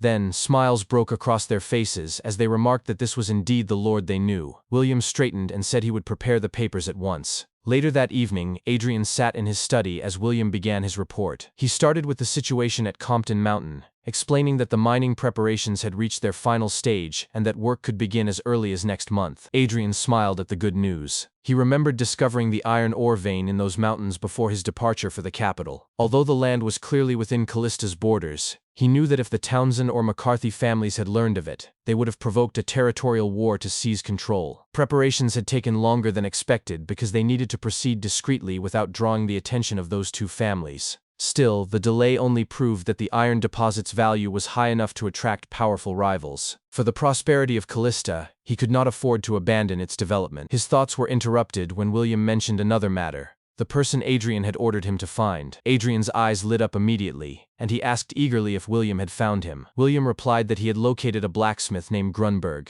though he was uncertain whether this was truly the talented individual Adrian had described. The young man seemed puzzled by the position being offered to him. Adrian smiled knowingly to himself. It made perfect sense. Grunberg would not become famous across the empire for another decade. Yet Adrian knew that one day, the man would be recognized as the most gifted blacksmith on the entire continent. His early works alone would one day fetch immense value, and when the time came, the most influential families would compete fiercely to recruit him. Speaking decisively, Adrian instructed William to place Grunberg in complete charge of managing both the new mine and the smithy. He assured him that the young man would adapt quickly. William bowed and said he understood. Another attendant soon arrived, carrying a massive rolled blueprint. After unrolling it across the table, William remarked in awe that the project was enormous and asked if his lord truly intended to proceed with it. Adrian's expression turned solemn as he confirmed that he did. It was, he said, a promise made to his teacher and benefactor, the very person who had made it possible for him to stand where he was now. When the report finally ended, Adrian left his study, stretching slightly as he let out a deep sigh. He murmured that the work was finally done. Lakia and Asa met him in the corridor soon after. Lakia looked concerned and asked whether it was wise to overwork himself on the very first day of his return. Adrian chuckled and asked if they had been waiting for him. As they walked together down the hall, he added that he had told them to rest since the journey must have been tiring. Lakia brushed it off, saying that merely sitting in a carriage was hardly exhausting. Asa agreed energetically, adding that coming back to Callista had made him feel even more refreshed, as the air here was so much cleaner. Adrian laughed quietly at their enthusiasm. At his side, Lakia exhaled softly and admitted that he too found Callista far more comfortable than the capital. Asa turned toward him with mock surprise and teased him for saying that after being so picky earlier. Adrian only laughed again at their playful exchange and suggested that they go on a territory inspection the next day. It had been a while since the last one. Asa immediately agreed with a cheerful shout, his voice echoing down the corridor. That year, in Imperial Year 856, House Callista began to expand its businesses in earnest, and fully entered the circle of high society. Time flowed swiftly from that point onward, and before long, 2 years had quietly passed. The district, regarded as the capital's most bustling quarter, had somehow come to be known as Callista Street, a name derived from the towering headquarters of Callista Bank that dominated the area. Its rise over just 2 years nothing short of astonishing. Yet the true focal point of attention on that street was not the bank, but a modest establishment bearing a simple sign: Seafood Restaurant Specialty, Sea Breeze. A line snaked around the entrance, eager patrons waiting for a table. Inside, a little girl seated at a round table took a bite of shrimp and gasped in delight, declaring, "It's delicious! So this is what shrimp is like, it bounces around in my mouth." Her mother, seated beside her, smiled warmly and asked whether she truly liked it, adding that it had been an excellent choice for a birthday celebration. Leaning toward her father, the girl whispered her concern, "But, isn't this place really expensive? Dad, is it okay?" Her father reassured her gently, explaining that while it was pricier than ordinary eateries, the cost remained manageable for special occasions, and that many commoners frequented the place as well. Her mother nodded and reflected that the world had truly improved. Just a few years prior, commoners in the capital could scarcely imagine purchasing seafood at all. When the girl asked why it was possible now, her mother clarified that this applied only to Seabreeze, not everywhere, since fish used to spoil en route from the coast. As she began to elaborate, the scene shifted upward. On the noble class floor, one lady remarked to her companion that the restaurant employed a dedicated mage. The other, intrigued, inquired what that meant. The first lady explained that preservation magic was cast upon cargo wagons departing from Somerville, ensuring seafood arrived in the capital as fresh as if just pulled from the sea. She added, however, that such magic required at least third circle proficiency, prompting her companion to cover her mouth and exclaim, "Wait, then does that mean Imperial mages are involved? Aren't they forbidden from using magic outside Imperial decrees?" This led to speculation. Perhaps Seabreeze maintained ties to the imperial court. Her companion dismissed the idea as absurd. Who in their right mind would connect such a restaurant to the palace? She pressed for the owner's identity. The first lady, lifting a shrimp with her fork, offered her theory. Though the establishment could have catered exclusively to nobles and charged exorbitant prices, it had deliberately set moderate rates and mingled commoners and nobles under one roof, making it, in her view, profoundly eccentric. The second lady countered that at least the floors were separated, commoners below, nobles above. But the first sighed and muttered, "It's still the same building. I'm losing my appetite." She then wondered aloud when she might ascend to the third floor, the exclusive, full-level rental space, reserved surely only for the most powerful figures in the realm. Upstairs, in that very third-floor suite, Isa took a bite of grilled fish while Lakia chided Isa to at least eat like a human being. Isa responded by sticking out his tongue. Nearby, Jeffrion, the head chef, bowed deeply and pleaded earnestly, "I earnestly beg you, Count, isn't it about time to reveal the owner of this restaurant?" Adrian, mid-bite, looked up in mild confusion and stated plainly that Jeffrion was the owner of Seabreeze. Jeffrion burst out, "Who would believe that?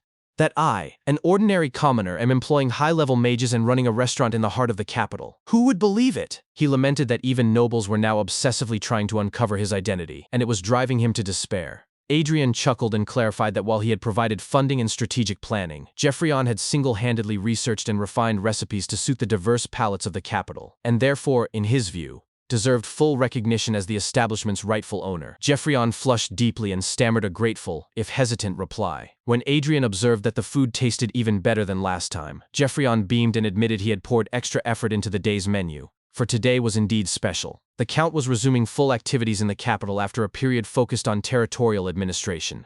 Adrian confirmed this, adding that he now intended to expand into various commercial ventures. At that moment, a staff member announced the arrival of Adrian's guests. Adrian expressed mild surprise at their early arrival, and considered asking them to wait, but Isa and Lakia stood, assuring him they were finished. Jeffrion offered to clear the table and prepare refreshments. Adrian accepted, apologizing, and requested the leftovers be packed. These were important business partners after all. Moments later, Viscount Bowen entered, knelt before Adrian, and presented a bouquet of roses, his voice trembling as he said, "To think you prepared the reservation floor of Seabreeze for me." He broke into tears, adding, "You give me unimaginable joy again today, Count Callista." Adrian greeted him warmly, noting it had been some time and that the Viscount had not changed at all. Once seated, Bowen remarked that he reviewed the regular business reports diligently and was pleased to see thriving operations. He described this as what happiness must feel like, and announced he was opening the 5th branch of his clothing enterprise in Bensi. Adrian, startled, exclaimed, "Already the 5th branch? Inwardly, he reflected on how Bowen's venture, initially centered on high-quality artificial flowers, had sparked empire-wide fascination, rapidly expanding into accessories, textiles, and women's fashion, earning him the moniker Golden Hands. Even more unexpectedly, his foray into men's salons had overcome early resistance. Once clients experienced his coordination, their skepticism melted away. Bowen pointed to his own eyes and explained that they were the true source of his skill, illustrating by observing that Adrian had worn the same shirt and tie last autumn, likely owned only 3 or 4 seasonal outfits, reused vests by merely changing buttons, and only replaced shoes when they became too tight. He proposed that for Adrian, ideal attire would feature low-saturation colors, durable fabrics, minimal patterning, timeless tailoring, and sleeves designed to subtly conceal the gold bracelet on his left wrist, something that shouldn't be seen by others. Yet, you always wear it. It must hold deep personal significance.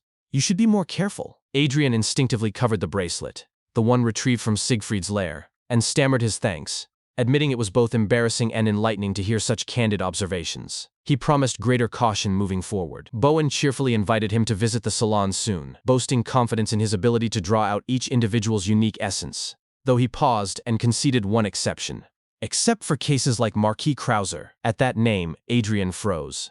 Recalling Enable's warning, he asked sharply whether Bowen had ever actually seen the Marquis. Bowen admitted he had. Once, a decade prior, at a banquet. At that time, Marquis Krauser covered his entire body in gloomy, pitch-black clothes you'd only wear to funerals, stared outside throughout the banquet from start to finish, and never opened his mouth, not once. He added, puzzled, that he had wondered why the man attended at all. When Adrian pressed for more, "What kind of person did Marquis Krauser seem like to you?" Bowen lowered his gaze and confessed it was hard to judge someone he'd never spoken to. But just his gaze was a bit. At Adrian's prompt, he continued, "At that time, I kept looking at him, and our eyes met once. I immediately got goosebumps. One was purple, the other black.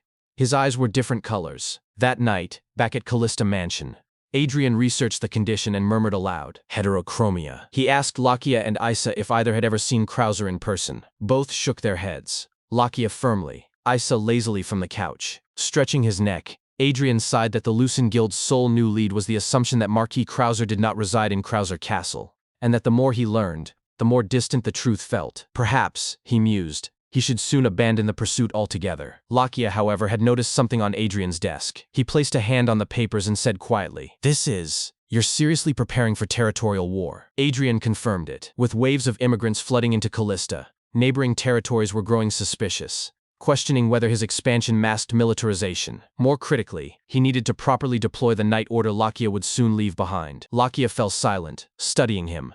After a long pause, he exhaled and said simply, "Right." And Adrian thought, though he had grown accustomed to Lakia's constant presence, he had never included him in his future plans. The 5-year deadline tied to the promise he made upon their first meeting was drawing near. Slowly, deliberately, they were preparing for farewell. Elsewhere, inside a forge filled with heat and ringing metal, the blacksmith Grunberg was steadily hammering steel when a woman hurried inside and urgently announced that the main castle was looking for him. Grunberg replied that he would tidy up at once and asked her to wait a moment. She confirmed that she would escort him there. As Grunberg made his way through the hall of the Callista mansion toward Adrian's office, he reflected on how it was already common knowledge among the castle's servants and staff that the Lord of Callista was a mage. Even so, no one pried into that secret or spread rumors, all for the sake of Callista's foundation and to protect their young lord who supported it. When Grunberg arrived at Adrian's office with a sword in his hand, he formally greeted him and said, "You called for me, my lord?" Adrian welcomed him warmly.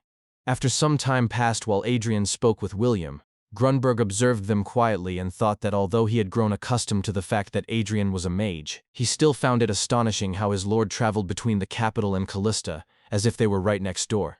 His thoughts were interrupted when Adrian concluded William's report and directly addressed him. Startled, Grunberg responded at once. He then presented the completed sword to Adrian, and Adrian cheerfully asked if this was indeed the finished weapon, and invited him to try holding it. As Adrian examined the blade, he remarked with surprise that it had become much lighter. Grunberg proudly explained that he had reduced its weight by half while increasing its strength to more than double, and that by next week they would be able to supply the entire night order. To the side, William watched with pride and quietly reflected on how unbelievable it was that such a young and ordinary-looking youth could skillfully oversee everything from mining to smelting and casting, while even developing new metals that surpassed existing steel.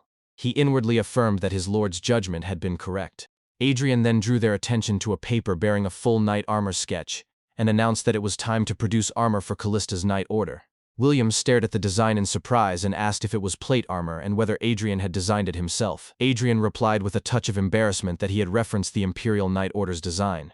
As Grunberg studied the sketch, he pointed out the groove at the center of the chest and carefully suggested that it appeared to serve as a power source for a circuit. Adrian was shocked that Grunberg could infer that just by looking at the drawing and openly expressed his astonishment. Grunberg admitted that he did not know the detailed principles or functions, but stated with a wide smile that he could feel an amazing work would be born from it. After Grunberg departed, Adrian remarked to William that it seemed he could completely trust and rely on him. William agreed that Grunberg was a very trustworthy young man, but his tone soon shifted as he added that there was an additional matter to report regarding the drought. Adrian recalled aloud that William had said it had not rained even once that year. William confirmed this and explained that thanks to Adrian's foresight in building an enormous reservoir, they were managing for now. However, if it did not rain during the coming rainy season, even that would dry up, and the farmer's anxiety was growing severe. Adrian responded that while nothing could be done about the weather itself, he had already prepared sufficient countermeasures and assured William that no one in Callista would go hungry, instructing him to comfort the people well. William bowed and acknowledged the order. Inwardly, Adrian reflected that the drought had likely only just begun. Later, as Adrian returned to the capital using teleportation magic with the newly forged sword in hand, he observed the dried grass and thought to himself that knowing the future did not mean he could interfere with everything, especially with choices that could determine the fate of many. He reminded himself that he had learned to be extremely cautious,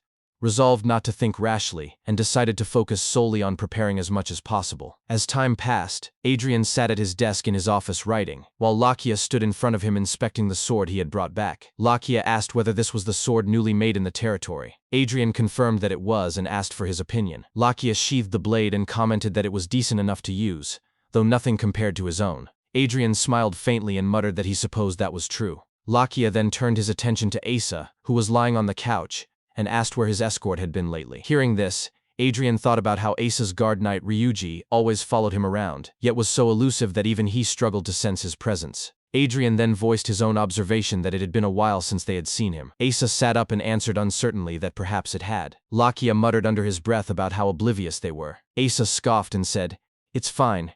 Cat people naturally like wandering around," adding that even if Ryuji disappeared for a while, he would return on his own when the time came. Adrian thought privately that he had heard that somewhere before. Lakia then accepted that explanation and asked Adrian whether he also lacked any major plans for the time being. Adrian replied cheerfully that he would just be managing the bank and restaurant branches. In his mind, he recalled that even in his previous life, nothing significant had happened during this period, so he believed he would be able to focus on work for a while. As time continued to pass, on a busy street in another part of the city, a fully cloaked man entered an establishment where a woman was already waiting. The man removed his cloak to reveal himself as the emperor. With a wide smile, he called out, "Miss Regina." Regina immediately stood and excitedly returned the greeting with, "Your Majesty." As the emperor sat down, he joyfully remarked that it had been a long time since he had seen her face, and asked whether everything had been well. Regina replied that she was fine, and in turn asked about his condition, mentioning that she had heard he had been extremely busy. The emperor sighed and assured her that he was well, adding that with Rumbly's help, he was occasionally able to slip out like this. Regina studied him quietly for a moment before asking whether something was wrong. The emperor fell silent, lowered his head, and then confessed that another marriage proposal had come from McCarthy, and that his mother had been advising him not to keep refusing and to at least meet them. The room fell silent. Regina clenched her fist and thought to herself that he was, after all, the emperor of the empire, and that they could not continue spending time like this forever.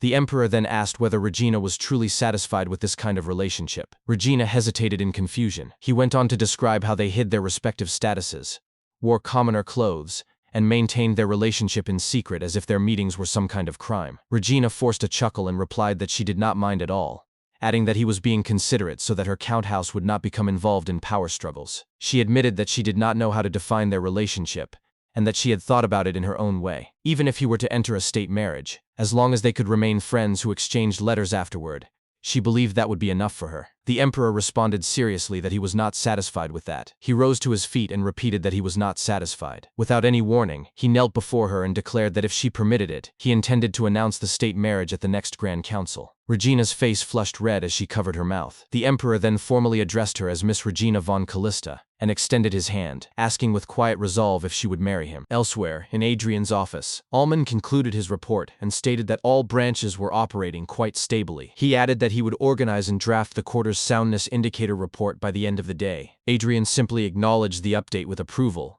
and then, smiling, remarked that Almond's performance was truly amazing, so much so that he appeared far more suited to business management than to butler work. Flustered, Almond cleared his throat and replied that everything he had achieved was thanks to Adrian's excellent personnel organization. He then inquired whether William was also faring well. Adrian confirmed this, noting that William had now grown more knowledgeable about Callista's internal affairs than he himself was. Almond expressed quiet relief at that news, and immediately followed up by asking whether the territory was handling the drought damage adequately. Adrian fell silent for a moment, before responding that, although Callista seemed stable for the time being, many other regions were clearly struggling. Almond agreed, explaining that the incoming reports were deeply troubling. According to Claude, who was stationed in Bensi, most farmers had begun stockpiling food without consuming it, and some had already abandoned hope for this year's harvest altogether. Almond observed that such behavior strongly suggested the farmers were bracing for a major famine, and as a result, voices within the administration had begun advocating for either a temporary suspension of loans to commoners or stricter lending screening. He pointed out that, should a full-scale famine arrive, widespread loan defaults would become inevitable. Adrian listened intently, then fell into deep thought. After a few moments, he instructed Almond to maintain the existing policy for now, and assured him that he would signal when additional measures were warranted. Almond acknowledged the directive, and, just as he turned to leave, added quietly that he would now return to his duties.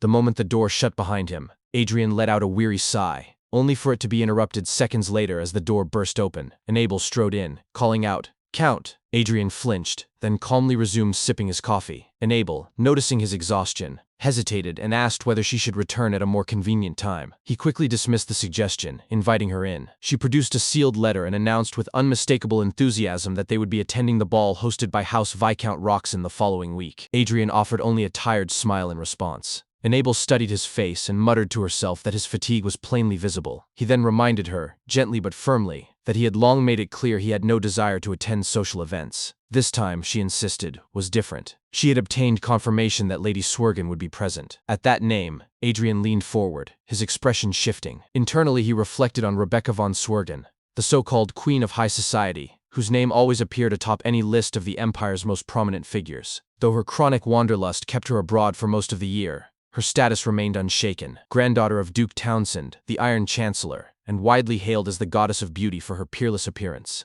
Abel slammed her palms onto his desk and declared that everyone knew how fiercely Duke Townsend cherished his granddaughter, and that missing this rare opportunity to meet her on imperial soil might mean waiting years, or even decades for another. She urged him, emphatically, to build a connection this time. Adrian paused. Then, with quiet resolve, he declined. While he acknowledged Lady Swergen's importance, he maintained that this was a period demanding focus on business, not social maneuvering. Undeterred, Abel leaned across the desk, locking eyes with him, and stated bluntly that he was squarely within marriageable age, and that his mother had voiced growing concern on the matter. He only smiled again and replied that, for the time being, marriage was simply not on his horizon. Later that night, Adrian was summoned to meet the Emperor.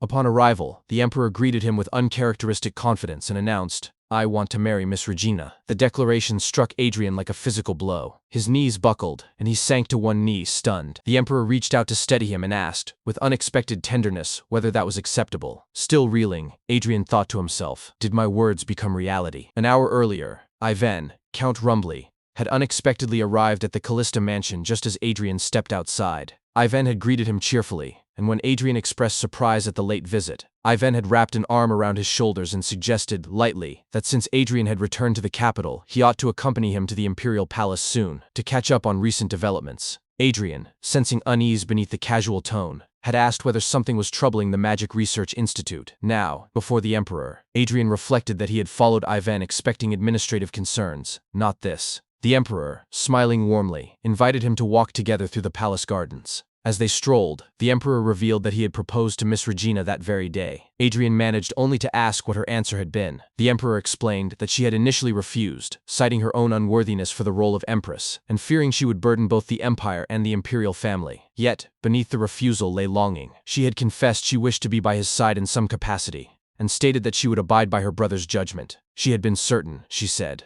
that Adrian would make the right decision. Hearing this, Adrian's mind turned inward. He had always known, in principle, that as head of House Callista, he would one day decide Regina's marriage. But confronting it, especially with the imperial family, was a burden of an entirely different magnitude. He knew what had befallen Lakia. If he endorsed this union, he risked turning every noble house in the empire into adversaries. And so he asked himself, do I truly possess the strength to withstand that? Just then, a strong floral scent drifted past him. He looked up and saw lilac trees in bloom. The emperor touched the bark gently and explained that this garden belonged to the empress. As the most serene and beautiful space within the entire imperial castle, it was where he often came when loneliness pressed too heavily upon him. With quiet conviction, he added that he wished to give this place, and everything else most precious to him, to Regina. He wanted her to be, without reservation, the happiest woman in the world. Adrian fell silent. Memories surfaced. 2 years prior, after he and Regina had shared breakfast with the emperor at the palace, the summons had ceased entirely. At the time, Callista Bank's rapid expansion had drawn intense scrutiny from the high nobility,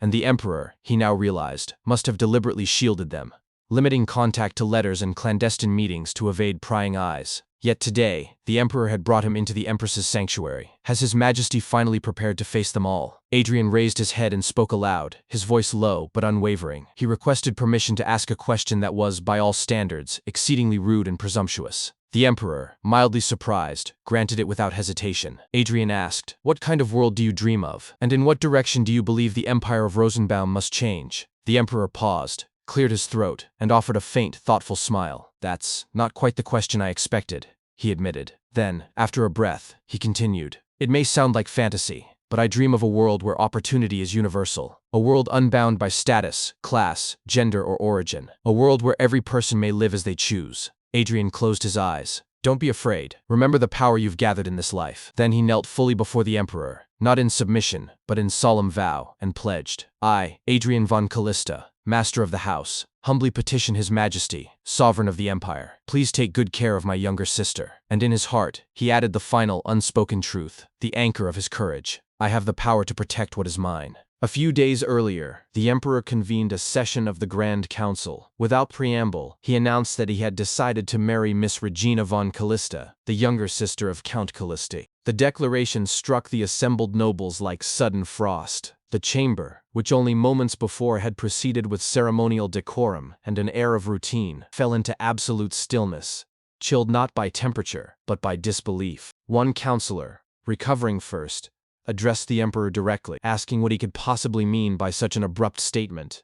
Another followed, voice edged with skepticism, inquiring whether the emperor referred to that Count Callista, the one recently active in banking, and pointed out that House Callista was a remote, politically unconnected line, lacking both central influence and dynastic legitimacy. He dismissed the idea as sheer nonsense. A third remarked, almost offhandedly, that Count Callista had only just turned 20.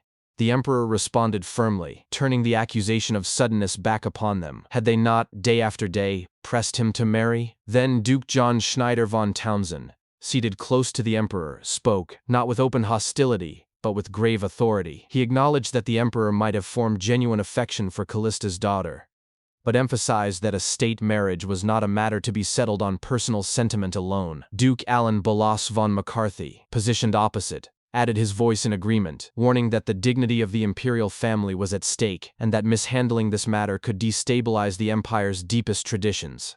The emperor, unmoved, countered with quiet force. House Callista, he reminded them, was a distinguished noble family of the empire. He challenged them to define precisely what standards they invoked when speaking of dignity and rank. Duke Townsend's lips curled into a faint smirk.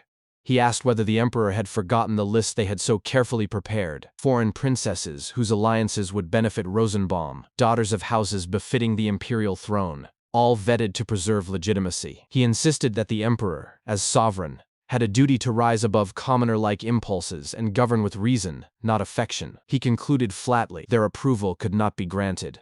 Internally, the emperor recognized the moment for what it was. The two great ducal houses, Townsend and McCarthy, the twin pillars of real power, who had long treated his youth and inexperience as licensed to steer the throne like a puppet, at least, he thought, until now. Aloud, he pressed further. He demanded to know where, in any imperial regulation, their rigid criteria were codified. He questioned whether political marriages had ever been formal tradition in Rosenbaum, and pointedly noted that his own mother had not hailed from a powerful lineage. Was the council now implying that even the Empress Dowager had tarnished the empire's legitimacy? Before a flustered counselor could protest, "Your Majesty, that's..." The emperor raised his voice, his tone sharpening into command. "How dare you grasp at imperial authority while invoking traditions that have no foundation in history?" He declared himself the true master of Rosenbaum and affirmed that he alone would choose his empress. Then, with deliberate finality, he added, "If you refuse to acknowledge my choice to the end, I will never take an empress for the rest of my life." A ripple of shock passed through the chamber. He continued, "That means the imperial line ends with me, and the throne passes to my paternal cousin, Duke McCarthy." Outrage erupted. One counselor surged to his feet, protesting that they harbored no such ambition, but the emperor did not wait for the rest. Slowly, deliberately, he rose and walked out. Later that day, in the Townsend estate, Duke John Schneider reclined with a glass of liquor in hand. He remarked aloud, almost admiringly, that the emperor had struck a decisive blow, and expressed surprise that his majesty would wield the succession itself as leverage. Behind him, his son, Count Glenide von Townsend, stood motionless for some time before speaking. He confessed that one point eluded him. If the emperor truly produced no heir, would that not present Duke McCarthy with a perfect opportunity? So why had McCarthy opposed the declaration as fiercely as Townsend? The Duke turned to face his son. He called the question foolish, explaining that Rosenbaum's legitimacy, its supreme historical weight, was not something even the grasping McCarthy family would risk for a fleeting power advantage. More critically, he warned, the delicate balance maintained between the great houses was all that prevented open war. If shattered, conflict would rage until one side lay in utter ruin. After a pause, he mused aloud. Today, the emperor's eyes and voice had been utterly unlike his former self, no longer passive, no longer yielding. "Interesting," he murmured. "It seems we must follow his will this time." Glenide asked, cautiously, whether this meant his father intended to vote in favor of approving the state marriage. The Duke replied that the emperor had made clear he would no longer be leashed. The prudent course now was to step back and observe how far this newfound momentum would carry him. He wondered aloud what had catalyzed the change, the future empress herself, or perhaps her brother. Back in the present, at the Callista mansion, Owen von Callista pressed a hand to her temple and exclaimed, "Good heavens!" Stunned that such monumental news had arrived without warning, Regina sat silently beside her, head bowed. Adrian apologized, acknowledging his failure to prepare his mother, but in his thoughts, he noted the astonishing speed of it all. From proposal to palace summons, everything had unfolded within a single day. Owen admitted that while she had never wished to interfere in her children's marriages, she could not help but feel deep anxiety. The position of empress, she said, was not something one endured on the strength of affection alone. Still, Regina said nothing. Then Adrian reached out and gently took his sister's hand. He assured his mother that both Regina and the emperor were resolved to face the future together, and promised, without hesitation, that he would wield every resource at his command to shield his family. He asked only for her trust. Owen fell silent. Tears gathered in her eyes, then spilled over as she began to weep softly. Finally, voice thick with emotion, she whispered, "Really, when did you two grow up so much?" She looked at Regina and asked, "Only one thing mattered. You truly love each other, right?" Regina smiled for the first time and nodded. "Yes, thank you." Owen sighed, wiping her cheeks, and added, now that she thought of it, she had long suspected her daughter's clandestine outings in commoner attire. She had wondered who the mysterious suitor might be, and now understood he was someone truly worthy. His Majesty the Emperor. Regina jolted upright, eyes wide. "Huh? You knew?" Owen gave a tearful scoff. "Don't underestimate your mother too much, will you?" Then, with sudden warmth, she asked to hear the full story, when and how they had met. She insisted. She deserved to know her daughter's love story. It was then that realization struck Adrian. He interjected gently. Mother, actually, His Majesty wishes to meet you." The next day, on the upper floor of the Sea Breeze restaurant, the Emperor greeted Owen with unreserved joy. "Pleased to meet you for the first time, mother-in-law." He guided her to her seat with practiced courtesy. Once settled, Owen hesitated, asking whether such a modest venue was truly appropriate for an imperial first meeting. The Emperor dismissed her concern at once. "On the contrary," he said. He had specifically requested this location from Count Callista, then turned, mock indignant, toward Adrian. "Ivan and I couldn't possibly not know the Count is the restaurant's true owner, yet he cruelly never invited us even once." Adrian cleared his throat and offered a quiet apology, then urged everyone to begin eating, adding that the chef had gone to great lengths to source rare ingredients. The meal unfolded in warm, easy conversation, the future family laughing, sharing stories, growing steadily more at ease. At the table's edge, Count Ivan Rumbly leaned slightly toward Adrian and murmured that the atmosphere felt remarkably harmonious. Adrian agreed softly. His mother, he observed, appeared genuinely relieved. Ivan exhaled in quiet wonder. "To think I'd see the day His Majesty marries the woman he loves," He said he was deeply grateful to both Count Callista and Miss Regina. Since meeting them, the emperor had changed profoundly. He now spoke with confidence, held his ground when necessary, and no longer shrank from asserting his convictions. Adrian listened, then replied, voice low, Count Rumbly, it's perhaps too strong to call it repayment, but may I ask you a rather difficult favor? Upon hearing Adrian's request, Ivan exclaimed in surprise, asking if Adrian truly wished to hire his disciples as professors for the academy. The emperor then inquired if this pertained to the Count's academy, specifically the one newly built in Callista territory, mentioning he had heard occasional mentions of it. Adrian confirmed this was correct. He explained that magical education in the empire had essentially been severed. To cultivate outstanding mages in the magic department, he stated that experienced and capable imperial mages were absolutely necessary. Of course, since this involved transferring imperial mages' affiliations to private professors, they needed both His Majesty the Emperor's permission and that of Master Count Rumbly. His mother Owen interjected, gently chiding her son Rian for discussing work even in such a setting. Beside her, Regina spoke up, saying she was fine with it, and that she was also very interested in the academy being established in their territory. Hearing Regina's comments, the Emperor smiled and said he would like to give a positive answer as much as possible, but Ivan then cleared his throat. He stated that he also desperately wished to grant the Count's request, but his disciples would probably refuse. He explained that the mages at the Imperial Research Institute were those who had refused employment by nobles. Even though they knew well they could gain enormous wealth by becoming nobles' retainers, they had chosen to serve under His Majesty's command solely for magic's value and honor. Asking them to become professors at a private academy could be a rather insulting request. He hastily added that it was not that the academy's level would be lacking, and asked if Adrian understood the personalities of such mages. Adrian responded that of course he understood. That was precisely why he paused for a moment, then cleared his throat and announced, as a Sixth Circle Archmage, I intend to personally teach those who become academy professors. Hearing this, the Emperor was mildly shocked. He thought to himself that this was the first time Count Callista had openly acknowledged being a mage himself, and he was even revealing his circle level. Adrian's sister Regina was shocked and commented in surprise that her brother was a Sixth Circle mage. Adrian smiled inwardly, thinking to himself that he was actually higher than Sixth Circle. Then suddenly, Ivan grabbed Adrian's arm, his body trembling as he stammered, Can I apply for a professorship? The Emperor chuckled and told Ivan to get a hold of himself. Afterwards, at the Imperial Grand Council, the state marriage with Regina was approved, and Count Rumbly's 3 disciples were also appointed as magic department professors. Adrian later read a letter from Ivan, which stated that since Adrian could not reveal his identity, Ivan had unavoidably pushed the appointments through as an order. Thanks to that, all 3 were making sad faces, but Ivan insisted not to worry, as once they learned about Adrian, they would thank him for life. After reading the letter, Adrian sighed and muttered to himself that the mages must be quite dissatisfied. He felt all plans seemed to be proceeding stably. Yet he was not at ease. No, rather, everything seemed poised right before overflowing, like a precarious stalemate. This uneasy premonition, he noted, was proven correct in a more violent way than he had expected. Later, as Adrian, Asa, and Lakia walked outside, Asa asked if the wedding date was all set too, remarking that it did not feel real that Adrian's sister was becoming empress.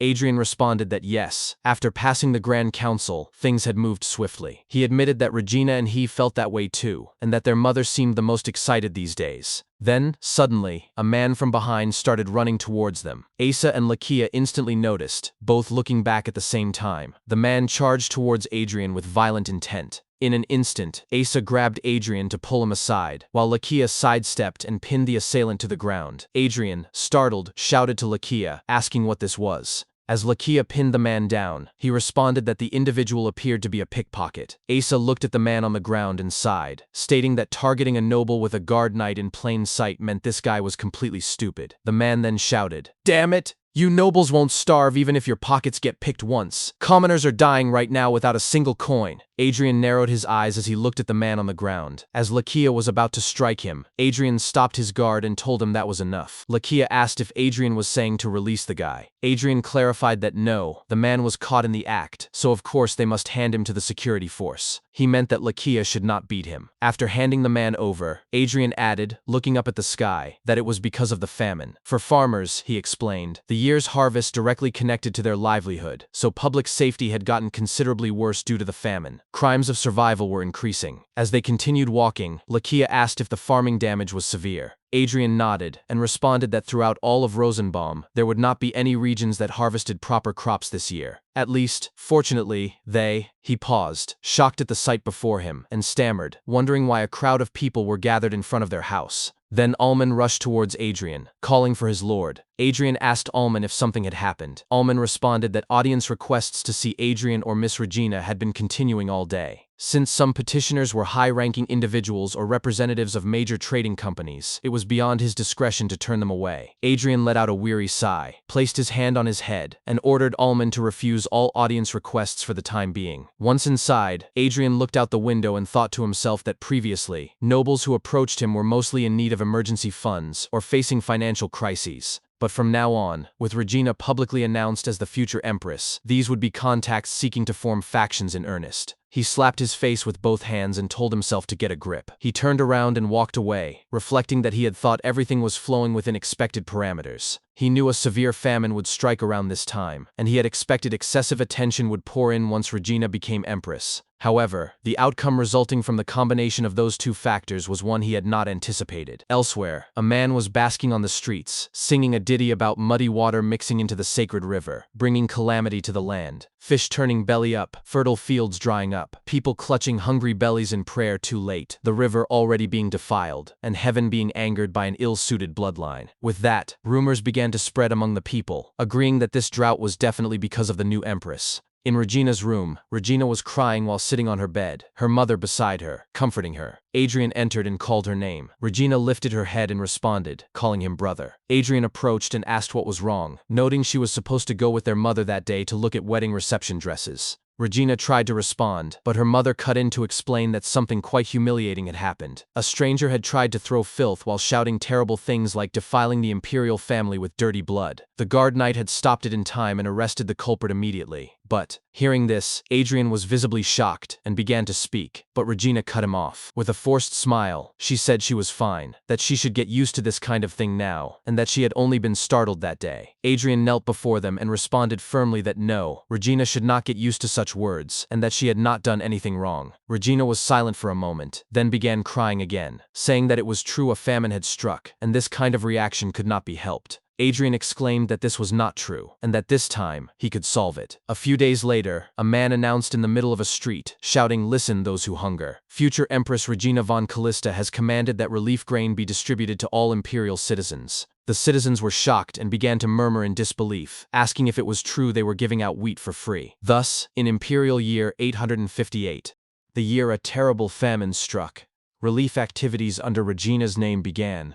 Elsewhere, a bald man was eating a meal while speaking to his attendant. He expressed astonishment upon hearing that wheat was being distributed in the slums without his permission as lord, and he wondered aloud whether some shameless outsiders from another territory were behind it. The attendant standing beside him hesitated before replying that the one responsible was none other than Miss Regina of House Count Callista. He explained that because she was acting not in her capacity as a count, but as the future empress, a member of the imperial household, it was difficult to assert territorial authority over her actions. The bald man wiped his mouth and muttered in frustration that it was all a waste of effort. Lords, by tradition, bore the duty of caring for and protecting the residents of their territories, and it was customary for them to provide relief during calamities such as famines. Yet in most cases, such aid was dispensed only when hunger reached life-threatening extremes, and even then, just enough to stave off death. Relief efforts were rarely motivated by genuine concern for welfare. Rather, they served as a cost-efficient means of fulfilling a lord's obligations while maintaining firm control over the populace. Gritting his teeth, the bald man added that launching relief efforts at the very onset of a famine was sheer naivety on the part of the future empress. He insisted that the commoners would not appreciate such gestures. Then,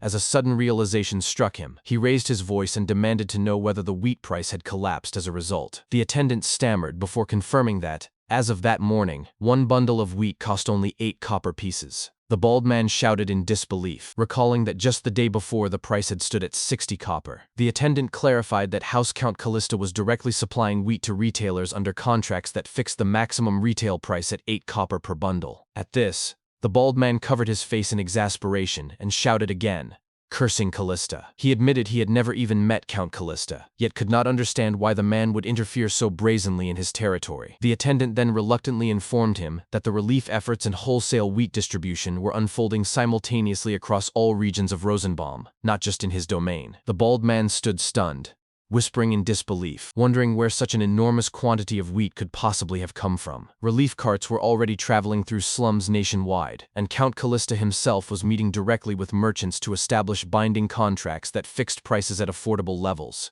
The wheat prices, which had spiraled into absurd heights, and the chaotic instability that had gripped the empire day by day, were swiftly brought under control. This sweeping famine relief strategy, executed with massive reserves of grain, had been set in motion 2 years earlier during a meeting between Duran von Chenowes and Adrian von Callista at the bank, when Duran had come seeking a loan. Adrian recalled that conversation clearly. Duran had asked whether the bank's conditions for a 7,000 gold loan truly amounted to just 2 requirements. First, granting Callista exclusive rights to 50% of the wheat harvest from Chernich for 5 years. And second, paying the loan interest in grain rather than coin. Adrian had confirmed those terms, clarifying that his intention was not to exploit monopoly rights for profit, and even inviting Duran to propose additional clauses if he had concerns. Duran had paused, pondering, before expressing surprise, not that the terms were too harsh, but that they were unexpectedly lenient. He noted that for such a substantial loan, he would have been willing to grant Callista full monopoly rights over 100% of the harvest. However, knowing that Callista already enjoyed food self-sufficiency, he wondered whether Adrian intended to launch a grain distribution enterprise. As the memory faded,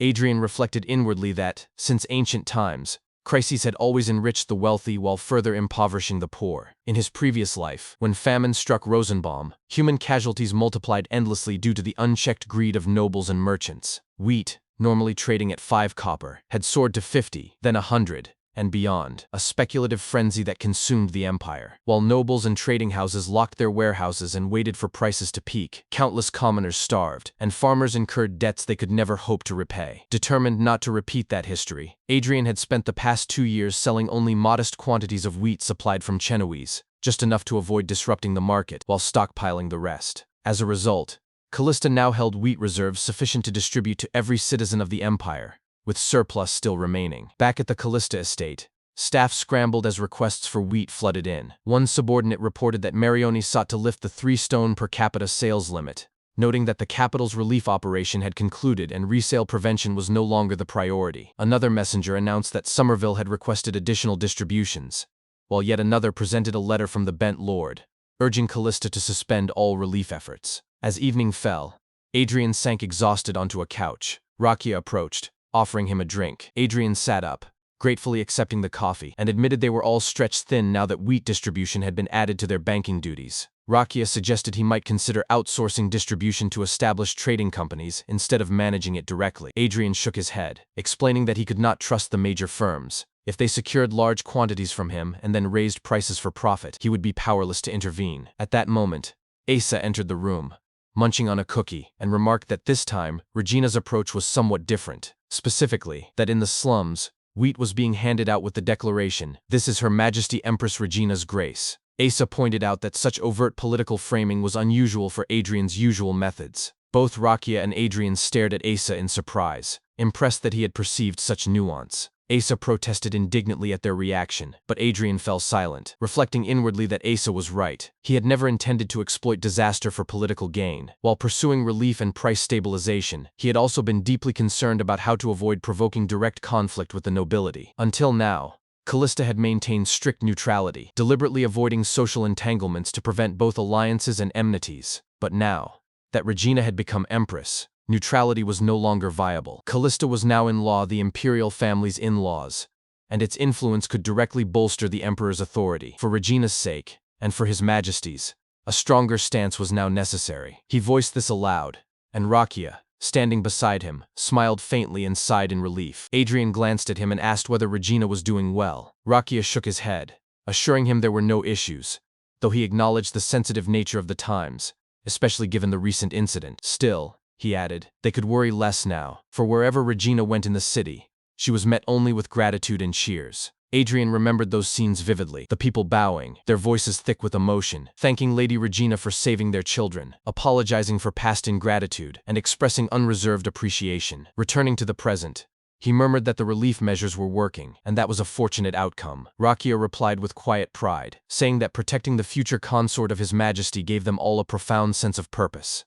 Adrian chuckled, remarking that Rakia's devotion sometimes bordered on the excessive, only to be interrupted by a voice from outside the door announcing that the Joel Trading Company had requested an audience. Adrian frowned and reminded the attendant that he had instructed all such requests be declined, even from people he had never met. The attendant hesitated, then disclosed that Imperial Archmage Count Ivan Rumbly was accompanying them. Adrian nodded slowly, recalling a prior conversation with Enable, who had warned him that Ivan's connections to Joel Trading Company might one day be used as leverage against him. A moment later, Count Ivan and a man from Joel Trading Company were ushered in and settled onto the couch across from him. Ivan immediately curled up apologetically, offering profuse regrets for the intrusion. Adrian reassured him not to worry and gestured toward the other man, prompting him to speak. The man from Joel Trading Company appeared dazed at first, as if fixated on something unseen. After a few seconds, he snapped to attention, stood abruptly, seized Adrian's hand, and introduced himself as Kirk Joel, head of Joel Trading Company. Adrian returned the introduction calmly, stating his name and title, Adrian von Callista Count. Kirk Joel apologized for the abruptness of their approach, but admitted that his purpose was precisely what Adrian had likely anticipated, to secure distribution rights for Callista's wheat reserves. Adrian replied evenly, noting that Joel must surely understand why Callista avoided wholesale agreements with other trading houses.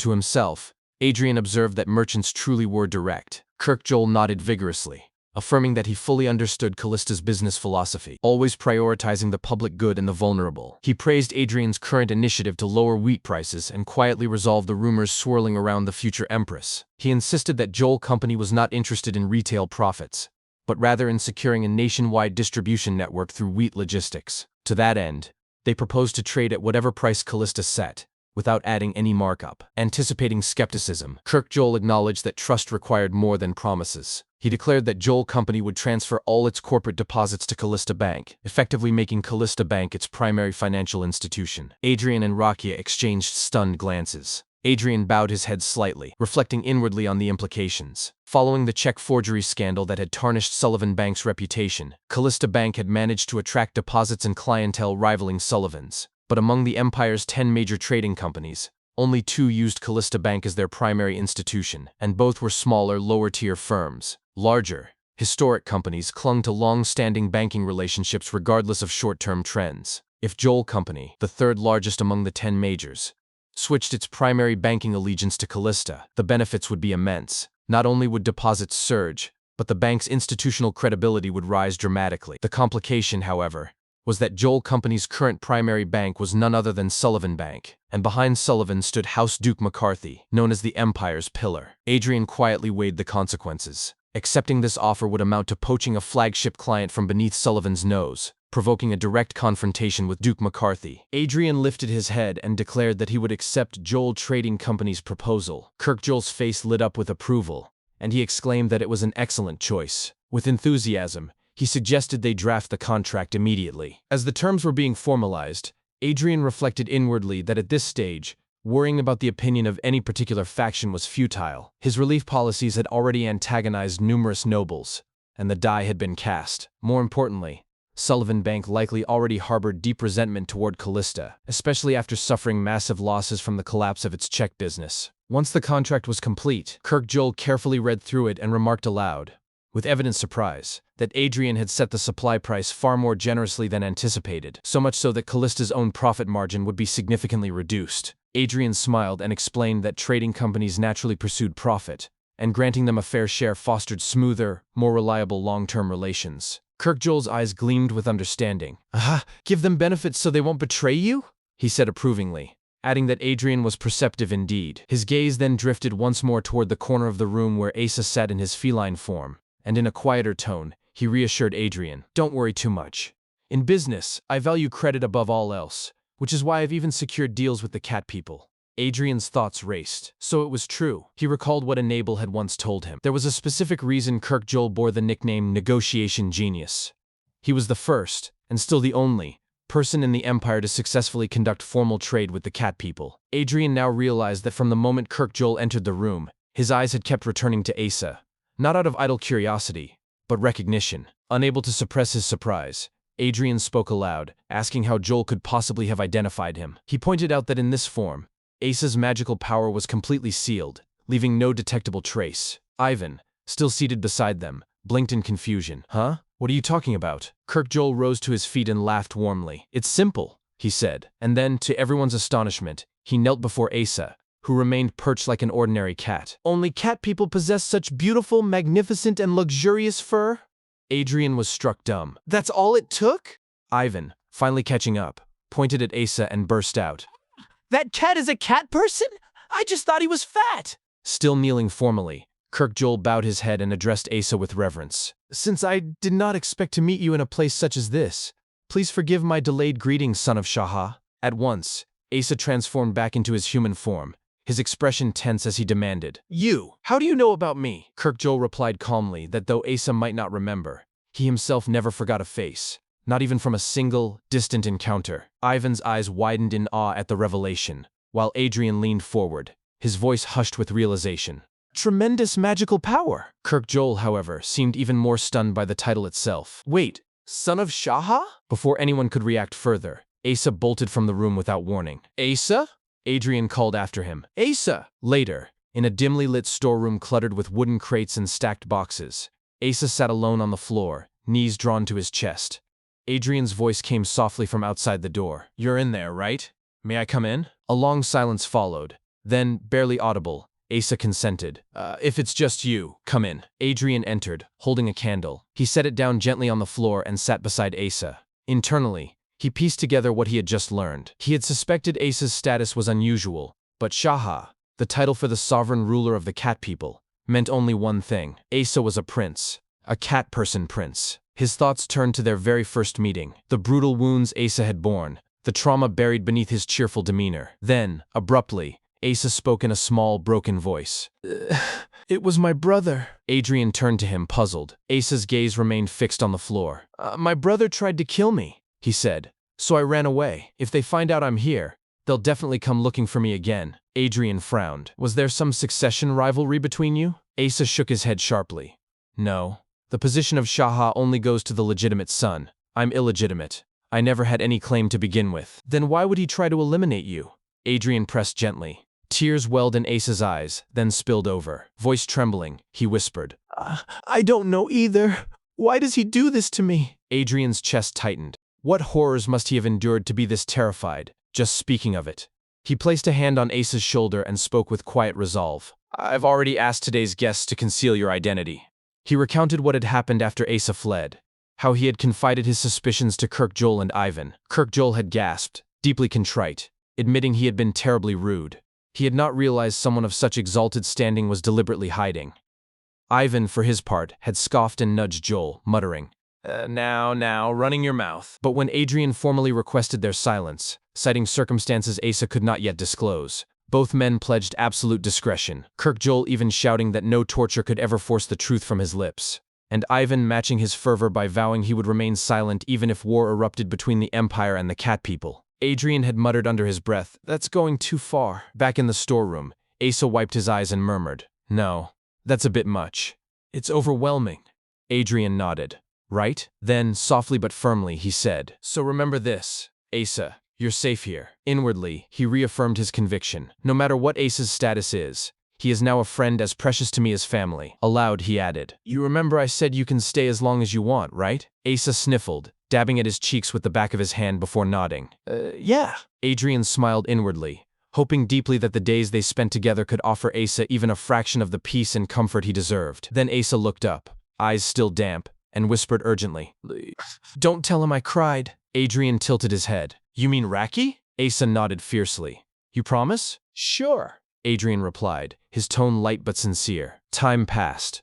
At the Callista mansion, Regina stood by a window, gazing out at the gardens bathed in morning light. Adrian approached and called her name gently. She turned at once, her expression brightening as she hurried toward him. Brother! Good morning, Regina, he said warmly. I wanted to greet you before the delegation from the Imperial Palace arrives. How are you feeling? She smiled, though a trace of wonder lingered in her eyes. Honestly, it still doesn't feel real, that I'll become Empress in just a few hours, that this is the last time I'll wake up in this room. She sighed, a little overwhelmed, especially with everything so hectic lately. It all feels surreal. Choosing gowns, cramming etiquette lessons. Goodness, I never imagined a day would come when I'd be exhausted just from selecting jewelry. Then, self-consciously, she added, I'm complaining too much, aren't I? On my wedding day, no less. Adrian chuckled. You really have been busy. That's true. His smile softened. But you're also excited, right? Her face lit up fully then, radiant, unguarded joy. Yes, of course. Relief washed over Adrian. He sat beside her and extended his hand. Regina, may I have your hand for a moment? I have a wedding gift for you. He reached into his collar and removed a necklace he always wore. Simple, yet clearly treasured, and placed it gently into her palm. Regina stared at it, her breath catching. This is a necklace? Later, the marriage ceremony between Regina and the Emperor commenced. Regina knelt gracefully before the Emperor, who lifted a crown encrusted with imperial jewels and placed it tenderly upon her head. As the final vows were spoken and the union solemnized, a wave of applause rose throughout the banquet hall, filling the chamber with warmth and celebration. In the audience, Adrian observed quietly, his thoughts turning reflective. He knew that state marriages in the empire traditionally involved grand processions through the capital, elaborate rituals, and days of public festivities. Yet this occasion had been deliberately scaled back, held within the confines of the imperial palace, due to the ongoing famine. While concern for public sentiment was the stated reason, Adrian suspected a deeper motive. The recent malicious attacks targeting Regina, carried out by unidentified perpetrators, had undoubtedly influenced the decision to minimize exposure and risk. His eyes swept the hall and settled on Count Ivan Rumbly, stationed unobtrusively near a pillar. Ivan's fingers moved almost imperceptibly, tracing intricate patterns in the air, layer upon layer of defensive wards being woven around the chamber. Adrian noted the rigor of the security measures. Weapon inspections at every entrance had been exhaustive, bordering on invasive. For tonight at least, he permitted himself a measure of relief. I can relax a little, for today. But he also knew this vigilance was unsustainable. The world would not allow him perpetual readiness. His mind drifted back to an earlier moment, in the quiet of the Callista estate, when he had demonstrated the enchanted necklace to Regina. With a whispered activation, he had vanished from sight. Regina's startled voice had followed him. Oh, brother? Brother? Tinged with confusion and rising concern. When he reappeared moments later, she had shrieked in surprise, before dissolving into nervous laughter, clutching her chest. Adrian had chuckled, then asked gently whether she now understood how to use it. Regina gaped in astonishment. Whoa, this is really that artifact thing? Adrian had fastened the necklace around Regina's neck, his expression solemn as he issued two commands: never remove it, and never speak of its powers to anyone. Regina had hesitated, her voice small and uncertain. But wouldn't I not need something so extraordinary? After all, I'm now... She had paused, searching his face. Brother, do you think the Imperial Palace is dangerous? His reply had been unequivocal. Regina, the Imperial Palace is absolutely not a safe place. You cannot trust anyone inside. Now amid the glittering crowd, that warning echoed silently in his mind once more. I hope you'll never need to use the necklace. As the formal ceremony concluded, the reception began, a dazzling cascade of music, wine, and orchestrated sociability. Adrian understood the true nature of this phase. It was the opening salvo of social warfare. As the Emperor's newly minted brother-in-law, every handshake, every exchange, carried strategic weight. This was where alliances were hinted at, rivalries measured, and reputations tested. He greeted Duke Townsend with polished courtesy, shaking the man's hand and offering a measured phrase of gratitude and respect. Not long after, he encountered Duke McCarthy, towering, austere, his bearing radiating authority. The Duke's gaze swept over Adrian with detached appraisal before he spoke, his voice low and deliberate. So you're Count Callista. Adrian extended his hand. Pleased to meet you. Adrian von Callista. The moment their palms met, Duke McCarthy's grip tightened, not as a gesture of camaraderie, but with unmistakable, calculated force. It was not painful, but deeply assertive. A pressure that lingered just beyond acceptable familiarity before he released Adrian's hand and turned away without further word. Adrian stood motionless for a heartbeat, his fingers tingling. That person is Duke McCarthy, right? The pressure had been far more commanding than anything Lord Sullivan had ever attempted. The hostility was palpable, unambiguous. I can clearly tell his feelings toward me aren't good. Yet he couldn't decipher the intent. Was it a warning, delivered in silence, or merely an act of intimidation, testing his mettle, his resolve? Before he could dissect it further, a court attendant approached. Excuse me, Count Callista. Prince Carlisle of Garcia requests to greet you. Adrian exhaled sharply, centering himself. Focus for now. Don't get flustered. He approached the prince and bowed. You've come from far away. Pleased to meet you. I'm Count Adrian von Callista. Both the prince and his attendant froze mid-gesture, eyes widening in shock. Prince Carlisle leaned forward, incredulous. You speak Garcia? Yes, Adrian replied. I've learned basic conversation. Inwardly, he acknowledged the truth. Actually, the knowledge Siegfried granted me included fluent comprehension and speech in multiple foreign tongues, including Garcia. But before he could clarify, Prince Carlyle seized his hand, his voice soaring with unrestrained delight. Goodness, you're the first person in Rosenbaum to speak such perfect, natural conversation. You, Count Callista. I've been so frustrated here.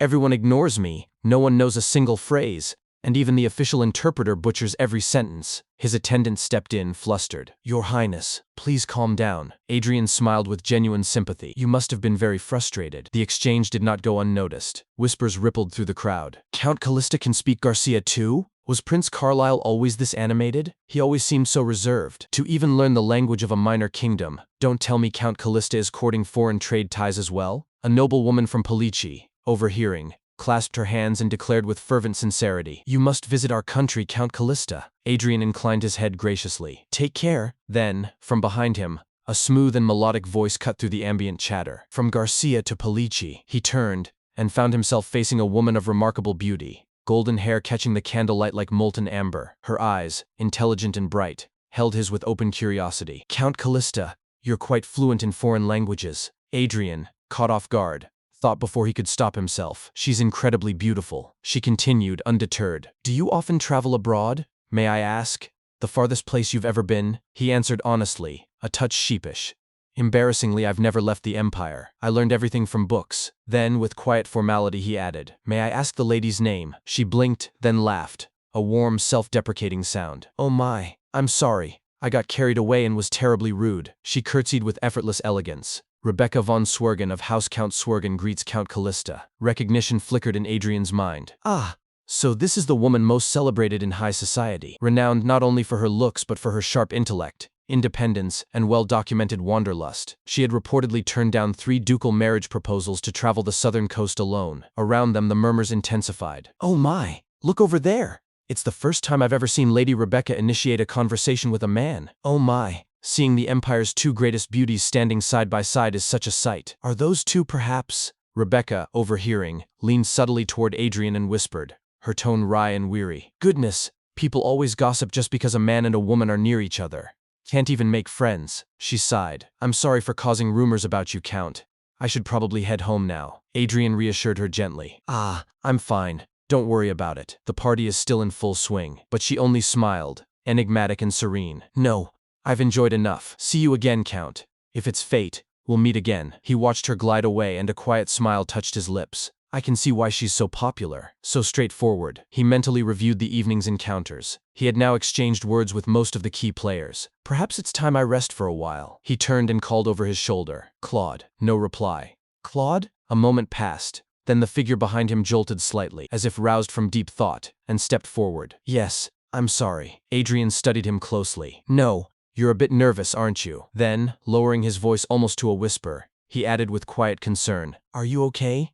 Tell me if it's hard, Rocky. The man, Rakia in disguise, his features overlaid by illusion magic to mirror those of Adrian's aide Claude, nodded once, jaw tight. Adrian reflected inwardly. Rakia's family, House Count Rodriguez, would finally be exonerated of treason charges and restored to full honor later that year. Until then, he had scrupulously avoided the imperial palace, the very seat of those who had condemned his house. Yet he had insisted on attending Regina's wedding. So Adrian had cast a complex illusion, reshaping Rakia's face, adjusting his posture, even providing spectacles to complete the transformation. He remembered their preparation vividly, the tension in the room as Rakia gazed at his reflection. How is it?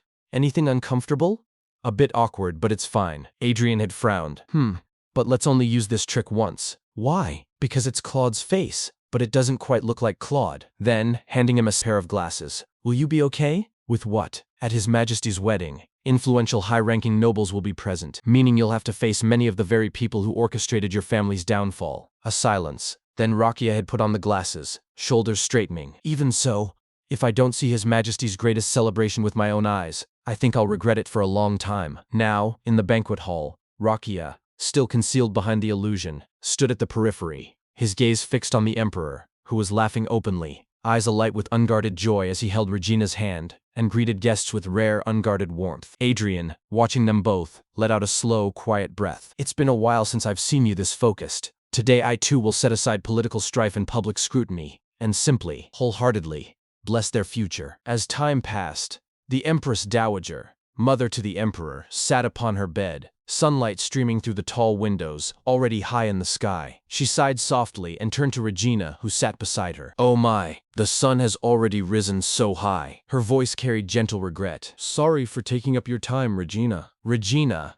her expression warm and unhurried, shook her head. "Not at all, mother. I also enjoyed our conversation and lost track of time." The Empress Dowager coughed lightly, a fragile sound, and her gaze fell to her hands resting in her lap. "I wonder if I even deserve to be treated as mother. I couldn't even attend the wedding." Regina leaned forward, her tone firm yet tender. "Please don't say that. Your recovery comes first." A quiet pause, then she added, her voice softening with memory. "My mother also couldn't get out of bed for a long time. I nursed her by her side throughout my childhood, so I know better than anyone that the patient suffers the most." Her eyes held the older woman's with sincerity. "I truly want to be a companion for you, mother." The Empress Dowager's lips curved into a rare, genuine smile. "How did I come to have such a wonderful daughter-in-law?" Still, after a moment, she gestured toward the door. "Still, you should return for today." Her eyes flicked past Regina, where the Emperor stood hesitantly in the doorway, peering in with unmistakable eagerness. She sighed, indulgent. "My son is waiting so desperately over there." The Emperor flushed instantly and stepped fully inside, waving his hands in flustered denial. No, I wasn't trying to spy or rush you. I was just curious if you two were getting along well." His mother shook her head, a wry smile playing on her lips. "Enough. Newlyweds in their prime don't see anything else. Hurry along to your husband, dear." Regina's cheeks burned crimson. She rose gracefully, bowed deeply, and walked toward the Emperor. Together, they exited the chamber, the Empress Dowager watching them go, her son now walking with a wide, unguarded smile, his posture lighter than she had ever seen it. As the door closed behind them, she rested back against her pillows, her thoughts quiet and profound. That a child who lived in the shadows their whole life would have a day when they smile so happily. In the corridor outside, the Emperor walked beside Regina, his earlier nervousness replaced by quiet gratitude. "Thank you so much for being warm to my mother," he said. "She's been gaining strength noticeably since you entered the Imperial Palace." Regina smiled. "Not at all. She reminds me of my own mother, so I feel even more affection." Before she could say more, an attendant approached, bowing deeply. "Your Majesty the Empress, a letter has arrived from House Count Callista." Regina accepted the parchment, unrolled it, and her eyes widened. "What?" "Your Majesty, Brothers' Academy has been completed." Elsewhere, beneath a clear sky, Adrian sat astride a horse before the grand gates of his newly finished academy, its sweeping architecture rising in harmonious tiers against the horizon. Beside him, William also rode, scanning the expanse with visible awe. Adrian turned slightly. "Have we returned to the entrance now?" William nodded. "That's correct. It's truly impressive when you think about it, that you can only tour it all by riding a horse for quite a while." He smiled. "As the Lord wished, it will become the continent's finest academy." Behind them, Asa, also mounted, groaned. "But this is way too big. I've already forgotten where everything is." Adrian dismounted and walked toward a large bulletin board mounted just inside the gate, upon which a detailed map of the campus was displayed. "Wait, let me explain briefly using this map." He pointed as he spoke. "Our academy has 3 departments: administrative studies, night training, and magic studies. The main building sits at the center because it's where all students take required general courses. And here, the dormitories are located above and below the dining area." Asa threw up his hands. "It's too complicated." Rakia, standing nearby, cleared his throat. "My lord, about the dormitories?" He hesitated, glancing at the others before continuing, voice low. "Are you really sure about this? Most won't accept it." Adrian turned to him, a quiet understanding in his eyes. "From Rakia's perspective, it must still be hard to adapt, that nobles and commoners will use dormitories in the same building." He knew resistance from the aristocracy was already fierce. However, aloud his tone remained calm and resolute. "I have a solution in mind. First, the Empire's existing academies basically require 2 things: an enormous tuition fee and noble status. Our academy will be very tempting to those who cannot meet one, or both. Semi-nobles, merchant family children dreaming of class mobility, or children from noble families with weak finances. These are the ones who will flock to us. Since we'll select students solely on merit, diverse people will gather, and over time, complaints will gradually decrease." He looked directly at Rakia. "Even Raki knows now that commoners can be superior to nobles, right?" He paused, then emphasized the crux of his strategy. "And the important thing is the Magic Studies Department. There are 4 major academies in the Empire, but only 2 even claim to teach magic. Even those have faculty who are barely first circle, or non-mages entirely. essentially magic departments for show, unable to provide proper education. In contrast, our professors are imperial mages. And not just any mages. They are the 3 disciples of Archmage Rumbly. Regardless of status or wealth, if you dream of becoming a mage in Rosenbaum, there is no choice but our academy. Elsewhere, inside a carriage rattling along the capital's western road, one of Ivan's disciples, a man with wire-rimmed glasses, slumped back with a dramatic sigh. Damn it! Why do I have to lecture at some backwater academy? A female disciple seated across from him flicked a page of her book without looking up. It's master's will. Stop complaining and accept it already. A third disciple, young, with soft bangs, frowned uncertainly. But, I don't understand. Why did master give that order to all 3 of us? The bespectacled man scoffed. Don't you get it from the recent state marriage? House Count Callista and the imperial family became in-laws? He couldn't refuse the request. The woman finally looked up, her expression sharp. Master knows how to separate public and private matters, you fool. She glanced back at her notes, adding dryly, well, but it's still annoying. Far away, in the austere study of Duke McCarthy's estate, the Duke lay sprawled on a couch, a crumpled newspaper slipping from his fingers onto the floor. That damn Count Callista, he muttered. The 3 disciples of Count Rumbly quit being imperial mages to become academy professors. A flicker of realization struck him. His eyes snapped open, widening. He sat upright abruptly. Yes, now everything makes sense. His voice dropped to a low growl. He seduced the emperor with his sister, and holds the card of an archmage. His mind raced. The seafood restaurant in the capital. Its operation method is impossible without mages. That place's owner is definitely Count Callista. And interfering with the banking business must be the same method. Before him, Dominic Sullivan stood rigidly at attention, visibly unsettled. What do you mean, Duke? McCarthy rose to his feet. The checks. That damned counterfeit detector we could never figure out. What technology made it? It's easy to explain if an archmage is involved. Sullivan stammered. But the timing doesn't match, Duke. The check business started right after Callista's debut. It's hard to assume he had the influence to employ the Imperial Archmage from that point. McCarthy stepped directly into Sullivan's space, his voice dropping to a dangerous, resonant timbre. Do I have to personally dig into when they started colluding? What bothers me most is his methods. That academy and restaurant too. He keeps mixing nobles and commoners in the same space. Is he trying to lower nobles' status? Or does he have other political intentions? A bitter sneer twisted his lips. With that stupid face, what on earth is he thinking? He fell silent for a long moment. Then quietly, with chilling finality, it seems Count Callista must be eliminated? Sullivan paled. However, unlike before, it's become too difficult to act. This relief project had great effect, and now he's even the Emperor's brother-in-law, so it's not easy to damage his reputation with ordinary methods. McCarthy placed a heavy hand on Sullivan's shoulder, his grip firm,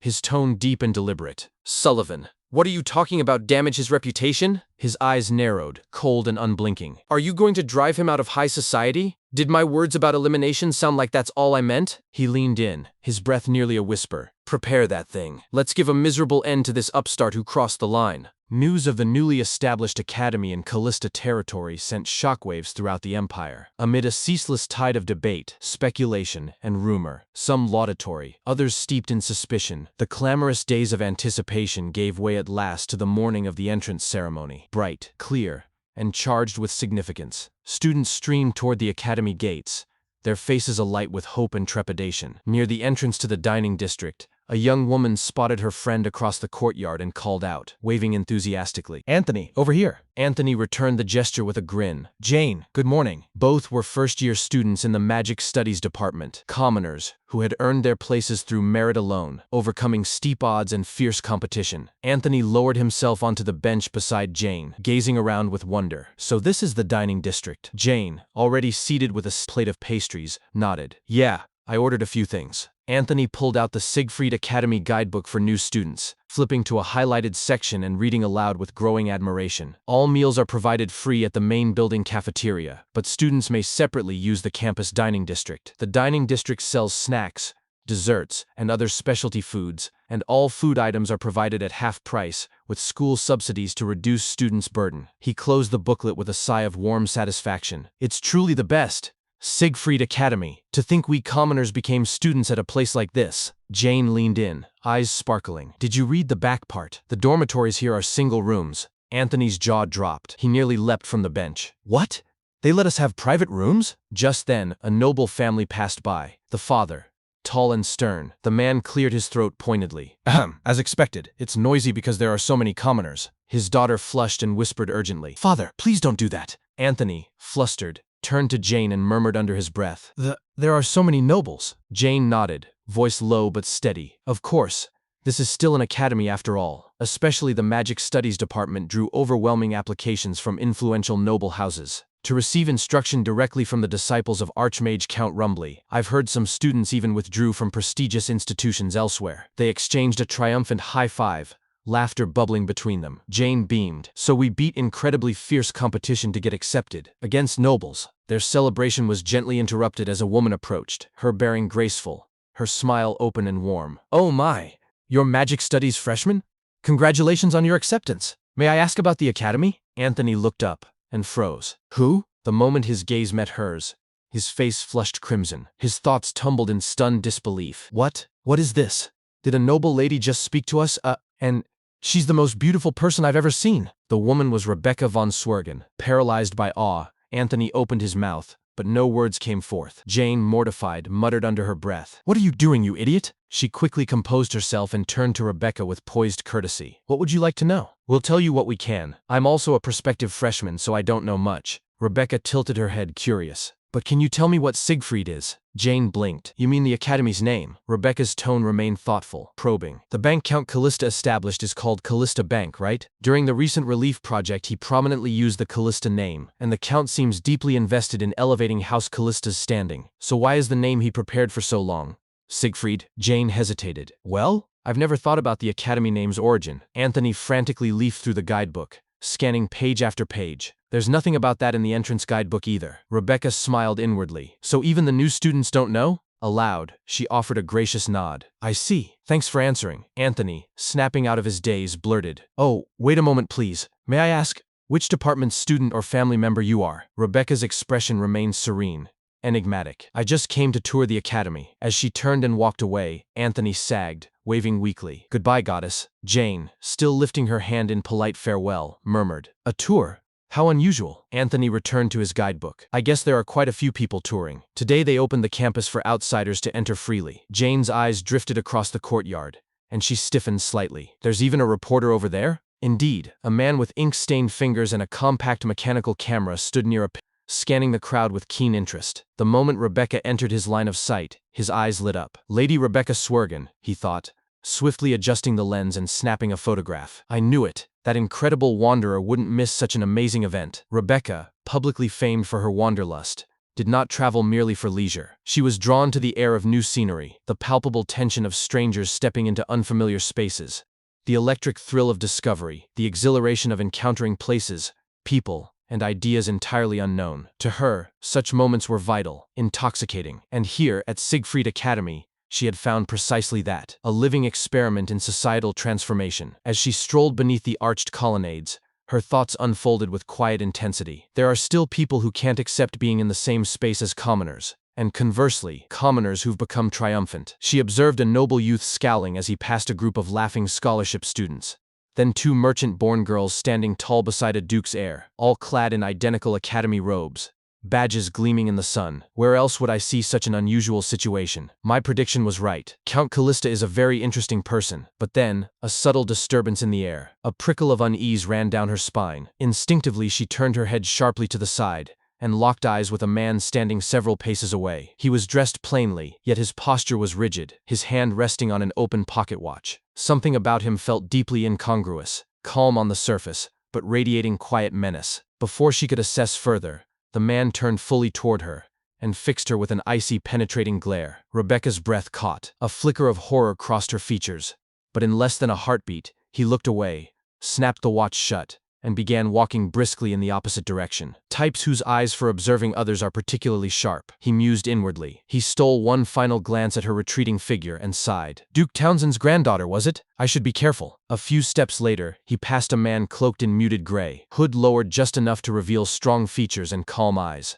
An unmistakable aura, dense, layered, potent, emanated from him, not raw power, but refined, controlled, the signature of someone who wielded great force with precision. The watcher slowed, turned, studied the figure with narrowed eyes. Count Callista. His thoughts darkened. What did he bring into the academy? Elsewhere, inside the Siegfried Academy's grand hall, a soaring chamber of white marble, vaulted ceilings, and banners bearing the academy's crest fluttering in the breeze from high-arched windows. Students and families filled the tiered seating. Nobles in brocade sat beside merchants in wool. The noble father from earlier settled stiffly beside his wife and muttered under his breath, "To sit in the same space as commoners." His wife exhaled, weary but firm. "Stop it, dear." Around them, introductions blossomed like spring flowers. A young man turned to the girl beside him. "What's your name?" "I'm Kate," she replied.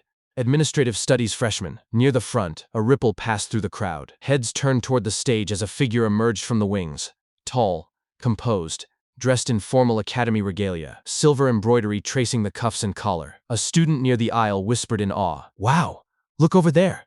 That must be the chairman, Count Callista." Adrian von Callista stepped up to the podium. He paused, surveying the hall, the sea of young faces alight with dreams. The proud families, the skeptics with folded arms, the hopeful with clasped hands, and his voice, clear, resonant, and calm, carried to every corner. "Thank you for your efforts traveling such a long way.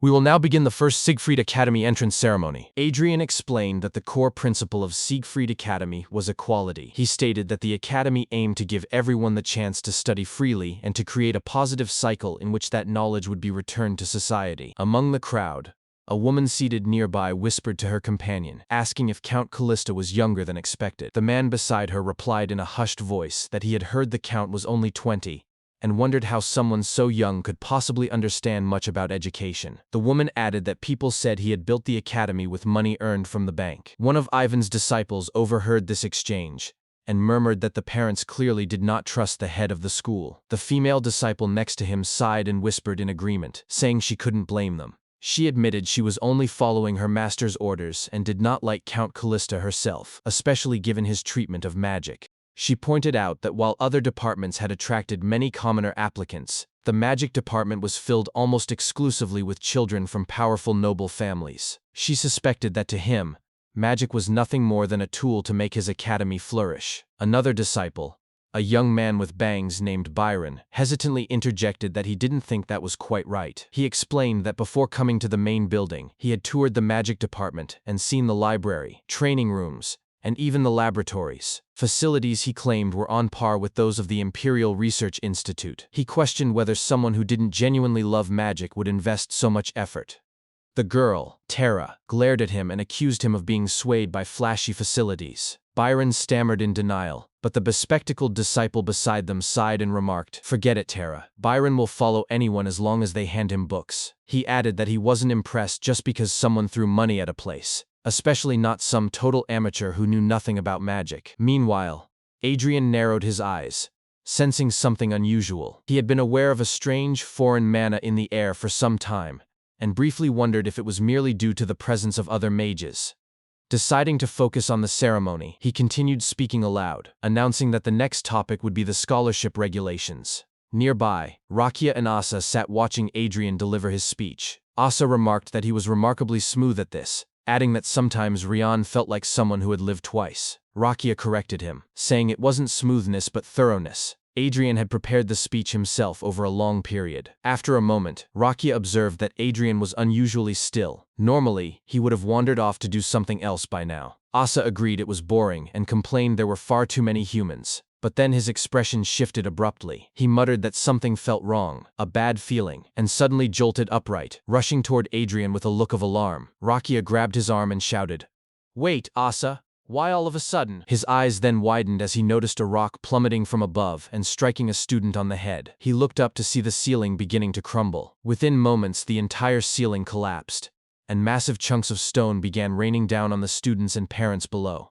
Panic erupted instantly. A student cried out, The ceiling is collapsing." A noble parent cursed the builders, while his wife yelled at him to get their child to safety first. Rakia rushed toward Adrian, who called out his name in relief. Rakia urged him to escape while he helped evacuate the others. Seeing the chaos, Adrian extended his arm and shouted for everyone to stay calm, but then froze mid-motion. He realized his body would not move. He deduced that an invisible force of mana was restraining him entirely, the same energy shaking the space around them. It was a hold spell, and a mage was behind the attack. His mind raced as he watched the terrified crowd surge toward the exits. He understood with chilling clarity that a mage was attempting to massacre everyone present. In the throng, a suspicious man chuckled to himself, grinning as he watched Adrian.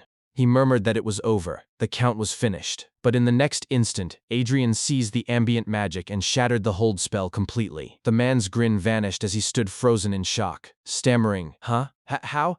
He broke the hold spell. Adrian's eyes changed. He locked his gaze onto the conspirator, who stumbled backward and collapsed in terror. The students nearby noticed Adrian hovering in the air and whispered in awe, "Look over there! The count is floating in the air!" Asa, helping a student to safety, looked up and murmured, "Rion?" High above the chaos, Adrian reflected that this situation was unlike the flood he had once faced. Here, a dense crowd was trapped in a confined space, and debris was falling from every direction. If the building fully collapsed, the disaster would dwarf anything he had encountered before. What was needed now was magic that was both exquisitely precise and overwhelmingly powerful. An 8th circle-wide area spell. Sanctuary. A luminous dome of magic enveloped the entire grand hall, halting the falling rubble mid-air. The people inside stared in stunned silence. One of Ivan's disciples, the one with glasses, gasped in disbelief and whispered, "What on earth is that? Don't tell me this is magic?" The disciple stared in disbelief and muttered that it was impossible. Count Callista was a mage? Attention then shifted as Rakia shouted for everyone to evacuate outside immediately, warning that it was dangerous to remain inside the building. He urged them to move slowly and in order, not to run. Adrian descended directly in front of the suspicious man and glared down at him. Outside the grand hall, a noble father sat on the ground, cursing the disaster and declaring they would return to their territory that very day. His daughter, Isla, stood before her parents and insisted she would stay at the academy. Her father yelled that this was no time for stubbornness, questioning how badly the construction must have been botched for a brand new building to collapse so easily, and warned that other buildings might suffer the same fate. Isla looked him straight in the eye and countered that he had seen the Count's magic too. He knew better than anyone how useless the mages at other academies were. She declared she had to learn magic here, no matter what. Her mother added that it had been surprising to discover the Count was a mage at all. Isla agreed, noting that even to her untrained eyes, he had not looked like a beginner. He must have been hiding incredible skill all along. She also suggested the hall might have been sabotaged on purpose. When her father demanded what she meant, she explained that as they left the hall, she saw the Count approach a man who couldn't even flee and was just shaking in place, likely guilty of something related to the collapse. Her mother realized aloud that if this wasn't an accident, things were about to become very serious. The father, his tone softening, admitted they should wait for the investigation's findings. His attention then turned to the side, where a distraught woman was repeatedly striking one of Ivan's disciples, shouting that he had left her child unattended. Another parent tried to calm her, but she snapped back that his child only had minor injuries, and that common sense dictated treating the severely wounded first. Her own son, seated nearby, quietly agreed that he wasn't badly hurt and urged them to help others first. The mother then pleaded again, "See? So please just treat my child too." After a pause, the disciple explained that healing magic was extremely inefficient relative to the mana it consumed. So under current circumstances, they had to prioritize those who still had a real chance of survival. The woman froze, then collapsed to her knees. Tara approached the bespectacled disciple, Lloyd, catching her breath, and told him that she and Byron had used up all their mana, and that the lightly injured seemed mostly cared for. Lloyd replied that he would finish the rest. The mother looked up in horror and asked if they had truly exhausted their mana. Right now, while children were dying, were the mages saying they could do nothing? Lloyd apologized and said that mages were not all powerful beings. Just then, a voice cut through the tension. "Show me to them, right now." They turned to see Adrian approaching with an attendant who quickly led him to the two critical patients. Tara recognized him instantly and thought in shock that the color of his eyes had returned to normal. Without hesitation, Adrian knelt and placed his hands on both injured students. Lloyd, watching, thought to himself that this couldn't be real. No matter how great a mage was, injuries like these were beyond magical recovery. But Adrian spoke the name of his spell aloud. Require. Lloyd realized that the third circle spell Require was typically used only for minor wounds or stamina restoration, and its mana cost was so high people said it was cast using the mage's very life force. To heal critical injuries with it required an overwhelming flood of mana. As Adrian channeled the spell, one of the students slowly opened his eyes. The boy's mother screamed his name in relief. "Andy, Andy," and clutched him tightly. Nearby students murmured in awe, astonished that both children, who had been on the brink of death, were now completely healed without a trace of injury. One whispered, "Don't tell me Count Callista is on the same level as Count Rumbly. Is this the rise of a new archmage?" Lloyd stood frozen, thinking there was no way Adrian was merely a fifth circle mage. Such power rivaled that of his own master. After completing the healing, Adrian walked away but faltered and nearly collapsed. Rakia caught him just in time and called his name softly, asking if he was hurt. Adrian whispered that he wasn't injured, just out of mana, and struggled to ask if they had caught the man responsible. Rakia confirmed that the suspect was fully bound and that Asa was guarding him. The man hadn't resisted at all. He urged Adrian to rest while they handled the rest. Adrian nodded weakly and said, "Okay, I'll count on you." Suddenly, Rakia sensed an ominous presence behind them. He froze in horror, realizing it was neither killing intent nor the same mana that had brought down the hall. It was something entirely unfamiliar. He turned to see a mysterious man in black staring at them. Gritting his teeth, Rakia thought, "That person is dangerous?"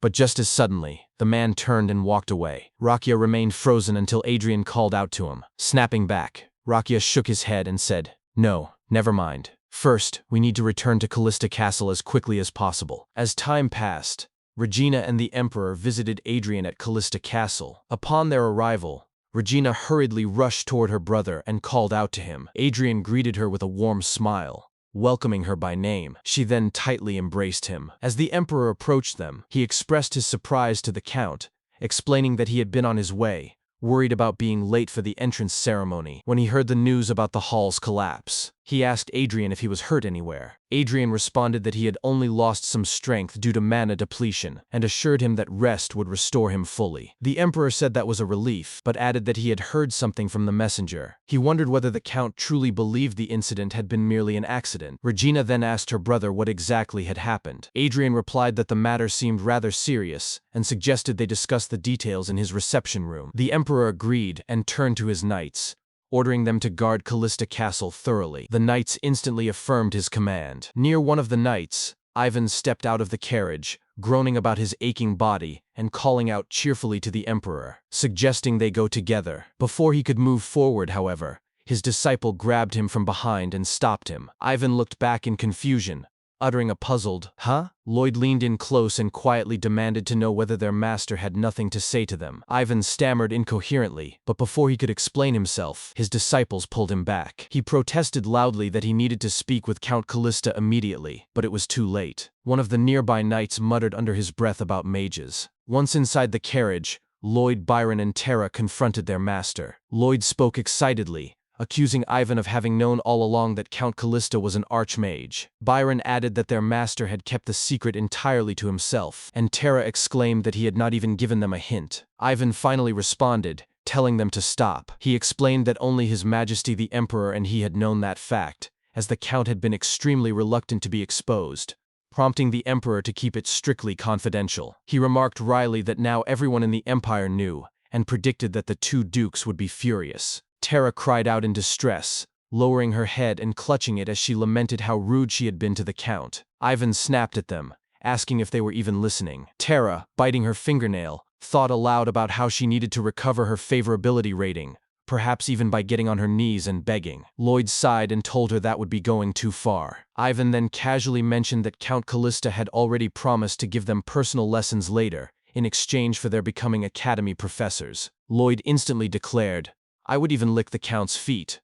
And Byron offered, "You can use my body as a test subject." Ivan yelled at them for saying such outrageous things, though he admitted with a sigh that he himself would have no regrets if he could receive proper teachings from a Sixth Circle archmage. Lloyd reacted with surprise, questioning whether Sixth Circle was really all the Count was. Ivan paused, then recalled that his disciples had been present at the scene. He asked them what kind of magic the Count had used. Lloyd exchanged a look with Tara, and explained that it had been completely unfamiliar magic, unseen in any theory books or documents. They had not even heard him chant, so they could not determine whether it was elemental or logical magic. Tara added that she had been even more amazed by the healing magic afterward. Ivan's eyes widened as he asked whether the Count had truly used healing magic. Tara confirmed it, stating that she did not know how he had structured the formula, but he had healed 2 critically injured people with massive physical damage instantly, something impossible even for 100 Imperial mages using the existing Requeri spell. Byron then brought up the Academy's name. When Lloyd asked what he meant, Byron reminded them that Siegfried Academy bore the name of a legendary gold dragon. His voice grew excited as he speculated whether Count Callista might actually be a dragon. Ivan scolded him for reading too many fantasy novels. Lloyd pointed out that dragons had gone extinct hundreds of years ago, making such a thing impossible. Ivan sighed and explained that since all magic originated from dragons, the Count, who deeply valued magical education, had likely chosen the name out of respect and reverence. He reminded them that among mages, not invading each other's territory was basic etiquette, and urged them not to make baseless speculations, but to treat the Count with proper respect. Byron quickly apologized. Later, after hearing his disciples' conversation continue inside the carriage about the nature of the magic used in the Grand Hall, Ivan stepped out and walked away, recalling their words. Lloyd had described it as polyhedral magic made of points and lines, a sphere enclosing the entire space. Tara added that it had defended against external attacks while allowing people to pass through when exiting, suggesting it might have been barrier magic applied in polyhedral form. Lloyd countered that such a feat would require stacking dozens of layers of the same spell,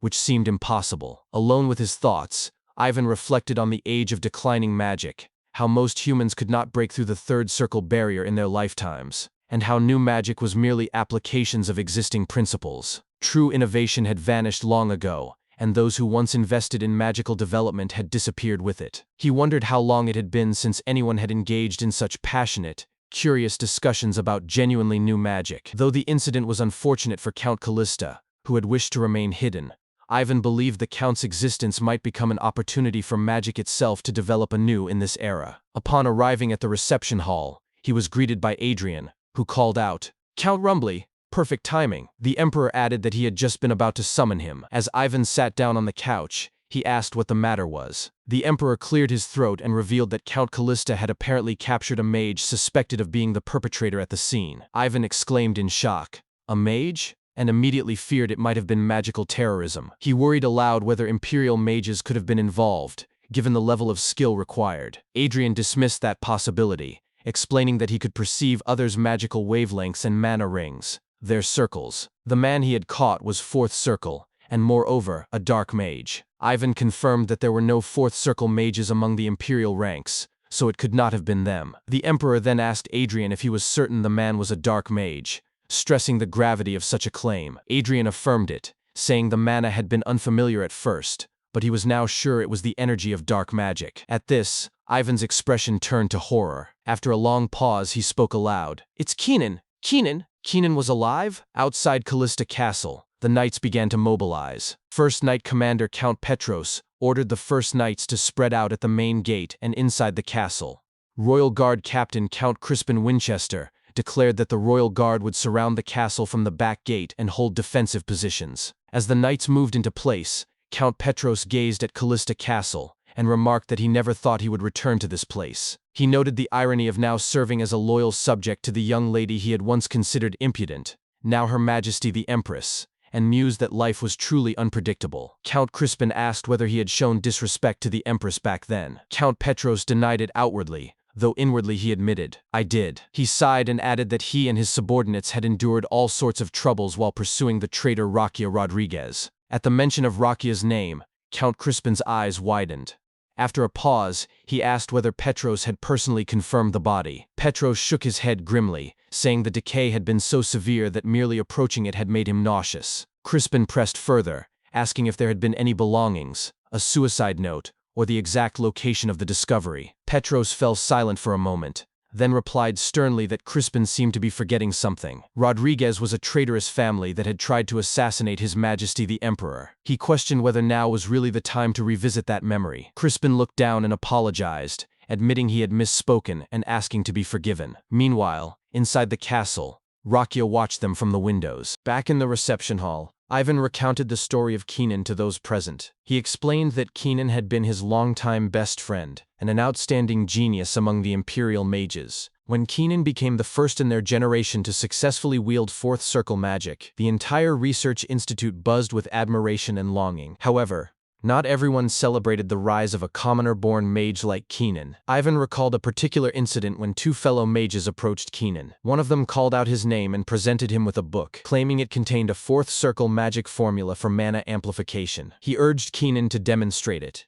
insisting the incantation was clearly written and that only someone of Keenan's caliber could perform such high-tier magic. The other mage added that he had secretly borrowed the text from his family's private library and pleaded earnestly, saying that as a mage, he wished to witness it at least once before he died. Keenan examined the formula carefully. Though the structure appeared correct, the underlying technique was unfamiliar to him, and he could not discern its principle. He apologized, and said he did not believe he could perform it. But the others persisted, pressing him until, hoping to build rapport with peers who had never truly liked him, Keenan reluctantly attempted the spell. The moment he did, dark magic surged violently around him. The other mages screamed in terror and fled, shouting that Keenan had used dark magic. Later, Keenan stood trial. Ivan then explained what dark magic truly was. Unlike ordinary magic, which drew upon the caster's own mana, dark magic involved offering one's soul to demons in exchange for unlimited power. Because of its inherently anti-human nature, and the atrocities historically committed by those who wielded it, the Empire had long classified dark magic as treasonous,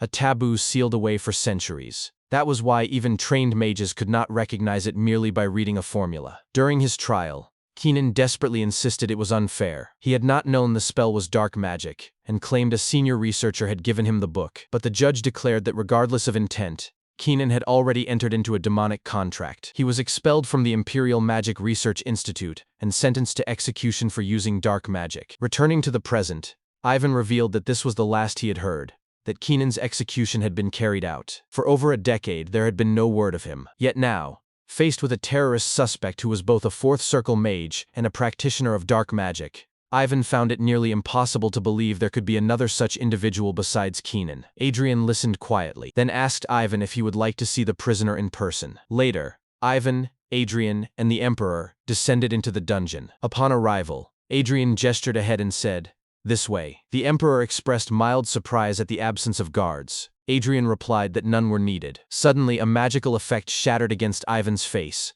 causing him to gasp and cover his features in shock. The Emperor immediately asked what was wrong. Adrian quickly apologized, explaining that he had forgotten to warn them. He had placed a barrier on the prison that allowed only himself to use magic within its bounds. He added that if Ivan preferred not to reveal his true form, he would take care to avoid looking directly at him. As Ivan's disguised appearance fell away, revealing his real face, he stood stunned. His disciples had not exaggerated. Such a mana-blocking barrier, which selectively permitted magic use based on identity, was something he had never even heard of. Coupled with Adrian's ability to perceive others' mana circles, Ivan found himself wondering just how far Count Callista had advanced. When they reached Keenan's cell, Ivan collapsed to his knees, staring in disbelief. "Keenan? Keenan?" he cried out, then turned to Adrian with certainty. "It is Keenan, Count Callista. I'm certain." Adrian acknowledged this, but pointed out a problem. Keenan's body trembled uncontrollably, and he kept muttering broken apologies. "No, I'm sorry. No," clearly in no state to hold a coherent conversation. Ivan asked how he had ended up like this. Adrian admitted he did not know. From the moment of his arrest at the scene, Keenan had been unable to walk or speak, and there was no trace of mental interference magic. Although Adrian was sure the man had used dark magic against him, Keenan's current condition made it impossible to press charges or uncover his motives. The Emperor then suggested that, given the circumstances, the investigation should be transferred to the Imperial Palace, especially since a condemned prisoner, supposedly executed years ago, had reappeared in the Count's territory. Before Adrian could fully respond, Ivan spoke directly to Keenan, his voice heavy with sorrow. He asked what had happened to the man who once couldn't even harm an animal. At the sound of his name, Keenan slowly turned his head toward Ivan and stammered, Ivan?" Meanwhile, outside the castle, unseen figures moved through the shadows. A guard sensed something amiss and turned, muttering in suspicion, but his companion dismissed it, and the guard soon convinced himself he had imagined it. The intruders were Asa and Rakia. As they reached the tallest part of the castle, Asa caught his breath and remarked on the overwhelming number of guards. He then accused Rakia of dragging him into this mess because of the suspicious figure Rakia had seen at the academy. Rakia confirmed it. He described the man as possessing an extremely strange and powerful presence. Though uncertain of the stranger's intentions or whether he would even come to the castle, Rakia emphasized the danger. Ryan was exhausted, and both the Emperor and Empress were currently inside. If an attack occurred, the casualties would be catastrophic. From their vantage point, he believed he could monitor most external movement and intended to stay. Asa, puzzled, asked why Rakia had summoned him specifically, given how often Rakia usually brushed him off as a nuisance. Rakia paused, looked at him, then turned his gaze away and admitted that if his judgment was correct, he could not subdue that person alone. Asa feigned dramatic delight, teasing, "So you're asking this great Asa for help right now?" Rakia snapped at him to be serious. Asa chuckled and agreed it was wise, Detecting presences was a specialty of cat people. He lamented Ryuji's absence and promised to handle the situation.